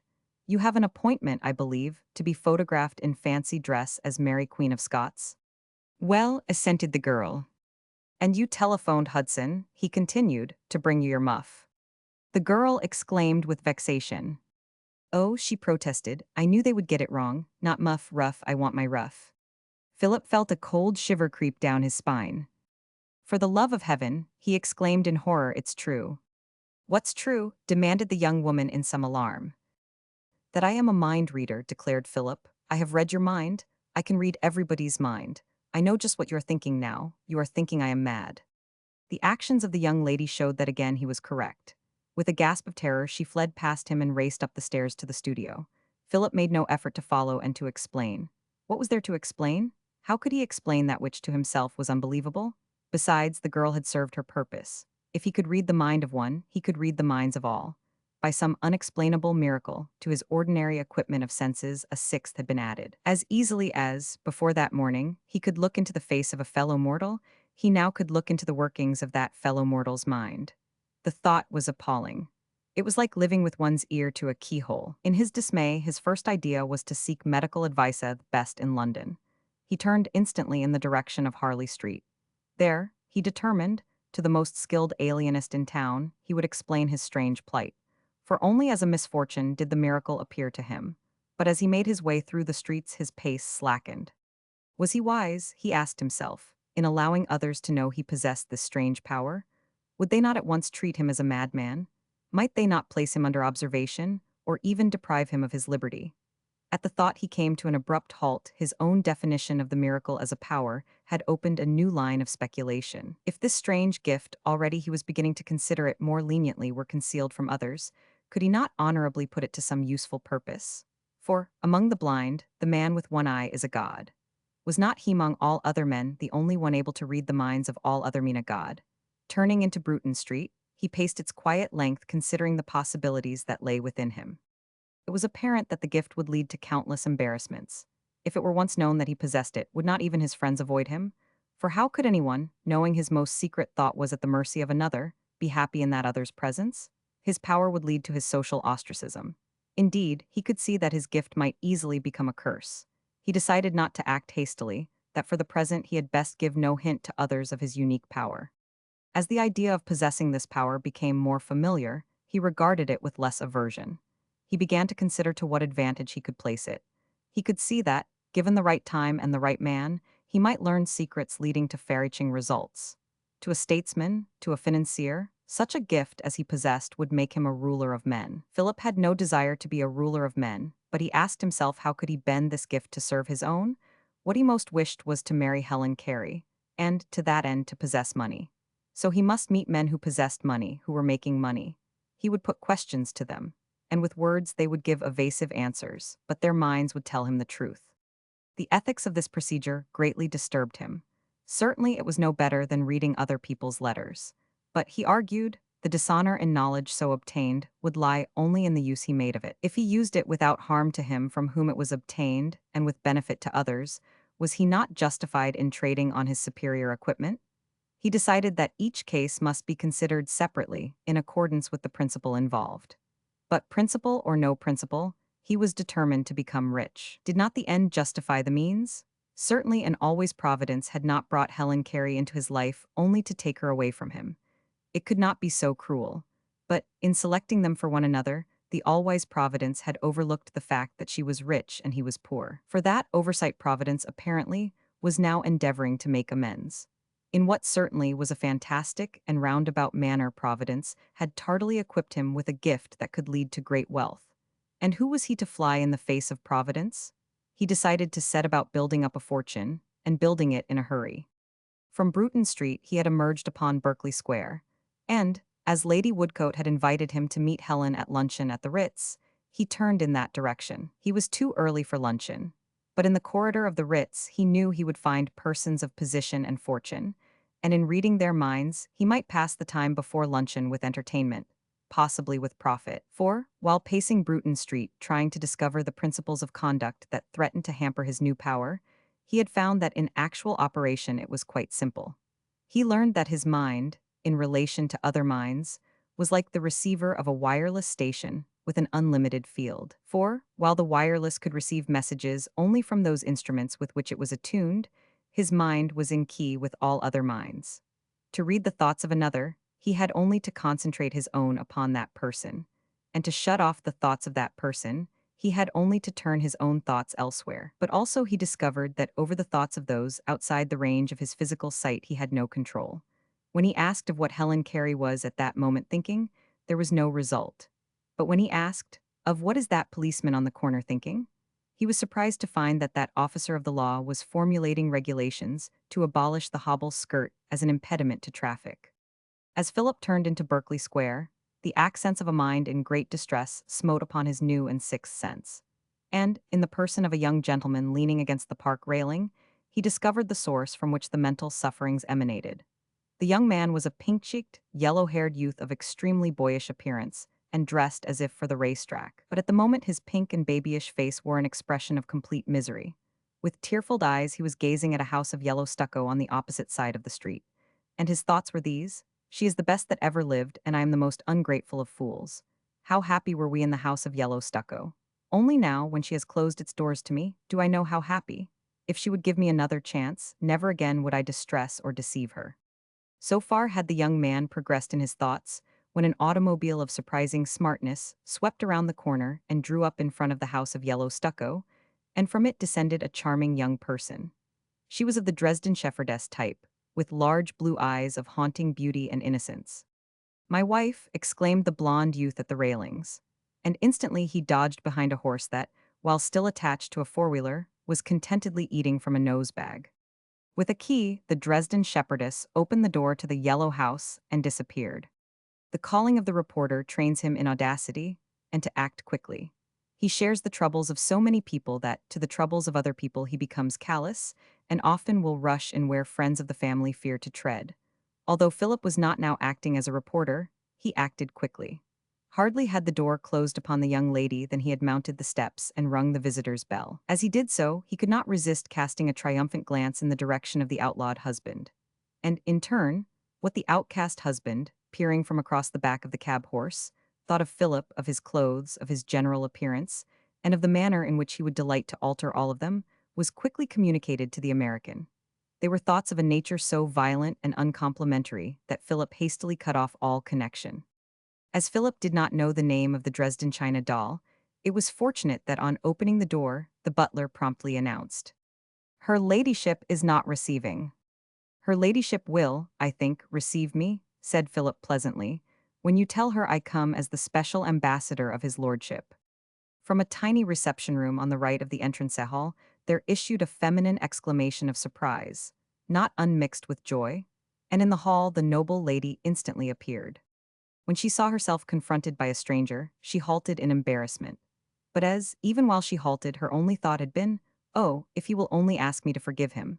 Philip felt no embarrassment whatsoever. Outside, concealed behind a cab horse, was the erring but bitterly repentant husband. Inside, her tenderest thoughts racing tumultuously toward him, was an unhappy childwife begging to be begged to pardon. For a New York reporter, and a Harvard graduate of charm and good manners, it was too easy. "I do not know you," said her ladyship, but even as she spoke she motioned to the butler to go away. "You must be one of his new friends." Her tone was one of envy. "Indeed, I am his newest friend," Philip assured her, "but I can safely say no one knows his thoughts as well as one. And they are all of you." The China shepherdess blushed with happiness, but instantly she shook her head. "They tell me I must not believe him," she announced. "They tell me—" "Never mind what they tell you," commanded Philip. "Listen to me. He loves you, better than ever before he loves you. All he asks is the chance to tell you so. You cannot help but believe him. Who can look at you and not believe that he loves you? Let me," he begged, "bring him to you." He started from her when, remembering the somewhat violent thoughts of the youthful husband, he added hastily, "Or perhaps it would be better if you called him yourself." "Called him?" exclaimed the lady. "He is in Paris at the race with her." "If they tell you that sort of thing," protested Philip indignantly, "you must listen to me. He is not in Paris. He is not with her. There never was a her." He drew aside the lace curtains and pointed. "He is there behind that ancient cab horse, praying that you will let him tell you that not only did he never do it, but, what is much more important, he will never do it again." The lady herself now timidly drew the curtains apart, and then more boldly showed herself upon the iron balcony. Leaning over the scarlet geraniums, she beckoned with both hands. The result was instantaneous. Philip bolted for the front door, leaving it open, and, as he darted down the steps, the youthful husband, in strides resembling those of an ostrich, shot past him. Philip did not cease running until he was well out of Berkeley Square. Then, not ill pleased with the adventure, he turned and smiled back at the house of yellow stucco. "Bless you, my children," he murmured, "bless you." He continued to the Ritz, and, on crossing Piccadilly to the quieter entrance to the hotel in Arlington Street, found gathered around it a considerable crowd drawn up on either side of a red carpet that stretched down the steps of the hotel to a court carriage. A red carpet in June, when all is dry underfoot and the sun is shining gently, can mean only royalty. And in the rear of the men in the street, Philip halted. He remembered that for a few days the young king of Asturia and the queen mother were at the Ritz incognito, and as he never had seen the young man who so recently and so tragically had been exiled from his own kingdom, Philip raised himself on tiptoe and stared expectantly. As easily as he could read their faces could he read the thoughts of those about him. They were thoughts of friendly curiosity, of pity for the exiles, on the part of the policemen who had hastened from across street, of pride at their temporary responsibility, on the part of the coachman of the court carriage, of speculation as to the possible amount of His Majesty's tip. The thoughts were as harmless and protecting as the warm sunshine. And then, suddenly and harshly, like the stroke of a fire bell at midnight, the harmonious chorus of gentle, hospitable thoughts was shattered by one that was discordant, evil, menacing. It was the thought of a man with a brain diseased, and its purpose was murder. "When they appear at the doorway," spoke the brain of the maniac, "I shall lift the bomb from my pocket. I shall raise it above my head. I shall crash it against the stone steps. It will hurl them and all of these people into eternity and me with them. But I shall live a martyr to the cause, and the cause will flourish." Through the unsuspecting crowd, like a football player diving for a tackle, Philip hurled himself upon a little dark man standing close to the open door of the court carriage. From the rear, Philip seized him around the waist and locked his arms behind him, elbow to elbow. Philip's face, appearing over the man's shoulder, stared straight into that of the policeman. "He has a bomb in his right-hand pocket," yelled Philip. "I can hold him while you take it, but for heaven's sake do not drop it." Philip turned upon the crowd. "Run, all of you," he shouted. "Run like the devil." At that instant the boy king and his queen mother, herself still young and beautiful, and cloaked with a dignity and sorrow that her robes of mourning could not intensify, appeared in the doorway. Go back, sir, warned Philip, he means to kill you. At the words and at sight of the struggling men, the great lady swayed helplessly, her eyes filled with terror. Her son sprang protectingly in front of her. But the danger was past. A second policeman was now holding the maniac by the wrists, forcing his arms above his head. Philip's arms, like a lariat, were wound around his chest. And from his pocket, the first policeman gingerly drew forth a round, black object of the size of a glass fire grenade. He held it high in the air and waved his free hand warningly, but the warning was unobserved. There was no one remaining to observe it. Leaving the wood assassins struggling and biting in the grasp of the stalwart policeman, and the other policeman unhappily holding the bomb at arm's length, Philip sought to escape into the Ritz. But the young king broke through the circle of attendants and stopped him. I must thank you, said the boy eagerly, and I wish you to tell me how you came to suspect the man's purpose. Unable to speak the truth, Philip, the wood writer of fiction, began to improvise fluently. To learn their purpose, sir, he said, is my business. I am of the international police and in the secret service of your majesty. Then I must know your name, said the king, and added with a dignity that was most becoming, you will find we are not ungrateful. Philip smiled mysteriously and shook his head. I said in your secret service, he repeated. Did even your majesty know me, my usefulness would be at an end. He pointed toward the two policemen. If you desire to be just as well as gracious, those are the men to reward. He slipped past the king and through the crowd of hotel officials into the hall and on into the corridor. The arrest had taken place so quietly and so quickly that through the heavy glass doors no sound had penetrated, and of the fact that they had been so close to a possible tragedy, those in the corridor were still ignorant. The members of the Hungarian orchestra were arranging their music. A waiter was serving two men of middle age with sherry, and two distinguished-looking elderly gentlemen seated together on a sofa were talking in leisurely whispers. One of the two middle-aged men was well known to Philip, who, as a reporter, had often, in New York, endeavored to interview him on matters concerning the Steel Trust. His name was Faust. He was a Pennsylvania Dutchman from Pittsburgh, and at one time had been a foreman of the night shift in the same mills he now controlled. But with a roar and a spectacular flash, not unlike one of his own blast furnaces, he had soared to fame and fortune. He recognized Philip as one of the bright young men of the Republic, but in his own opinion he was far too self-important to betray that fact. Philip sank into an imitation Louis XIV's chair beside a fountain in imitation of one in the apartment of the Pompadour, and ordered what he knew would be an execrable imitation of an American cocktail. While waiting for the cocktail and Lady Woodcote's luncheon party, Philip, from where he sat, could not help but overhear the conversation of Faust and of the man with him. The latter was a German with Hebraic features and a pointed beard. In loud tones, he was congratulating the American maritime millionaire on having that morning come into possession of a rare and valuable masterpiece, a hitherto unknown and but recently discovered portrait of Philip Roman IV by Velázquez. Philip sighed enviously. Fancy, he thought, owning a Velázquez. Fancy having it all to yourself. It must be fun to be rich. It certainly is hell to be poor. The German, who was evidently a picture editor, was exclaiming in tones of rapture, and nodding his head with an air of awe and solemnity. I am telling you the truth, Mr. Faust, he said. In no gallery in Europe, no, not even in the Prado, is there such another Velázquez. This is what you are doing, Mr. Faust. You are robbing Spain. You are robbing her of something worth more to her than Cuba. And I tell you, so soon as it is known that this Velázquez is going to your home in Pittsburgh, every Spaniard will hate you, and every art collector will hate you, too. For it is the most wonderful art treasure in Europe. And what a bargain, Mr. Faust. What a bargain. To make sure that the reporter was within hearing, Mr. Faust glanced in the direction of Philip, and, seeing that he had heard, frowned importantly. That the reporter might hear still more, he also raised his voice. Nothing can be called a bargain, Baron, he said, that costs $300,000. Again he could not resist glancing toward Philip, and so eagerly that Philip deemed it would be only polite to look interested. So he obligingly assumed a startled look, with which he endeavored to mingle simulations of surprise, awe, and envy. The next instant, an expression of real surprise overspread his features. Mr. Faust continued. If you will come upstairs, he said to the picture editor, I will give you your check, and then I should like to drive to your apartments and take a farewell look at the picture. I am sorry, the Baron said, but I have had it moved to my art gallery to be packed. Then let's go to the gallery, urged the patron of art. We have just time before lunch. He rose to his feet, and on the instant the soul of the picture editor was filled with alarm. In actual words, he said, the picture is already boxed and in its lead coffin. No doubt by now it is on its way to Liverpool. I am sorry. But his thoughts, as Philip easily read them, were, fancy my letting this vulgar fool into the Tate Street workshop. Even he would know that old masters are not found in a half-finished state on Chelsea-made frames and canvases. Fancy my letting him see those two half-completed Van Dycks, the new Hals, the half-dozen Corats.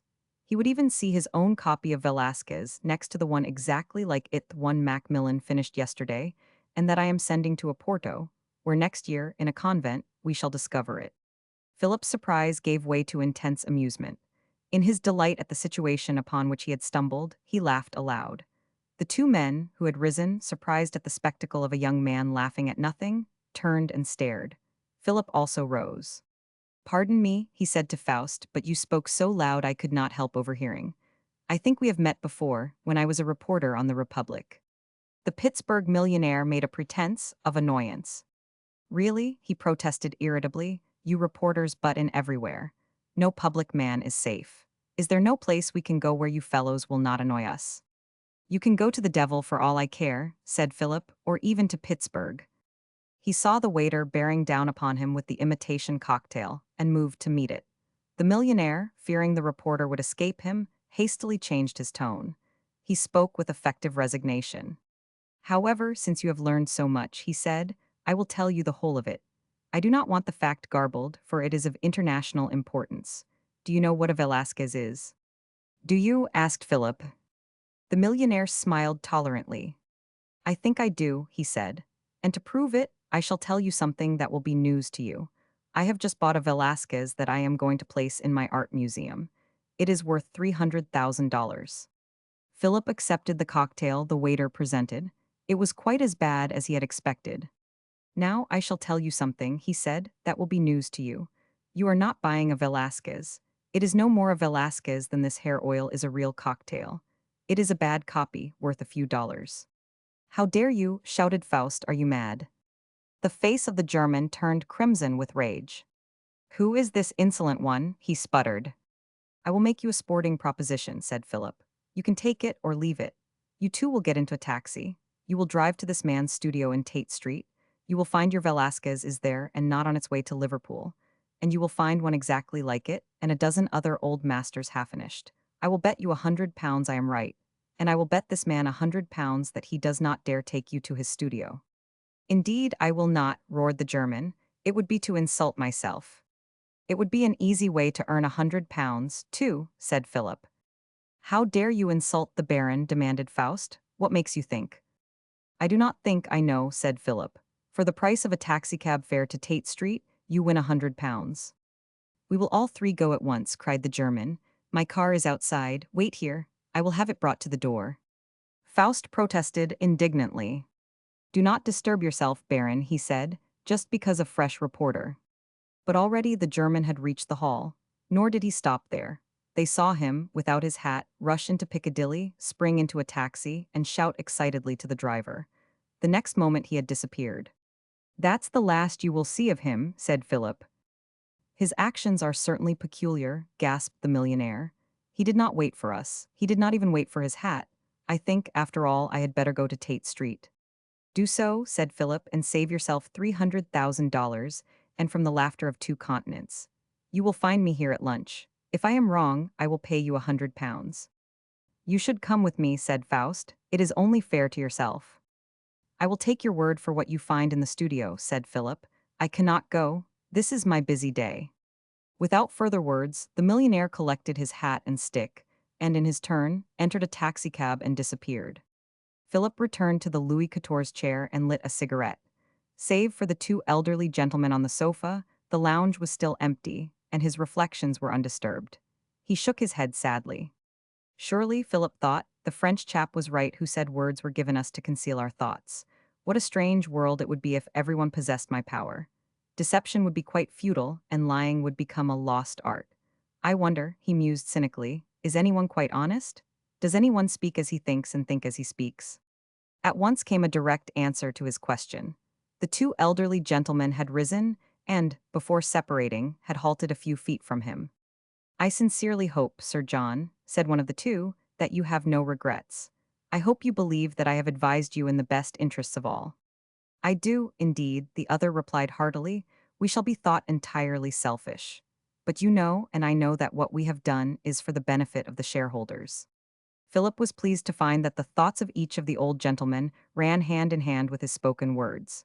"Here, at least," he said to himself, "are two honest men." As though loath to part, the two gentlemen still lingered. "And I hope," continued the one addressed as Sir John, "that you approve of my holding back the public announcement of the combine until the afternoon. It will give the shareholders a better chance. Had we given out the news in this morning's papers, the stockbrokers would have." "It was most wise," interrupted the other, "most just." The one called Sir John bowed himself away, leaving the other still standing at the steps of the lounge. With his hands behind his back, his chin sunk on his chest, he remained, gazing at nothing, his thoughts far away. Philip found them thoughts of curious interest. They were concerned with three flags. Now the gentleman considered them separately, and Philip saw the emblems painted clearly in colors, fluttering and flattened by the breeze. Again, the gentleman considered them in various combinations, but always, in whatever order his mind arranged them, of the three his heart spoke always to the same flag, as the heart of a mother reaches toward her firstborn. Then the thoughts were diverted, and in his mind's eye the old gentleman was watching the launching of a little schooner from a shipyard on the Clyde. At her main flew one of the three flags, a flag with a red cross on a white ground. With thoughts tender and grateful, he followed her to strange, hot ports, through hurricanes and tidal waves. He saw her return again and again to the London docks, laden with odorous coffee, mahogany, red rubber, and raw bullion. He saw sister ships follow in her wake to every port in the South Sea. Saw steam packets take the place of the ships with sails. Saw the steam packets give way to great ocean liners, each a floating village, each equipped, as no village is equipped, with a giant powerhouse, thousands of electric lamps, suite after suite of silk-lined boudoirs, with the floating harps that vibrate to a love message 300 miles away, to the fierce call for help from a sinking ship. But at the main of each great vessel, there still flew the same house-flagged red cross on the field of Whitetunley. Now, in the arms of the cross, there nestled proudly a royal crown. Philip cast a scared glance at the old gentleman and raced down the corridor to the telephone. Of all the young Englishmen he knew, Maddox was his best friend and a stockbroker. In that latter capacity, Philip had never before addressed him. Now he demanded his instant presence at the telephone. Maddox greeted him genially, but Philip cut him short. "I want you to act for me," he whispered, "and act quick. I want you to buy for me 1,000 shares of the Royal Mail Line, of the Elder Dempster, and of the Union Castle." He heard Maddox laugh indulgently. "There's nothing in that yarn of a combine," he called. "It has fallen through. Besides, shares are at £15. Philip, having in his possession a second-class ticket and a £5 note, was indifferent to that and said so. "I do not care what they are," he shouted. "The combine is already signed and sealed, and no one knows it but myself. In an hour everybody will know it." "What makes you think you know it?" demanded the broker. "I have seen the house flags," cried Philip. "I have veto as I tell you," he commanded. There was a distracting delay. "No matter who's back of you," objected Maddox. "It's a big order on a gamble." "It's not a gamble," cried Philip. "It's an accomplished fact. I am at the Ritz. Call me up there. Start buying now, and when you have got 1,000 of each, stop." Philip was much too agitated to go far from the telephone booth, so for half an hour he sat in the reading room, forcing himself to read the illustrated papers. When he found he had read the same advertisement 5 times, he returned to the telephone. The telephone boy met him halfway with a message. "Have secured for you 1,000 shares of each," he read, "at 15, Maddox." Like a man awakening from a nightmare, Philip tried to separate the horror of the situation from the cold fact. The cold fact was sufficiently horrible. It was that, without a penny to pay for them, he had bought shares in 3 steamship lines, which shares, added together, were worth $225,000. He returned down the corridor toward the lounge. Trembling at his own audacity, he was in a state of almost complete panic when that happened which made his outrageous speculation of little consequence. It was drawing near to 1:30, and, in the persons of several smart men and beautiful ladies, the component parts of different luncheon parties were beginning to assemble. Of the luncheon to which Lady Woodcote had invited him, only one guest had arrived, But so far as Philip was concerned, that one was sufficient. It was Helen herself, seated alone, with her eyes fixed on the doors opening from Piccadilly. Philip, his heart singing with appeals, blessings, and adoration, ran toward her. Her profile was toward him, and she could not see him, but he could see her. And he noted that, as though seeking someone, her eyes were turned searchingly upon each young man as he entered and moved from one to another of those already in the lounge. Her expression was eager and anxious. If only, Philip exclaimed, she were looking for me. She certainly is looking for some man. I wonder who it can be. As suddenly as if he had slapped his face into a wall, he halted in his steps. Why should he wonder? Why did he not read her mind? Why did he not know? A waiter was hastening toward him. Philip fixed his mind upon the waiter and his eyes as well. Mentally, Philip demanded of him, "Of what are you thinking?" There was no response. And then, seeing an unlit cigarette hanging from Philip's lips, the waiter hastily struck a match and proffered it. Obviously, his mind had worked first in observing the half-burned cigarette, next in furnishing the necessary match. And of no step in that mental process had Philip been conscious. The conclusion was only too apparent. His power was gone. No longer was he a mind reader. Hastily, Philip reviewed the adventures of the morning. As he considered them, the moral was obvious. The moment he had used his power to his own advantage, he had lost it. So long as he had exerted it for the happiness of the two lovers, to save the life of the king, to thwart the dishonesty of a swindler, he had been all-powerful. But when he endeavored to bend it to his own uses, it had fled from him. As he stood abashed and repentant, Helen turned her eyes toward him, and at the sight of him, there leaped to them happiness and welcome and complete content. It was the look that never was on land or sea, and it was not necessary to be a mind reader to understand it. Philip sprang toward her as quickly as a man dodges a taxicab. "I came early," said Helen, "because I wanted to talk to you before the others arrived." She seemed to be repeating words already rehearsed, to be following a course of conduct already predetermined. "I want to tell you," she said, "that I am sorry you are going away. I want to tell you that I shall miss you very much." She paused and drew a long breath, and she looked at Philip as if she was begging him to make it easier for her to go on. Philip proceeded to make it easier. "Will you miss me?" he asked, "in the row, where I used to wait among the trees to see you ride past? Will you miss me at dances, where I used to hide behind the dowagers to watch you waltzing by? Will you miss me at night, when you come home by sunrise, and I am not hiding against the railings of the Carlton Club, just to see you run across the pavement from your carriage, just to see the light on your window blind, just to see the light go out, and to know that you are sleeping?" Helen's eyes were smiling happily. She looked away from him. "Did you used to do that?" she asked. "Every night I do that," said Philip. "Ask the policemen. They arrested me 3 times." "Why?" said Helen gently.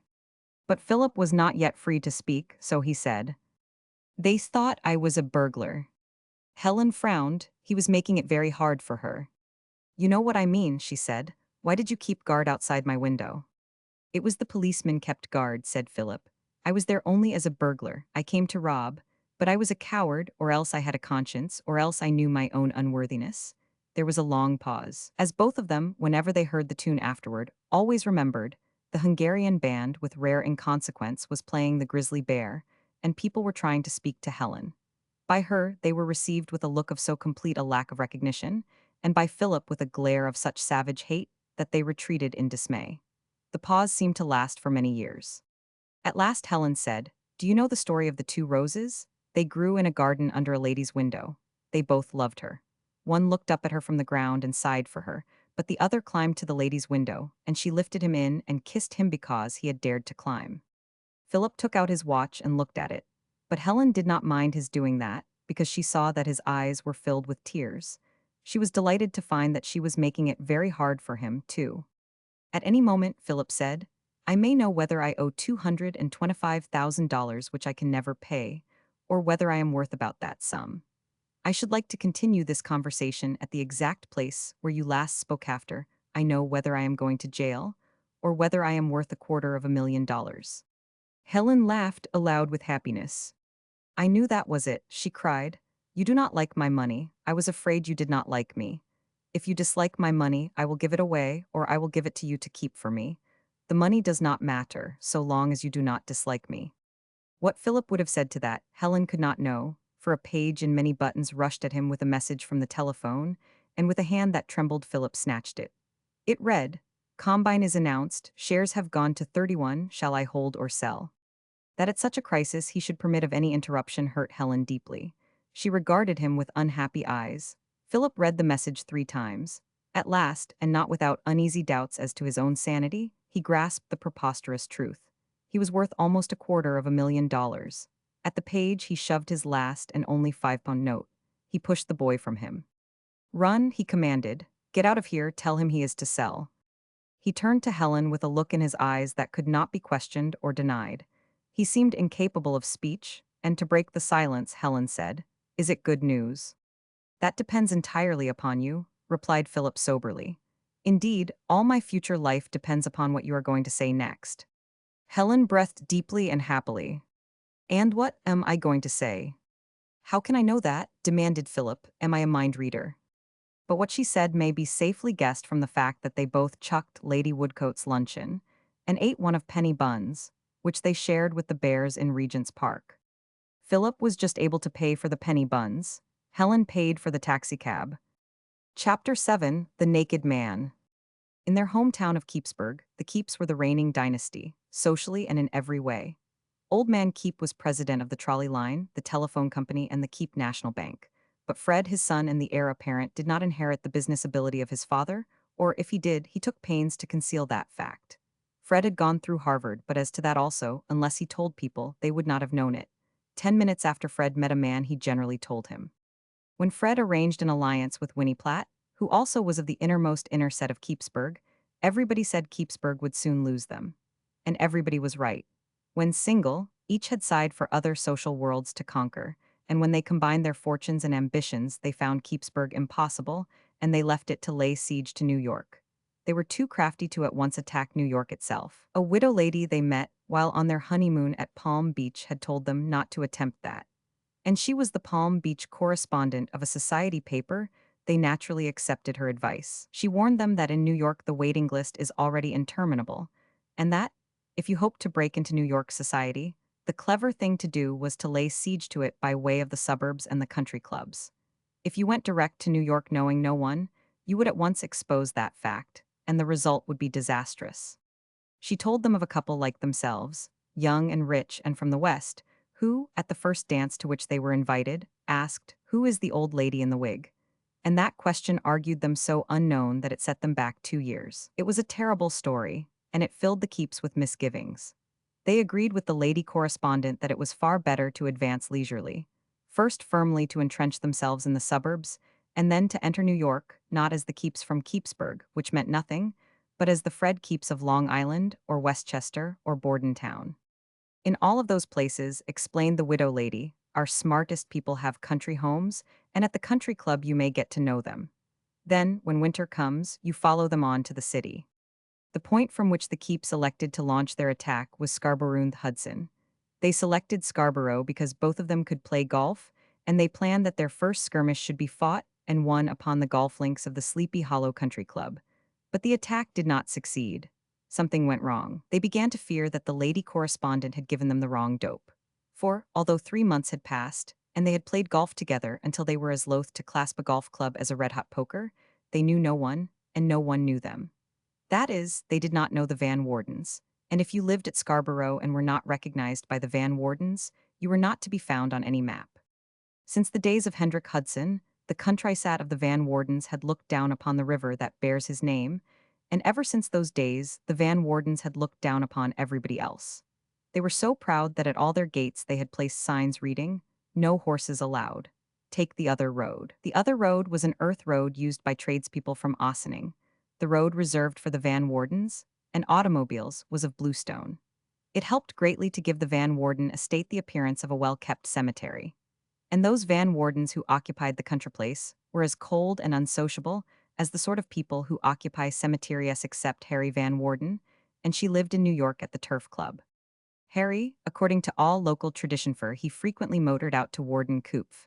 The Van Warden countrysat and, according to the newspapers, was a devil of a fellow and in no sense cold or unsociable. So far as the Keeps read of him, he was always being arrested for overspeeding, or breaking his collarbone out hunting, or losing his front teeth at polo.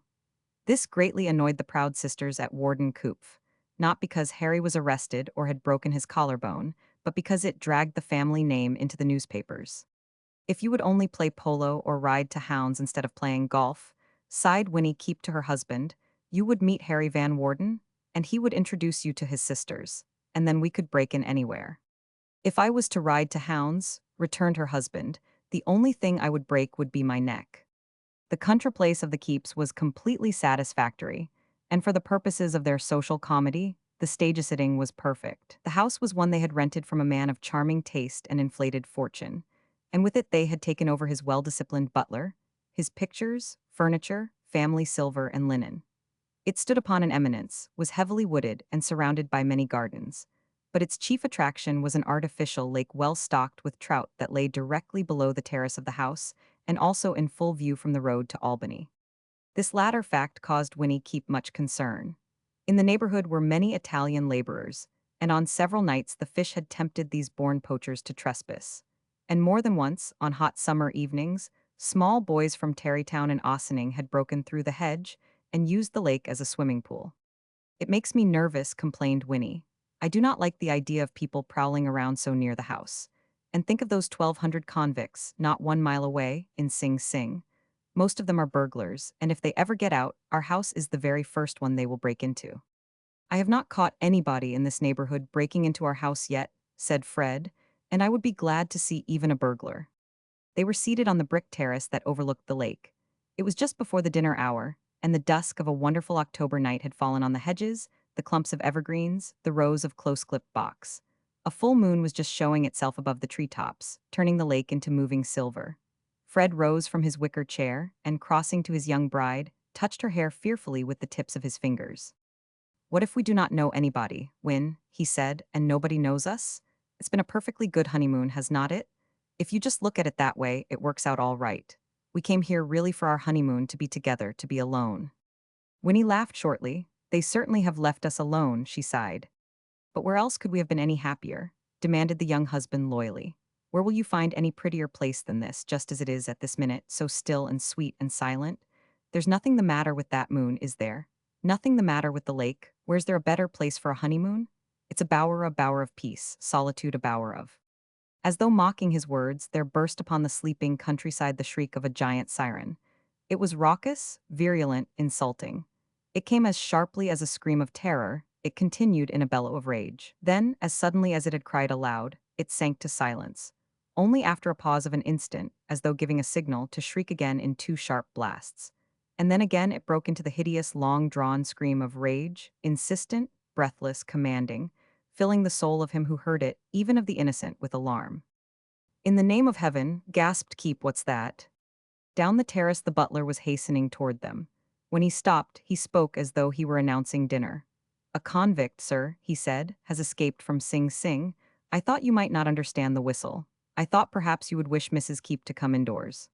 Why? Asked Winnie Keep. The house is near the road, madam, said the butler, and there are so many trees and bushes. Last summer 2 of them hid here, and the keepers there was a fight. The man glanced at Keep. Fred touched his wife on the arm. It's time to dress for dinner, Win, he said. And what are you going to do? Demanded Winnie. I am going to finish this cigar first. It does not take me long to change. He turned to the butler. And I will have a cocktail, too. I will have it out here. The servant left them, but in the French window that opened from the terrace to the library, Mrs. Keep lingered irresolutely. Fred, she begged, you're not going to poke around in the bushes, are you? Just because you think I am frightened. Her husband laughed at her. I certainly am not, he said, and you are not frightened either. Go in. I will be with you in a minute. But the girl hesitated. Still shattering the silence of the night, the siren shrieked relentlessly. It seemed to be at their very door, to beat and buffet the window panes. The bride shivered and held her fingers to her ears. Why do not they stop it? She whispered. Why do not they give him a chance? When she had gone, Fred pulled one of the wicker chairs to the edge of the terrace, and, leaning forward with his chin in his hands, sat staring down at the lake. The moon had cleared the tops of the trees, had blotted the lawns with black, rigid squares, had disguised the hedges with wavering shadows. Somewhere near at hand a criminal, a murderer, burglar, thug was at large, and the voice of the prison he had tricked still bellowed in rage, in amazement, still clamored not only for his person but perhaps for his life. The whole countryside heard it, the farmers bedding down their cattle for the night, the guests of the Briar Cliff Inn, dining under red candle shades, the joy riders from the city, racing their cars along the Albany Road.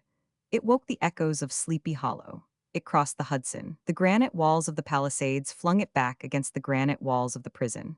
Whichever way the convict turned, it hunted him, reaching for him, pointing him out, stirring in the heart of each who heard it the lust of the hunter, which never is so cruel as when the hunted thing is a man.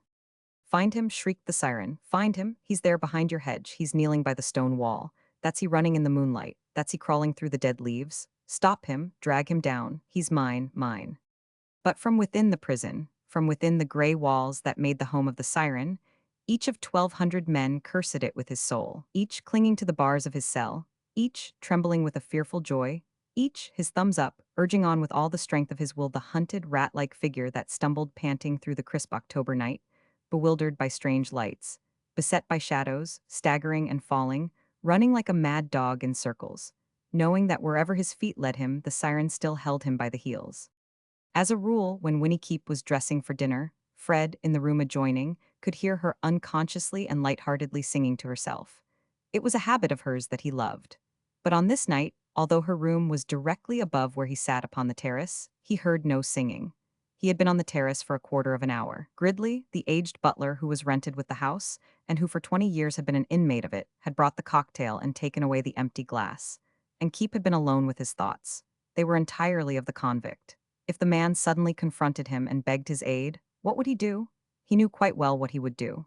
He considered even the means by which he would assist the fugitive to a successful getaway. The ethics of the question did not concern Fred. He did not weigh his duty to the state of New York or to society. One day, when he had visited the institution, as a somewhat sensitive neighborhood prefers to speak of it, he was told that the chance of a prisoner's escaping from Sing Sing and not being at once retaken was 1 out of 6,000. So with Fred, it was largely a sporting proposition. Any man who could beat a 6,000 tune shot commanded his admiration. And, having settled his own course of action, he tried to imagine himself in the place of the man who at that very moment was endeavoring to escape. Were he that man, he would first, he decided, rid himself of his telltale clothing. But that would leave him naked, and in Westchester County, a naked man would be quite as conspicuous as one in the purple-gray cloth of the prison. How could he obtain clothes? He might hold up a passerby, and, if the passerby did not flee from him or punch him into insensibility, he might effect an exchange of garments. He might by threats obtain them from some farmer. He might despoil a scarecrow. But with none of these plans was Fred entirely satisfied. The question deeply perplexed him. How best could a naked man clothe himself? And as he sat pondering that point, from the bushes a naked man emerged. He was not entirely undraped, for around his nakedness he had drawn a canvas awning. Fred recognized it as having been torn from one of the rowboats in the lake. But except for that, the man was naked to his heels. He was a young man of Fred's own age. His hair was cut close, his face smooth-shaven, and above his eye was a half-healed bruise. He had the sharp, clever, rat-like face of one who lived by evil knowledge. Water dripped from him, and either for that reason or from fright the young man trembled, and like one who had been running, breathed in short, hard gasps. Fred was surprised to find that he was not in the least surprised. It was as though he had been waiting for the man, as though it had been an appointment. Two thoughts alone concerned him: that before he could rid himself of his visitor his wife might return and take alarm, and that the man, not knowing his friendly intentions and in a state to commit murder, might rush him. But the stranger made no hostile move, and for a moment in the moonlight the two young men eyed each other warily. Then, taking breath and with a violent effort to stop the chattering of his teeth, the stranger launched into his story. "I took a bath in your pond," he blurted forth, "and they stole my clothes. That's why I am like this." Fred was consumed with envy. In comparison with this ingenious narrative, how prosaic and commonplace became his own plans to rid himself of accusing garments and explain his nakedness. He regarded the stranger with admiration, but even though he applauded the other's invention, he could not let him suppose that he was deceived by it. "Is not it rather a cold night to take a bath?" he said. As though in hearty agreement, the naked man burst into a violent fit of shivering. "It was not a bath," he gasped, "it was a bet."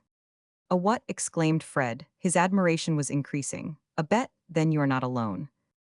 "I am no them," exclaimed the naked one. He began again reluctantly. "We saw you from the road, you and a woman, sitting here in the light from that room. They bet me I did not dare strip and swim across your pond with you sitting so near. I can see now it was framed up on me from the start.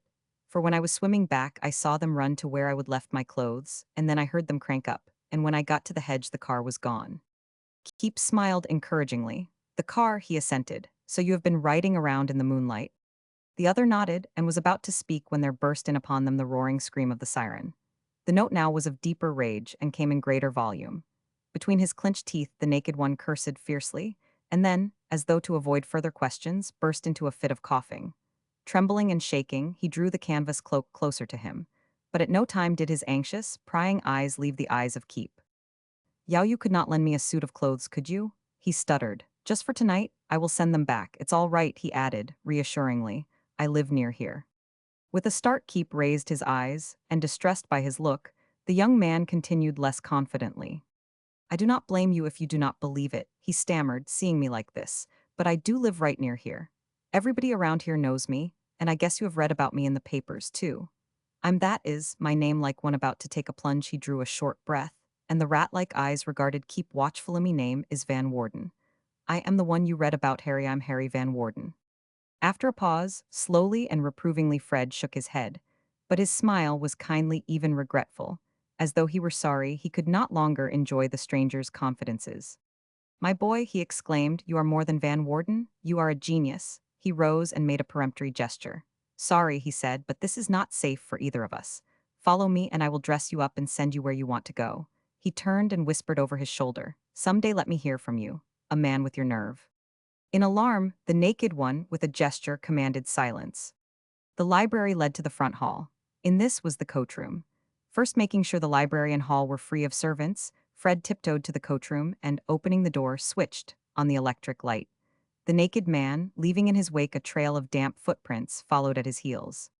Fred pointed at golf capes, sweaters, greatcoats hanging from hooks, and on the floor at boots and overshoes. Put on that motor coat and the galoshes, he commanded. They will cover you in case you have to run for it. I am going to leave you here while I get you some clothes. If any of the servants butt in, do not lose your head.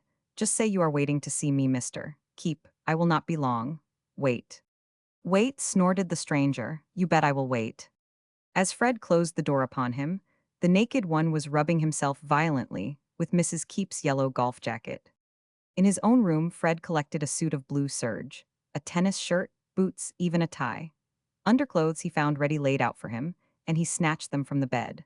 From a roll of money in his bureau drawer, he counted out $100. Tactfully, he slipped the money in the trousers pocket of the serge suit, and with the bundle of clothes in his arms, raced downstairs and shoved them into the coach room. Do not come out until I knock, he commanded. And, he added in a vehement whisper, do not come out at all unless you have clothes on. The stranger grunted. Fred rang for Gridley and told him to have his car brought around to the door. He wanted it to start at once within 2 minutes. When the butler had departed, Fred, by an inch, again opened the coachroom door.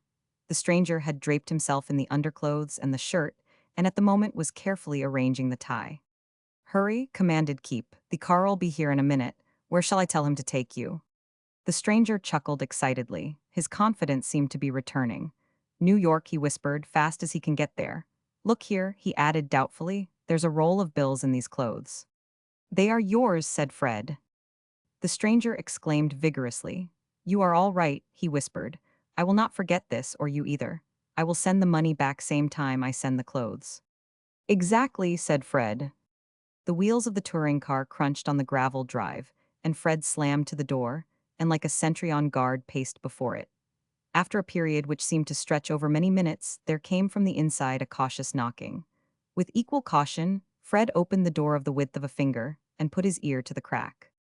You could not find me a button-hook, could you? Whispered the stranger. Indignantly, Fred shut the door and, walking to the veranda, hailed the chauffeur. James, the chauffeur, was a Keepsburg boy, and when Keep had gone to Cambridge, James had accompanied him. Keep knew the boy could be trusted. You are to take a man to New York, he said, or wherever he wants to go. Do not talk to him. Do not ask any questions. So, if you're questioned, you can say you know nothing. That's for your own good. The chauffeur mechanically touched his cap and started down the steps. As he did so, the prison whistle, still unsatisfied, still demanding its prey, shattered the silence. As though it had hit him a physical blow, the youth jumped. He turned and lifted startled, inquiring eyes to where Keep stood above him. I told you, said Keep, to ask no questions. As Fred re-entered the hall, Winnie Keep was coming down the stairs toward him. She had changed to one of the prettiest evening gowns of her trousseau, and so outrageously lovely was the combination of herself and the gown that her husband's excitement and anxiety fell from him, and he was lost in admiration. But he was not for long lost. To his horror, the door of the coat closet opened toward his wife, and out of the closet the stranger emerged. Winnie, not accustomed to seeing young men suddenly appear from among the dust coats, uttered a sharp shriek. With what he considered great presence of mind, Fred swung upon the visitor. "Did you fix it?" he demanded. The visitor did not heed him. In amazement and abject admiration, his eyes were fastened upon the beautiful and radiant vision presented by Winnie Keep. But he also still preserved sufficient presence of mind to nod his head dully. "Come," commanded Fred, "the car is waiting." Still the stranger did not move.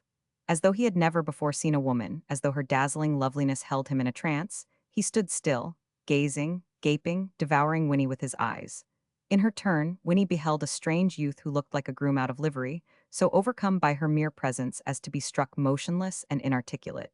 For protection, she moved in some alarm toward her husband. The stranger gave a sudden jerk of his body that might have been intended for a bow. Before Keep could interrupt him, like a parrot reciting its lesson, he exclaimed explosively, "My name's Van Warden. I am Harry Van Warden."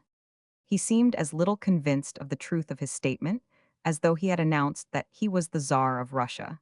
It was as though a stage manager had drilled him in the lines. But upon Winnie, as her husband saw to his dismay, the words produced an instant and appalling effect.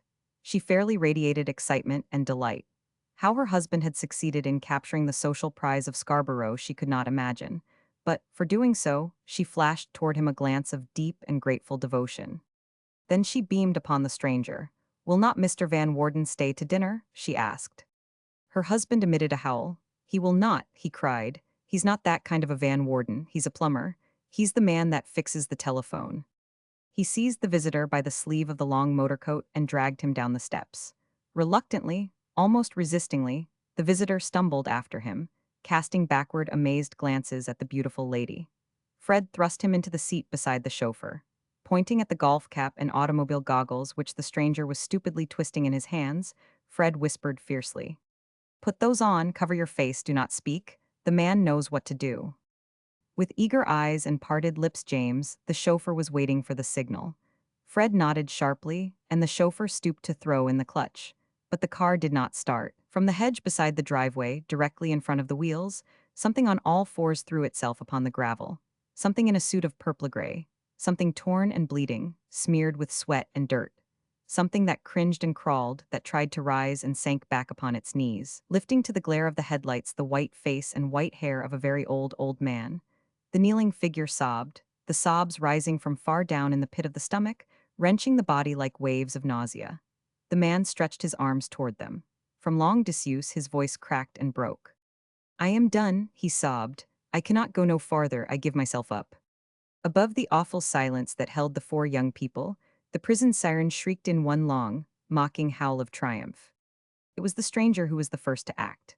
Pushing past Fred, and slipping from his own shoulders the long motor coat, he flung it over the suit of purple-gray. The goggles he clapped upon the old man's frightened eyes, the golf cap he pulled down over the white hair. With one arm he lifted the convict, and with the other dragged and pushed him into the seat beside the chauffeur. Into the hands of the chauffeur he thrust the roll of bills. "Get him away," he ordered. "It's only 12 miles to the Connecticut line. As soon as you are across, buy him clothes and a ticket to Boston. Go through White Plains to Greenwich, and then you are safe." As though suddenly remembering the presence of the owner of the car, he swung upon Fred. "Am I right?" he demanded. "Of course," roared Fred. He flung his arm at the chauffeur as though throwing him into space. "Get o hell out of her," he shouted. The chauffeur, by profession a criminal, but by birth a human being, chuckled savagely, and this time threw in the clutch. With a grinding of gravel, the racing car leaped into the night, its ruby rear lamp winking in farewell, its tiny siren answering the great siren of the prison in jeering notes of joy and victory. Fred had supposed that, at the last moment, the younger convict proposed to leap to the running board, but instead the stranger remained motionless. Fred shouted impotently after the flying car. In dismay, he seized the stranger by the arm. "But you," he demanded, "how are you going to get away?" The stranger turned appealingly to where upon the upper step stood Winnie Keep. I do not want to get away, he said. I was hoping maybe you would let me stay to dinner. A terrible and icy chill crept down the spine of Fred Keep. He moved so that the light from the hall fell full upon the face of the stranger. Will you kindly tell me, Fred demanded, who the devil you are? The stranger exclaimed peevishly. I have been telling you all evening, he protested. I am Harry Van Warden. Gridley, the ancient butler, appeared in the open door. Dinner is served, madam, he said. The stranger gave an exclamation of pleasure. Hello, Gridley, he cried. Will you please tell Mr. Keep who I am? Tell him, if he will ask me to dinner, I will not steal the spoons. Upon the face of Gridley appeared a smile it never had been the privilege of Fred Keep to behold. The butler beamed upon the stranger fondly, proudly, by the right of long acquaintanceship, with the affection of an old friend. Still beaming, he bowed to Keep. If Mr. Van Warden, he said, is to stay to dinner, might I suggest, sir, he is very partial to the Paul Vibert 84. Fred Keep gazed stupidly from his butler to the stranger, and then at his wife. She was again radiantly beautiful and smilingly happy. Gridley coughed tentatively. Shall I open a bottle, sir? He asked. Hopelessly, Fred tossed his arms heavenward. Open a case, he roared. At 10 o'clock, when they were still at table, and reaching a state of such mutual appreciation that soon they would be calling each other by their first names, Gridley brought in a written message he had taken from the telephone. It was a long-distance call from Yonkers, sent by James, the faithful chauffeur. Fred read it aloud. I got that party the articles he needed, it read, and saw him safe on a train to Boston. On the way back, I got arrested for speeding the car on the way down. Please send money. I am in a cell in Yonkers. Chapter 8: The Boy Who Cried Wolf. Before he finally arrested him, Jimmy Sniffen had seen the man with the golf cap and the blue eyes that laughed at you 3 times. Twice, unexpectedly, he had come upon him in a wood road and once on Round Hill where the stranger was pretending to watch the sunset. Jimmy knew people do not climb hills merely to look at sunsets, so he was not deceived. He guessed the man was a German spy seeking gun sites and secretly vowed to stalk him. From that moment, had the stranger known it, he was as good as dead. For a Boy Scout with badges on his sleeve for stalking and pathfinding, not to boast of others for gardening and cooking, can outwit any spy. Even had General Baden-Powell remained in Mafeking and not invented the Boy Scout, Jimmy Sniffen would have been one. Because by birth he was a boy, and by inheritance a scout. In Westchester County, the Sniffens are one of the county families. If it is not a Sarles, it's a Sniffen, and with Brundages, Platts, and Jays, the Sniffens date back to when the acres of the first Charles Ferris ran from the Boston Post Road to the Coach Road to Albany, and when the first Gouverneur Morris stood on one of his hills and saw the Indian canoes in the Hudson and in the Sound, and rejoiced that all the land between belonged to him. If you do not believe in heredity, the fact that Jimmy's great-great-grandfather was a scout for General Washington and hunted deer, and even bear, over exactly the same hills where Jimmy hunted weasels will count for nothing. It will not explain why to Jimmy, from Tarrytown to Port Chester, the hills, the roads, the woods, and the cowpaths, caves, streams, and springs hidden in the woods were as familiar as his own kitchen garden, nor explain why, when you could not see a peas and elliman for sale sign nailed to a tree, Jimmy could see in the highest branches a last year's bird's nest. Or why, when he was out alone playing Indians and had sunk his scout's axe into a fallen log and then scalped the log, he felt that once before in those same woods he had trailed that same Indian and with his own tomahawk split open his skull. Sometimes when he knelt to drink at a secret spring in the forest, the autumn leaves would crackle and he would raise his eyes fearing to see a panther facing him. But there ain't no panthers in Westchester, Jimmy would reassure himself. And in the distance the roar of an automobile climbing a hill with the muffler open would seem to suggest he was right. But still Jimmy remembered once before he had knelt at that same spring, and that when he raised his eyes he had faced a crouching panther. Meb Dad told me it happened to Grandpop, Jimmy would explain, or I dreamed it, or Meb, I read it in a storybook. The German spy mania attacked Round Hill after the visit to the Boy Scouts of Clavering Good, the war correspondent. He was spending the weekend with Squire Harry Van Vorst, and as young Van Vorst, besides being a justice of the peace and a master of beagles and president of the country club, was also a local councilman for the Round Hill Scouts. He brought his guests to a campfire meeting to talk to them. In deference to his audience, Good told them of the Boy Scouts he had seen in Belgium and of the part they were playing in the Great War. It was his peroration that made trouble. And any day, he assured his audience, this country may be at war with Germany, and every one of you boys will be expected to do his bit. You can begin now. When the Germans land, it will be near New Haven or New Bedford. They will first capture the munition works at Springfield, Hartford, and Watervliet so as to make sure of their ammunition, and then they will start for New York City. They will follow the New Haven and New York Central railroads and march straight through this village. I have not the least doubt, exclaimed the enthusiastic war prophet, that at this moment German spies are as thick in Westchester as blackberries. They are here to select camp sites and gun positions, to find out which of these hills enfilade the others, and to learn to what extent their armies can live on the country. They are counting the cows, the horses, the barns where fodder is stored, and they are marking down on their maps the wells and streams. As though at that moment a German spy might be crouching behind the door, Mr. Good spoke in a whisper. Keep your eyes open, he commanded. Watch every stranger. If he acts suspiciously, get word quick to your sheriff or to Judge Van Vorst here. Remember the scouts' motto, be prepared.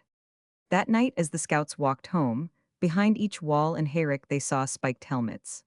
Young Van Vorst was extremely annoyed. Next time you talk to my scouts, he declared, you will talk on votes for women. After what you said tonight, every real estate agent who dares open a map will be arrested. We are not trying to drive people away from Westchester, we are trying to sell them building sites.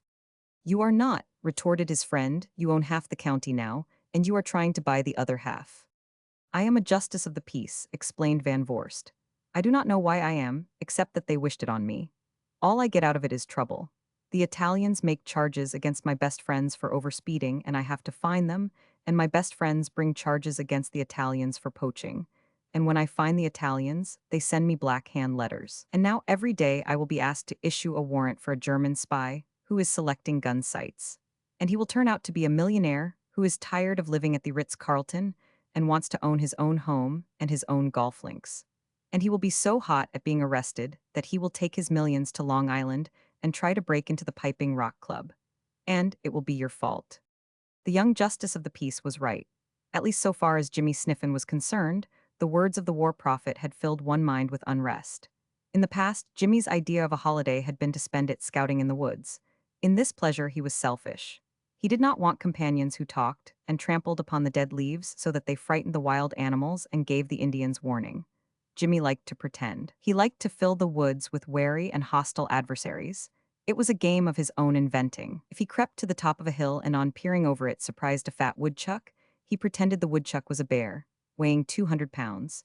If himself unobserved, he could lie and watch, off its guard, a rabbit, squirrel, or, most difficult of all, a crow. It became a deer, and that night at supper Jimmy made believe he was eating venison. Sometimes he was a scout of the Continental Army and carried dispatches to General Washington. The rules of that game were that if any man plowing in the fields, or cutting trees in the woods, or even approaching along the same road, saw Jimmy before Jimmy saw him, Jimmy was taken prisoner, and before sunrise was shot as a spy. He was seldom shot, or else why on his sleeve was the badge for stalking. But always to have to make believe became monotonous. Even dry shopping along the Rue de la Paix, when you pretend you can have anything you see in any window, leaves one just as rich, but unsatisfied. So the advice of the war correspondent to seek out German spies came to Jimmy like a day at the circus, like a week at the Danbury Fair. It not only was a call to arms to protect his flag and home, but a chance to play in earnest the game in which he most delighted. No longer need he pretend. No longer need he waste his energies in watching, unobserved, a greedy rabbit rob a carrot field. The game now was his fellowman and his enemy, not only his enemy, but the enemy of his country. In his first effort, Jimmy was not entirely successful.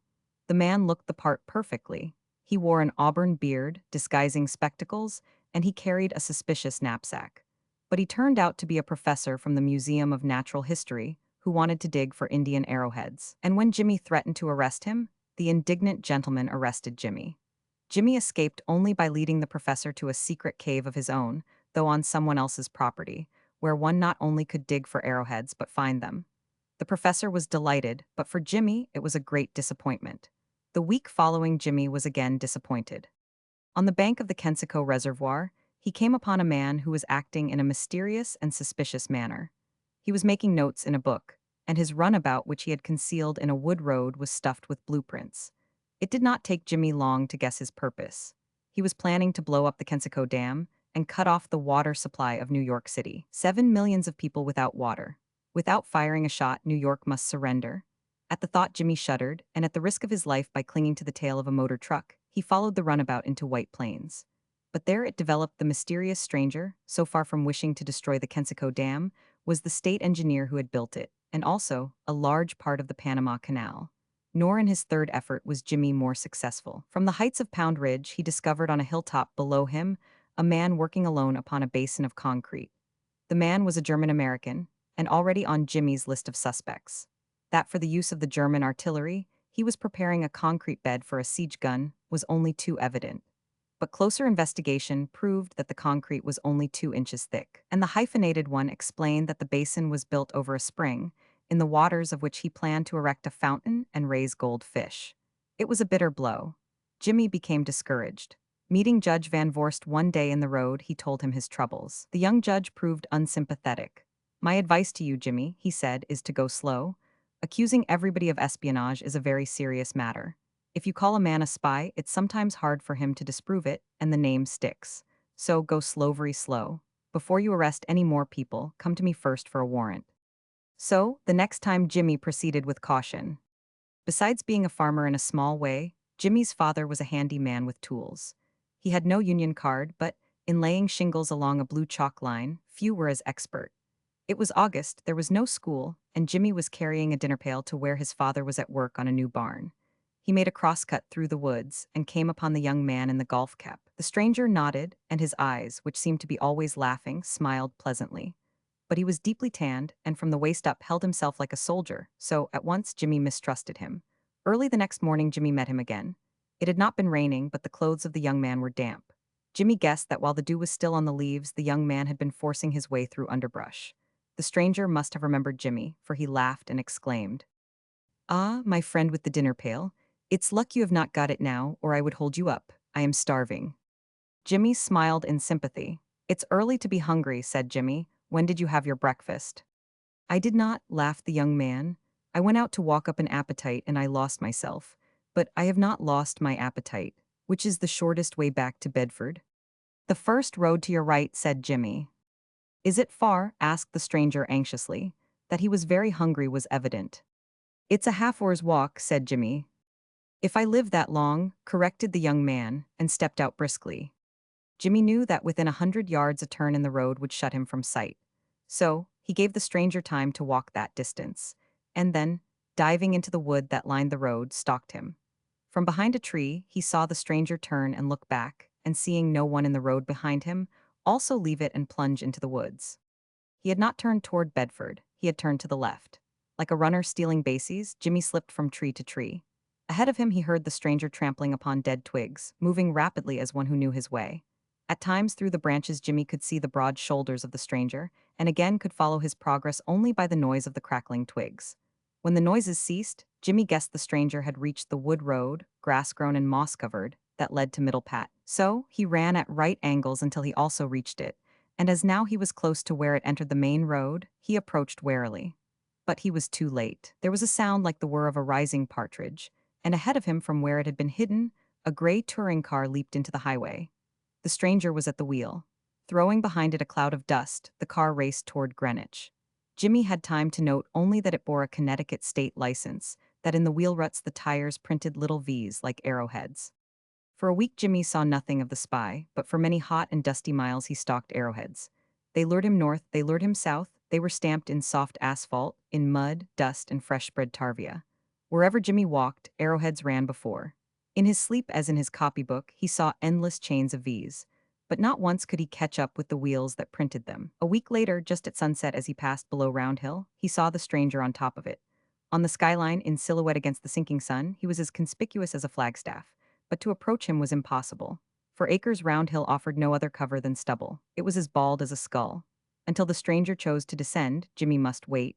And the stranger was in no haste. The sun sank, and from the west Jimmy saw him turn his face east toward the sound. A storm was gathering, drops of rain began to splash, and as the sky grew black the figure on the hilltop faded into the darkness. And then, at the very spot where Jimmy had last seen it, there suddenly flared 2 tiny flashes of fire. Jimmy leaped from cover. It was no longer to be endured, the spy was signaling. The time for caution had passed, now was the time to act. Jimmy raced to the top of the hill and found it empty. He plunged down it, vaulted a stone wall, forced his way through a tangle of saplings, and held his breath to listen. Just beyond him, over a jumble of rocks, a hidden stream was tripping and tumbling. Joyfully, it laughed and gurgled.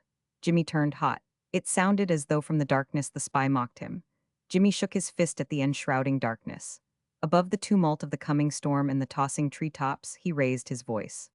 "You wait," he shouted, "I will get you yet. Next time I will bring a gun." Next time was the next morning. There had been a hawk hovering over the chicken yard, and Jimmy used that fact to explain his borrowing the family shotgun. He loaded it with buckshot, and, in the pocket of his shirt, buttoned his license to hunt, pursue, and kill, to take with traps or other devices. He remembered that Judge Van Vorst had warned him, before he arrested more spies, to come to him for a warrant. But with an impatient shake of the head, Jimmy tossed the recollection from him. After what he had seen, he could not possibly be again mistaken. He did not need a warrant. What he had seen was his warrant plus the shotgun. As a pathfinder should, he planned to take up the trail where he had lost it, but before he reached Round Hill, he found a warmer trail. Before him, stamped clearly in the road still damp from the rain of the night before, two lines of little arrowheads pointed the way. They were so fresh that at each twist in the road, lest the car should be just beyond him, Jimmy slackened his steps.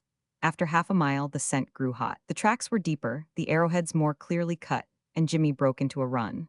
Then, the arrowheads swung suddenly to the right, and in a clearing at the edge of a wood were lost. But the tires had pressed deep into the grass, and just inside the wood, he found the car. It was empty. Jimmy was drawn two ways. Should he seek the spy on the nearest hilltop, or, until the owner returned, wait by the car? Between lying in ambush and action, Jimmy preferred action. But he did not climb the hill nearest the car. He climbed the hill that overlooked that hill. Flat on the ground, hidden in the goldenrod, he lay motionless. Before him, for 15 miles stretched hills and tiny valleys. 6 miles away to his right rose the stone steeple and the red roofs of Greenwich. Directly before him were no signs of habitation, only green forests, green fields, gray stone walls, and where a road ran uphill, a splash of white that quivered in the heat. The storm of the night before had washed the air. Each leaf stood by itself. Nothing stirred, and in the glare of the August sun, every detail of the landscape was as distinct as those in a colored photograph, and as still. In his excitement, the scout was trembling. "If he moves," he sighed happily, "I have got him." Opposite, across a little valley, was the hill at the base of which he had found the car. The slope toward him was bare, but the top was crowned with a thick wood, and along its crest, as though establishing an ancient boundary, ran a stone wall, moss-covered and wrapped in poison ivy. In places, the branches of the trees, reaching out to the sun, overhung the wall and hid it in black shadows. Jimmy divided the hill into sectors. He began at the right and slowly followed the wall. With his eyes, he took it apart, stone by stone. Had a chipmunk raised his head, Jimmy would have seen him. So, when from the stone wall, like the reflection of the sun upon a window pane, something flashed, Jimmy knew he had found his spy. A pair of binoculars had betrayed him. Jimmy now saw him clearly. He sat on the ground at the top of the hill opposite, in the deep shadow of an oak, his back against the stone wall. With the binoculars to his eyes, he had leaned too far forward, and upon the glass the sun had flashed a warning. Jimmy appreciated that his attack must be made from the rear. Backward, like a crab, he wriggled free of the goldenrod, and hidden by the contour of the hill, raced down it and into the woods on the hill opposite. When he came to within 20 feet of the oak beneath which he had seen the stranger, he stood erect, and as though avoiding a live wire, stepped on tiptoe to the wall. The stranger still sat against it. The binoculars hung from a cord around his neck. Across his knees was spread a map. He was marking it with a pencil, and as he worked, he hummed a tune. Jimmy knelt, and resting the gun on the top of the wall, covered him. "Throw up your hands," he commanded. The stranger did not start. Except that he raised his eyes, he gave no sign that he had heard. His eyes stared across the little sun-filled valley. They were half closed as though in study, as though perplexed by some deep and intricate problem. They appeared to see beyond the sun-filled valley some place of greater moment, some place far distant. Then the eyes smiled, and slowly, as though his neck were stiff but still smiling, the stranger turned his head. When he saw the boy, his smile was swept away in waves of surprise, amazement, and disbelief. These were followed instantly by an expression of the most acute alarm. "Do not point that thing at me," shouted the stranger. "Is it loaded?" With his cheek pressed to the stock and his eyes squinted down the length of the brown barrel, Jimmy nodded. The stranger flung up his open palms. They accented his expression of amazed incredulity. He seemed to be exclaiming, "Can such things be?" "Get up," commanded Jimmy. With alacrity, the stranger rose. "Walk over there," ordered the scout. walk backward. Stop, take off those field glasses and throw them to me. Without removing his eyes from the gun, the stranger lifted the binoculars from his neck and tossed them to the stone wall. See here, he pleaded, if you will only point that damned blunderbuss the other way, you can have the glasses and my watch and clothes and all my money, only do not. Jimmy flushed crimson. You cannot bribe me, he growled. At least he tried to growl, but because his voice was changing, or because he was excited, the growl ended in a high squeak. With mortification, Jimmy flushed a deeper crimson. But the stranger was not amused. At Jimmy's words, he seemed rather the more amazed. I am not trying to bribe you, he protested. If you do not want anything, why are you holding me up? I am not, returned Jimmy. I am arresting you. The stranger laughed with relief. Again his eyes smiled. Oh, he cried, I see, have I been trespassing? With a glance, Jimmy measured the distance between himself and the stranger. Reassured, he lifted one leg after the other over the wall. If you try to rush me, he warned, I will shoot you full of buckshot. The stranger took a hasty step backward. Do not worry about that, he exclaimed. I will not rush you. Why am I arrested? Hugging the shotgun with his left arm, Jimmy stopped and lifted the binoculars. He gave them a swift glance, slung them over his shoulder, and again clutched his weapon. His expression was now stern and menacing. The name on them, he accused, is Weiss Berlin. Is that your name? The stranger smiled but corrected himself and replied gravely, that's the name of the firm that makes them. Jimmy exclaimed in triumph. Ha, he cried, made in Germany. The stranger shook his head. I do not understand, he said. Where would a Weiss glass be made? With polite insistence he repeated, would you mind telling me why I am arrested, and who you might happen to be? Jimmy did not answer. Again he stooped and picked up the map, and as he did so, for the first time the face of the stranger showed that he was annoyed. Jimmy was not at home with maps, they told him nothing. But the penciled notes on this one made easy reading. At his first glance he saw, correct range, 1,800 yards, this stream not fordable, slope of hill 15 degrees inaccessible for artillery. Wire entanglements here, forage for 5 squadrons. Jimmy's eyes flashed. He shoved the map inside his shirt and with the gun motioned toward the base of the hill. Keep 40 feet ahead of me, he commanded, and walk to your car. The stranger did not seem to hear him. He spoke with irritation.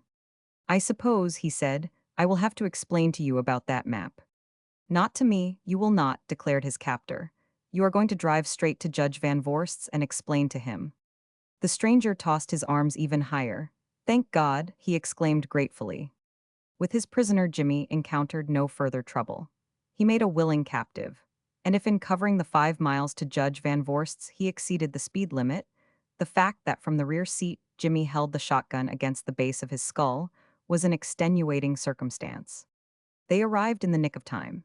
In his own car, young Van Voorst and a bag of golf clubs were just drawing away from the house. Seeing the car climbing the steep driveway that for a half-mile led from his lodge to his front door, and seeing Jimmy standing in the tonneau brandishing a gun, the judge hastily descended. The sight of the spy hunter filled him with misgiving, but the sight of him gave Jimmy sweet relief. Arresting German spies for a small boy is no easy task. For Jimmy the strain was great, and now that he knew he had successfully delivered him into the hands of the law, Jimmy's heart rose with happiness. The added presence of a butler of magnificent bearing and of an athletic-looking chauffeur increased his sense of security. Their presence seemed to afford a feeling of security to the prisoner also. As he brought the car to a halt, he breathed a sigh. It was a sigh of deep relief. Jimmy fell from the tonneau. In concealing his sense of triumph, he was not entirely successful. I got him, he cried. I did not make no mistake about this one. What one? Demanded Van Voorst. Jimmy pointed dramatically at his prisoner. With an anxious expression, the stranger was tenderly fingering the back of his head. He seemed to wish to assure himself that it was still there. That one, cried Jimmy, he's a German spy. The patience of Judge Van Voorst fell from him. In his exclamation was indignation, anger, reproach. Jimmy, he cried. Jimmy thrust into his hand the map. It was his Exhibit A. Look what he's wrote, commanded the scout. It's all military words, and these are his glasses. I took him off him. They are made in Germany. I've been stalking him for a week. He's a spy. When Jimmy thrust the map before his face, Van Voorst had glanced at it. Then he regarded it more closely. As he raised his eyes, they showed that he was puzzled. But he greeted the prisoner politely. I am extremely sorry you have been annoyed, he said. I am only glad it's no worse. He might have shot you. He's mad over the idea that every stranger he sees. The prisoner quickly interrupted. Please, he begged, do not blame the boy. He behaved extremely well. Might I speak with you alone? He asked. Judge Van Voorst led the way across the terrace, and to the smoking room that served also as his office, and closed the door. The stranger walked directly to the mantelpiece and put his finger on a gold cup. I saw your mare win that at Belmont Park, he said. She must have been a great loss to you. She was, said Van Voorst. The week before she broke her back, I refused 3,000 for her. Will you have a cigarette? The stranger waved aside the cigarettes.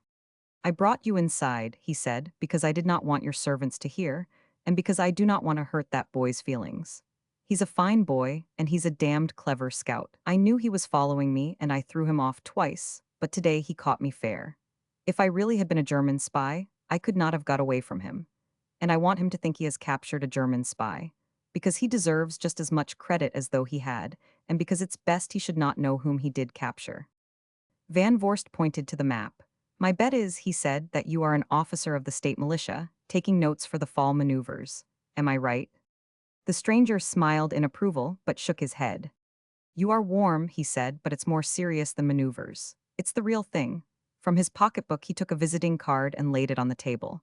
I am Sherry McCoy, he said, captain of artillery in the United States Army. He nodded to the hand telephone on the table. You can call up Governor's Island and get General Wood or his aide, Captain Dory, on the phone. They sent me here. Ask them. I am not picking out gun sites for the Germans. I am picking out positions of defense for Americans when the Germans come. Van Voorst laughed derisively. My word, he exclaimed, you are as bad as Jimmy. Captain McCoy regarded him with disfavor. And you, sir, he retorted, are as bad as 90 million other Americans. You will not believe. When the Germans are shelling this hill, when they are taking your hunters to pull their cook wagons, maybe, you will believe then. Are you serious? Demanded Van Voorst. And you an army officer? That's why I am serious, returned McCoy. We know. But when we try to prepare for what is coming, we must do it secretly in underhand ways, for fear the newspapers will get hold of it and ridicule us, and accuse us of trying to drag the country into war. That's why we have to prepare under cover. That's why I have had to skulk around these hills like a chicken thief. And, he added sharply, that's why that boy must not know who I am. If he does, the general staff will get a calling down at Washington, and I will have my ears boxed. Van Voorst moved to the door. He will never learn the truth from me, he said, for I will tell him you are to be shot at sunrise. Good, laughed the captain, and tell me his name. If ever we fight over Westchester County, I want that lad for my chief of scouts. And give him this. Tell him to buy a new scout uniform. Tell him it comes from you. But no money could reconcile Jimmy to the sentence imposed upon his captive. He received the news with a howl of anguish. You must not, he begged. I never knowed you would shoot him. I would not have caught him if I would knowed that. I could not sleep if I thought he was going to be shot at sunrise. At the prospect of unending nightmares, Jimmy's voice shook with terror. Make it for 20 years, he begged. Make it for 10, he coaxed, but please promise you will not shoot him. When Van Voorst returned to Captain McCoy, he was smiling, and the butler who followed, bearing a tray and tinkling glasses, was trying not to smile. I gave Jimmy your $10, said Van Voorst, and made it 20, and he has gone home. You will be glad to hear that he begged me to spare your life, and that your sentence has been commuted to 20 years in a fortress. I drink to your good fortune. No, protested Captain McCoy, we will drink to Jimmy. When Captain McCoy had driven away, and his own car and the golf clubs had again been brought to the steps, Judge Van Voorst once more attempted to depart, but he was again delayed. Other visitors were arriving. Up the driveway a touring car approached, and though it limped on a flat tire, it approached at reckless speed. The two men in the front seat were white with dust. Their faces, masked by automobile glasses, were indistinguishable. As though preparing for an immediate exit, the car swung in a circle until its nose pointed down the driveway up which it had just come. Raising his silk mask, the one beside the driver shouted at Judge Van Voorst. His throat was parched. His voice was hoarse and hot with anger. A gray touring car, he shouted. It stopped here. We saw it from that hill. Then the damn tire burst and we lost our way. Where did he go? Who? Demanded Van Voorst, stiffly, Captain McCoy. The man exploded with an oath. The driver, with a shove of his elbow, silenced him. Yes, Captain McCoy, assented the driver eagerly. Which way did he go? To New York, said Van Voorst. The driver shrieked at his companion. Then he's doubled back, he cried. He's gone to New Haven. He stooped and threw in the clutch. The car lurched forward. A cold terror swept young Van Vorst. "What did you want with him?" he called. "Who are you?" Over one shoulder, the masked face glared at him. Above the roar of the car, the words of the driver were flung back. "We are Secret Service from Washington," he shouted. "He's from their embassy. He's a German spy." Leaping and throbbing at 60 miles an hour, the car vanished in a curtain of white, whirling dust. Chapter 9: The Card Sharp. I had looked forward to spending Christmas with some people in Suffolk, and everyone in London assured me that at their house, there would be the kind of a Christmas house party you hear about, but see, only in the illustrated Christmas numbers. They promised mistletoe, snapdragon, and Sir Roger de Coverley. On Christmas morning, we would walk to church. After luncheon, we would shoot. After dinner, we would eat plum pudding floating in blazing brandy, dance with the servants, and listen to the waits singing "God rest you, merry gentlemen, let nothing you dismay." To a lone American bachelor stranded in London, it sounded fine. And in my gratitude, I had already shipped to my hostess, for her children, of whose age, number, and sex I was ignorant, half of Gamage dolls, skis, and cricket bats, and those crackers that, when you pull them, sometimes explode. But it was not to be. Most inconsiderately, my wealthiest patient gained sufficient courage to consent to an operation, and in all New York would permit no one to lay violent hands upon him save myself. By cable, I advised postponement. Having lived in lawful harmony with his appendix for 50 years, I thought, for 1 week longer he might safely maintain the status quo. But his cable in reply was an ultimatum. So, on Christmas Eve, instead of Hallam Hall and a Yule log, I was in a gale plunging and pitching off the coast of Ireland, and the only log on board was the one the captain kept to himself. I sat in the smoking room, depressed and cross, and it must have been on the principle that misery loves company that I foregathered with Talbot, or rather that Talbot foregathered with me. Certainty, under happier conditions and in haunts of men more crowded, the open-faced manner in which he forced himself upon me would have put me on my guard, but either out of deference to the holiday spirit, as manifested in the fictitious gaiety of our few fellow passengers, or because the young man in a knowing, impertinent way was most amusing, I listened to him from dinner time until midnight, when the chief officer, hung with snow and icicles, was blown in from the deck and wished all a Merry Christmas. Even after they unmasked Talbot, I had neither the heart nor the inclination to turn him down. Indeed, had not some of the passengers testified that I belonged to a different profession, the smoking room crowd would have quarantined me as his accomplice. On the first night I met him, I was not certain whether he was English or giving an imitation. All the outward and visible signs were English, but he told me that, though he had been educated at Oxford, and since then had spent most of his years in India, playing polo, he was an American. He seemed to have spent much time, and according to himself much money, at the French watering places and on the Riviera. I felt sure that it was in France I had already seen him, but where I could not recall. He was hard to place. Of people at home and in London well worth knowing he talked glibly, but in speaking of them he made several slips. It was his taking the trouble to cover up the slips that first made me wonder if his talking about himself was not mere vanity, but had some special object. I felt he was presenting letters of introduction in order that later he might ask a favor. Whether he was leading up to an immediate loan, or in New York would ask for a card to a club, or an introduction to a banker, I could not tell. But in forcing himself upon me, except in self-interest, I could think of no other motive. The next evening I discovered the motive. He was in the smoking room playing solitaire, and at once I recalled that it was at Aix-les-Bains I had first seen him, and that he held a bank at Baccarat. When he asked me to sit down, I said, "I saw you last summer at Aix-les-Bains."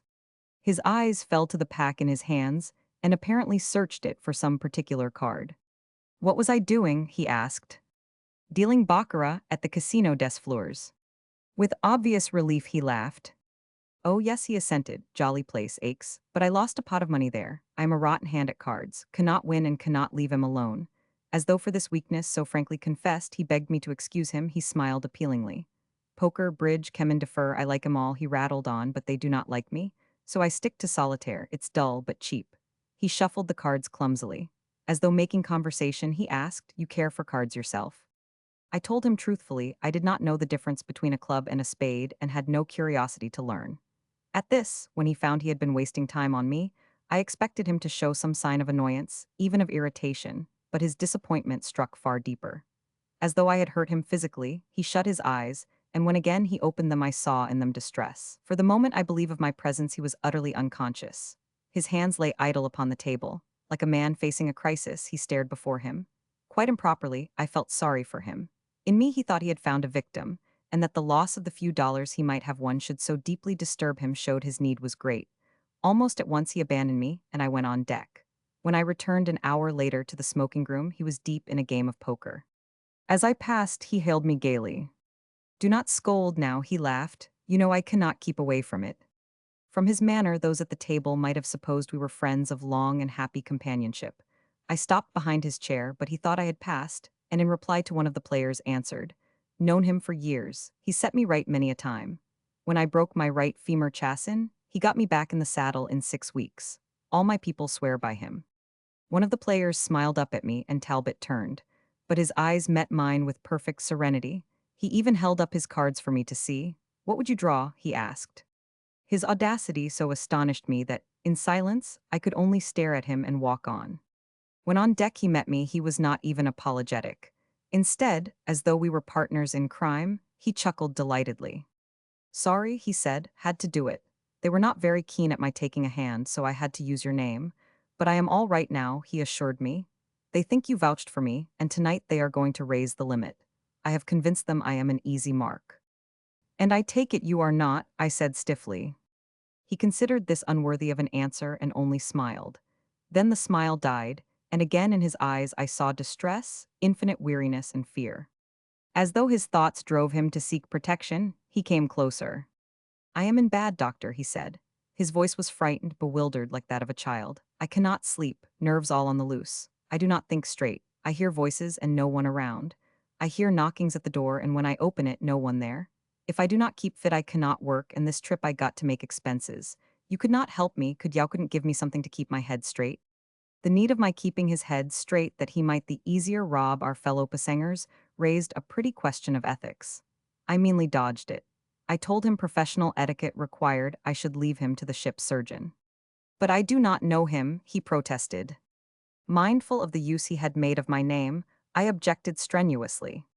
"Well, you certainly do not know me." My resentment obviously puzzled him.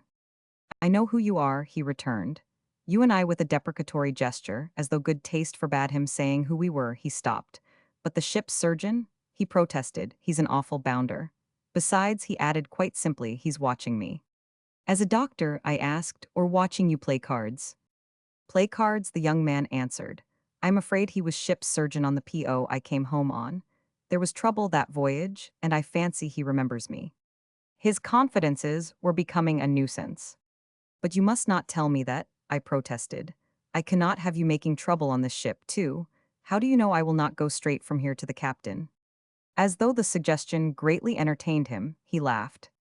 He made a mock obeisance. "I claim the seal of your profession," he said. "Nonsense," I retorted.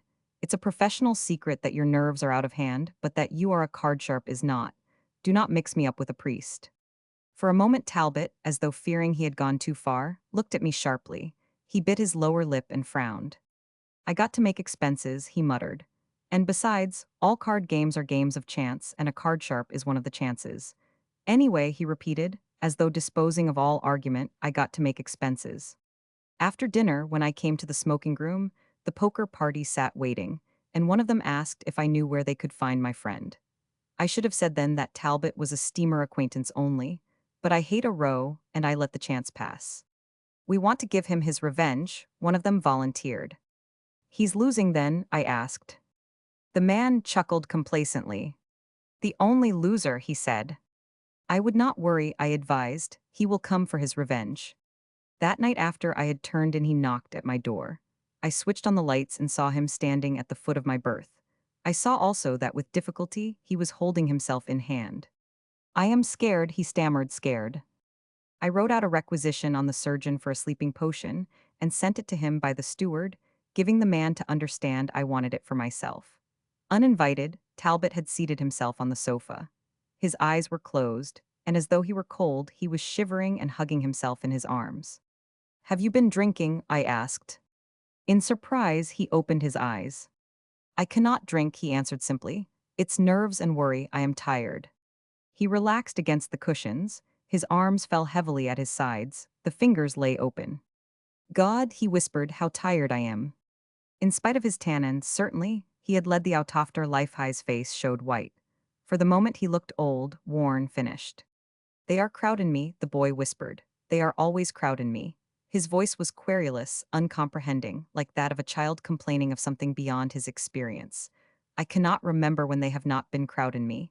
Movin' me on, you understand? Always movin' me on. Moved me out of India, then Cairo, then they closed Paris, and now they have shut me out of London.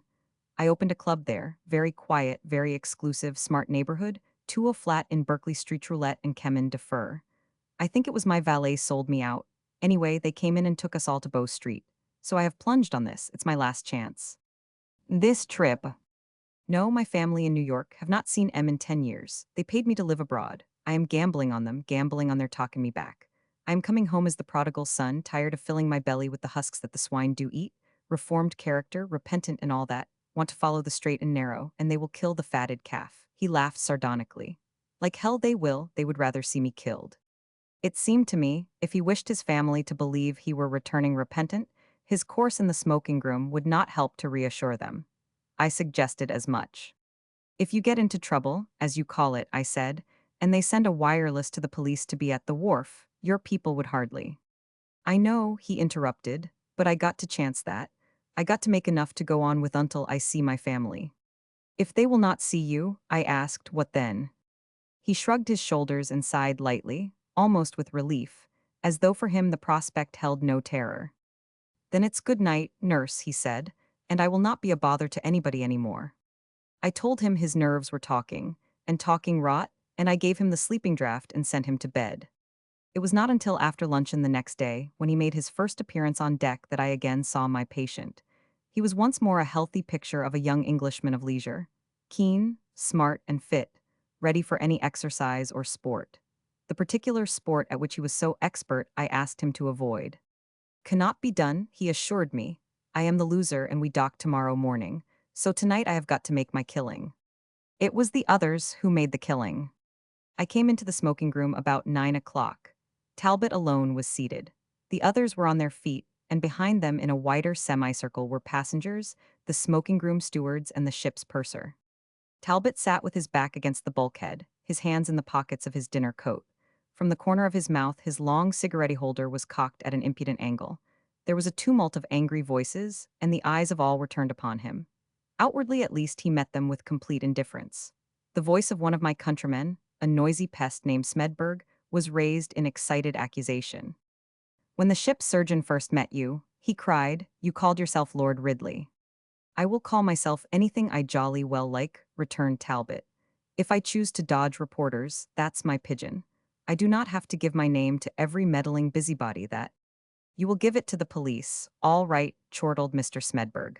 In the confident, bullying tones of the man who knows the crowd is with him, he shouted, and in the meantime you will keep out of this smoking room. The chorus of assent was unanimous. It could not be disregarded. Talbot rose and with fastidious concern brushed the cigarette ashes from his sleeve. As he moved toward the door he called back, only too delighted to keep out. The crowd in this room makes a gentleman feel lonely. But he was not to escape with the last word. His prosecutor pointed his finger at him. And the next time you take the name of Adolf Mayer, he shouted, make sure first he has not a friend on board, someone to protect him from sharpers and swindlers. Talbot turned savagely and then shrugged his shoulders. Oh, go to the devil, he called and walked out into the night. The purser was standing at my side and, catching my eye, shook his head. Bad business, he exclaimed. What happened? I asked. I am told they caught him dealing from the wrong end of the pack, he said. I understand they suspected him from the first. Seems our surgeon recognized him and, tonight they had outsiders watching him. The outsiders claimed they saw him slip himself an ace from the bottom of the pack. It's a pity. He's a nice-looking lad. I asked what the excited Smedberg had meant by telling Talbot not to call himself mayor. They accused him of traveling under a false name, explained the purser, and he told M he did it to dodge the ship's news reporters. Then he said he really was a brother of Adolf Mayer, the banker, but it seems Smedberg is a friend of Mayer's and he called him hard. It was a silly ass thing to do, protested the purser. Everybody knows Mayer has not a brother, and if he had not made that break, he might have got away with the other one. But now this Smedberg is going to wireless ahead to Mr. Mayor and to the police. Has he no other way of spending his money? I asked. He's a confounded nuisance, growled the purser. He wants to show us he knows Adolf Mayer, wants to put Mayer under an obligation. It means a scene on the wharf and newspaper talk, and he added with disgust, these smoking room rows never helped any line. I went in search of Talbot, partly because I knew he was on the verge of a collapse, partly, as I frankly admitted to myself, because I was sorry the young man had come to grief. I searched the snow-swept decks, and then, after threading my way through faintly lit tunnels, I knocked at his cabin. The sound of his voice gave me a distinct feeling of relief, but he would not admit me. Through the closed door he declared he was all right, wanted no medical advice, and asked only to resume the sleep he claimed I had broken.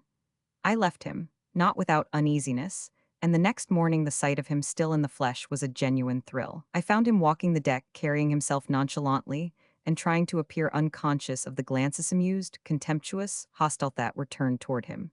He would have passed me without speaking, but I took his arm and led him to the rail. We had long passed quarantine, and a convoy of tugs were butting us into the dock. "What are you going to do?" I asked. "Does not depend on me," he said. "Depends on Smedberg. He's a busy little body." The boy wanted me to think him unconcerned, but beneath the flippancy I saw the nerves jerking. Then quite simply he began to tell me. He spoke in a low, even monotone, dispassionately, as though for him the incident no longer was of interest. "They were watching me," he said. "But I knew they were, and besides, no matter how close they watched, I could have done what they said I did, and they would never have seen it. But I did not." My skepticism must have been obvious, for he shook his head. "I did not," he repeated stubbornly. "I did not have to. I was playing in luck, wonderful luck, sheer, dumb luck. I could not help winning. But because I was winning and because they were watching, I was careful not to win on my own deal.